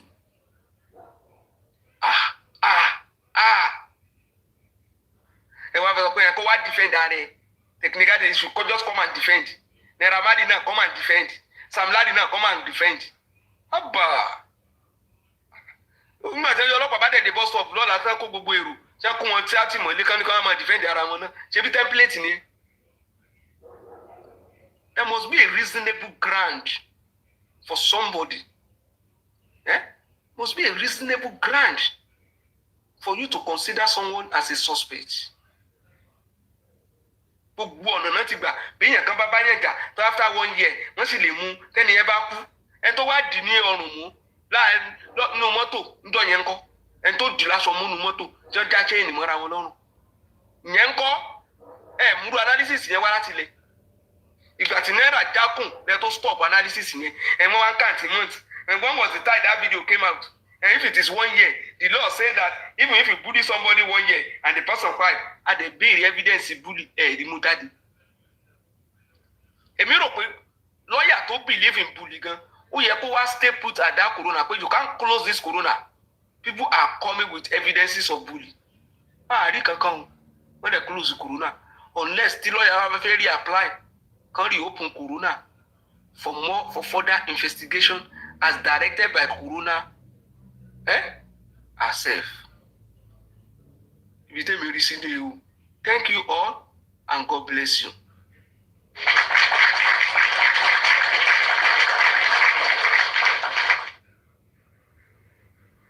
Thank you so much, sir. God bless you for your critical analysis.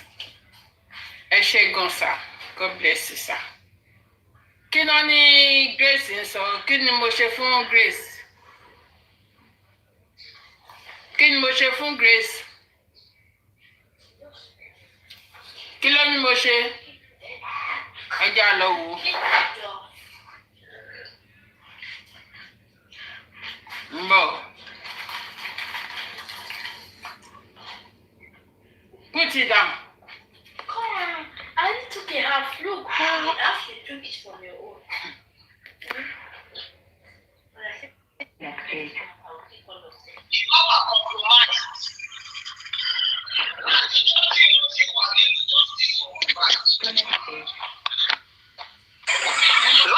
Justice for Mohbad.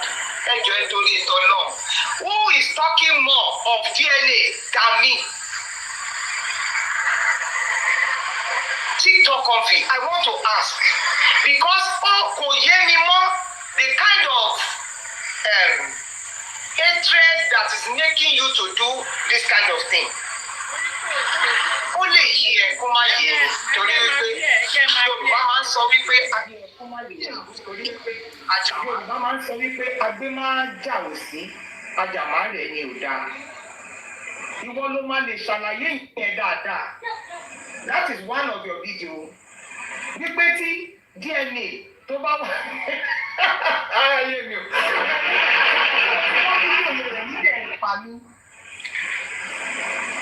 Wípé tí DNA bá wà compromised.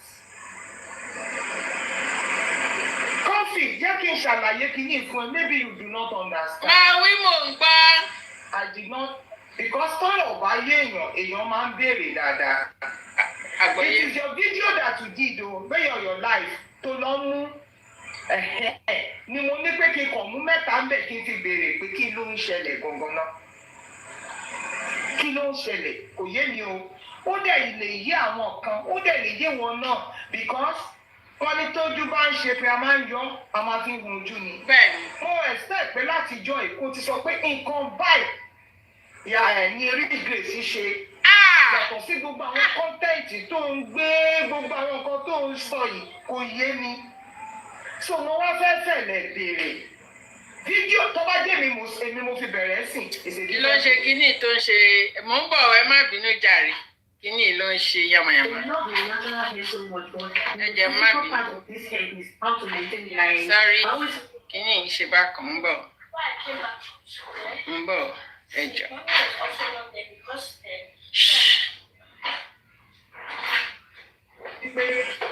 So torí ọ̀rọ̀ ṣètò ló ń gbé ọkọ̀ orí fèsì lọ báyìí. Visa ọfà tí wọ́n fún mi òun ló jẹ́ kí n ta justice, òun ló jẹ́ kí n compromise. Sí, mo ń fi gbogbo ẹnu sọ fún ẹ wípé irú visa yẹn ò kí ń fail. Èèyàn ò dẹ̀ kí lọ ará àta ẹni tí wọ́n fi fún kò kí máa ń ní ipa mẹ́, wọ́n kò wá fún ní visa àti passport stamp ni. Ìyí tó máa ṣe ni wípé kò máa lọ sí visa office, passport office láti lọ tẹ láti lọ ṣe capturing. Ìyókù àwọn yẹn ló máa handle ẹ̀. Kò ní nípa, kò ní ní ṣe pẹ̀lú wípé mo fẹ́ ṣàlàyé fídíò ẹ̀ fún ẹ dáadáa. Máa ṣàlàyé. Kọ́ńfì. Torí òun náà mo sọ pé mo ní kọ́ bá mẹ́ta nínú àwọn fídíò ẹ̀ tó ni mo mú díẹ̀ nú ẹ̀ wá o. Ṣé mo rí pé lórí péjì ó pọ̀ rẹpẹtẹ. Báyìí tó ṣe jẹ́ mẹ́. If there is anything that is making you angry to sọ pé Rich Grace is so, please say it and stop doing the things that is presenting you. Gbogbo kọ́mẹ̀ntì àwọn èèyàn. Tí wọ́n lóde tó kọ́mẹ̀ntì, tí wọ́n lóde tó kù. Ẹ̀rí ni àpàdé. Honestly, it's making me laugh. For some of you that are coming to me, don't see anything, no. Don't see anything, no. I'm laughing. Because you are not in my shoes. And it's making me laugh. Allah wá jà fún justice. Allah wá dúró jà fún justice. Àbí kọ̀ọ̀kan wá ṣe kọ́ yẹn. Àwa dojú kọ àwọn tó pa Mohbad sínú ilé. Lẹ́yìn tó pa tán tí wọ́n sọ wípé àwọn ò tún ní jẹ́ kí n tó ní kó dúró lọ́wọ́ ẹni tó jìyà lé lórí. Àbí tí gbogbo wa wá ṣe kọ́ yẹn ni. Mo rò pé n tá a wá ṣe nìyẹn láwa tá a sọ wípé àwa dúró fún àlọ́ba. Olúwa bá mi wò. Ẹ jọ̀ọ́ torí ìtọ́ náà. Mo ń béèrè lọ́wọ́ TikTok Comfy ìkọ́sọ̀ orúkọ ènìyàn. Jọ̀ọ́ torí ìtọ́ náà, kí ni àwọn fídíò tó ń ṣe? Kí ni wọ́n ná? Nítorí àwọn kan wá ń bá mi ẹ try ẹ make peace. Tá a bá ń bẹ olóògùn, tá a wá bẹ aṣèrè, báwo ni nǹkan tá a fẹ́ ṣe tó ṣe fẹ́ lórí? Tí mo bá gbéra pé okay o, I am coming for peace. Tó jẹ́ wípé ẹni tí wọ́n ní ká wá bá tó yẹ nǹkan tó tiẹ̀ wá tó ń jà sí tí ò yé torí kò yé mi. Wọ́n wo fídíò content tó ṣe. Tàbí orí péjì ẹ ló ṣáà wà àwọn tó ń post ẹ̀. Ó ní ìyá Rich Grace borrowed money to japa to UK. So you even want to japa jọ ṣé ìyẹn ló pa Mohbad sínú ilé? Òun ni ó wà lára ẹ̀. Àbí ìyẹn ni DNA tá à ń wá? Ó wà lára ẹ̀. Ìwọ náà lọ jókòó ti àwọn content àwọn nǹkan tó ń ṣe. If you are really a person of peace.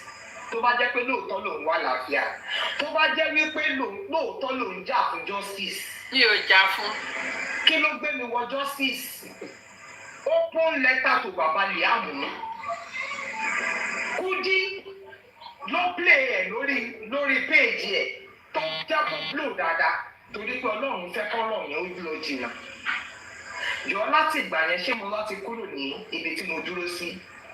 Ṣé mo ti kúrò níbi pé mò ń analyse wípé ṣé DNA nìkan ni proof látọ̀dọ̀ Ọlọ́run wípé Mohbad kọ́ ló bí Liam? Kí wá ní nǹkan tó wá ń sọ ń bíbá ẹ̀ sùn? Number 1 nìyẹn. Òun mo ṣe ní pé kí n béèrè. Ṣé o fi ń to ojú òpó ni àbò fi ń dàrú? Mo fi ń tojú òpó. Ó yẹ number 1. Mo fi ń pa owó. Mo fi ń pa owó. Justice. Wàá dẹ̀ tún fi caption sí. Èkejì lélẹ́yìí o. Number 2. Bàbá Mohbad. Mo ń bọ̀ jẹ́ kí n gbé síta. So that kò yé mi. Ìwọ nìkan ló máa yé sọ wá ní. Okay. Don't pick snakes. Ẹni ìyẹn tiẹ̀. Don't pick snakes. Ní ìyẹn tiẹ̀. Bàbá Mohbad. Wọ́n sọ wípé ẹlẹ́gbẹ̀ẹ́ ní ìyẹn tiẹ̀. Don't pick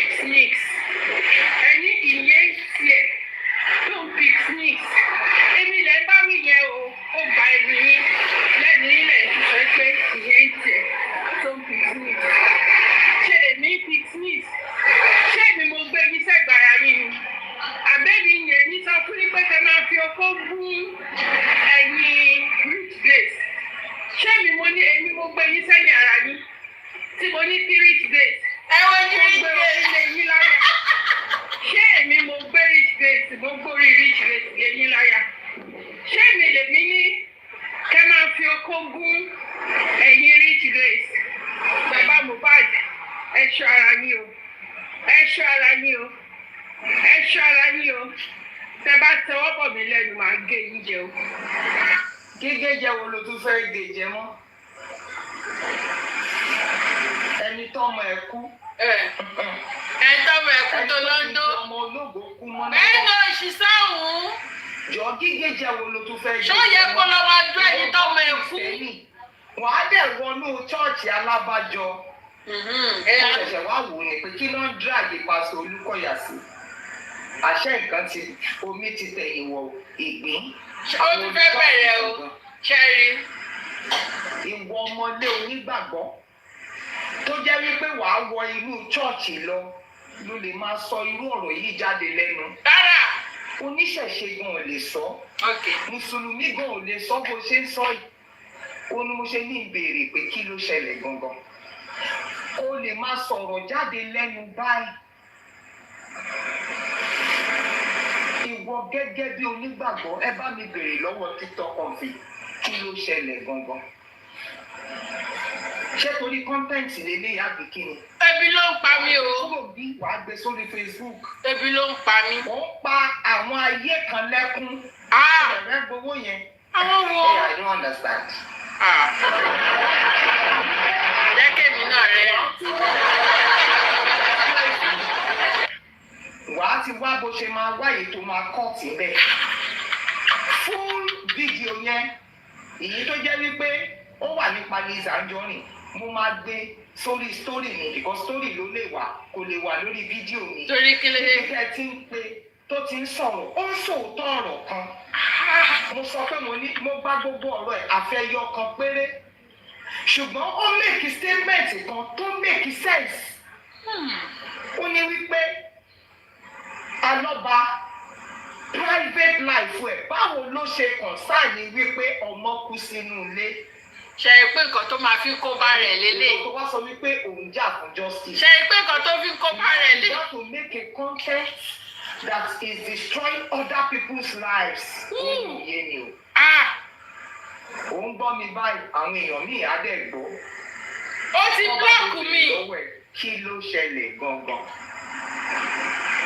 That's your number 2. O ní pé ká lọ́gbọ́n má kọ́wọ́ bọ̀ ẹ́ lẹ́nu mọ́, wàá yẹyẹ. Èyí tó ti ṣe fún kọ́, ṣé o tún máa ṣe mí? Àbí èyí táyé ti ṣe fún? Tọ́mọ bá ti kú mọ́ èèyàn, kò sáyé náà, èèyàn kàn máa mánéèjì tó fi máa kú náà ni. Àwọn tọ́mọ ti kú lọ́wọ́ ẹ̀ wọ́n á lè sọ fún ẹ. Láwọn tó ti sọ ọmọ nù lótìítọ́, láwọn ọmọ tó lọ́lá. Ọmọ ìwo gan ni ọmọ mi wà tó jẹ́ pé yes, ó ti sick. Ó ti sick, wọ́n ti náwó, wọ́n ti ṣe gbogbo ẹ̀ wọ́n ti ẹ̀ bóyá wọ́n bí gẹ́gẹ́ bí ẹni tí abarapá. Wọ́n á tọ́jú ẹ̀. Ẹlòmíì gan, ọmọ yẹn sì jẹ́ abarapá, ọmọ yẹn sì kú gan, ó yìí ń kú fún kò nọ́mà títí. Ká tó sọ pé odindi ọmọ ológo, ó wá ní kó má kọ́wọ́ bọ̀ ẹ́ lẹ́nu kó má bàa gé jẹ. Jọ torí tọ́lọ́. Gbogbo nǹkan tó ń sọ yìí, prove ẹ̀dá.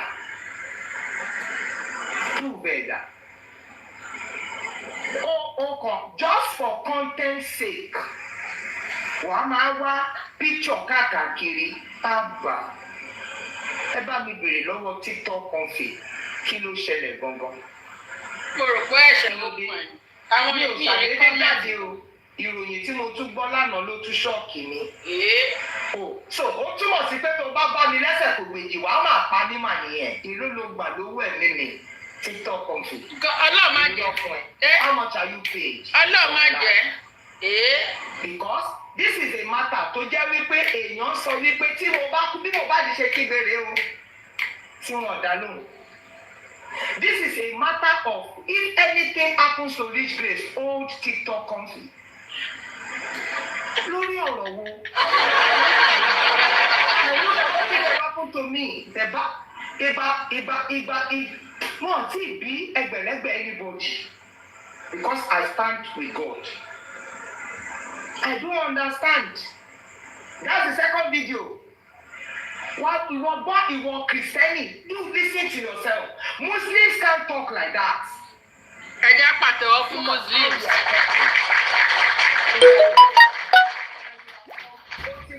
Láìmọye ìgbà tó ti wá kọ̀mẹ́ǹdì mi lórí videos lórí interviews lórí àwọn ọkọ tí mo ṣe. táǹgọ̀ kò sọ bẹ́ẹ̀. ṣọmọ kó pè mí wàá gbọ́ voice note náà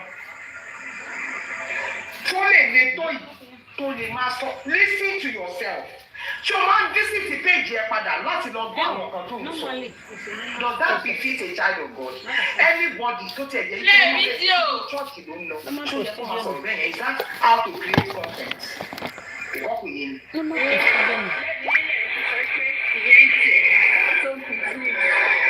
ṣé èmi picnic ṣé èmi mo gbé yín sẹ́gbàá rí ni. mo rò pé mo fẹ́ play pé mo send voice note.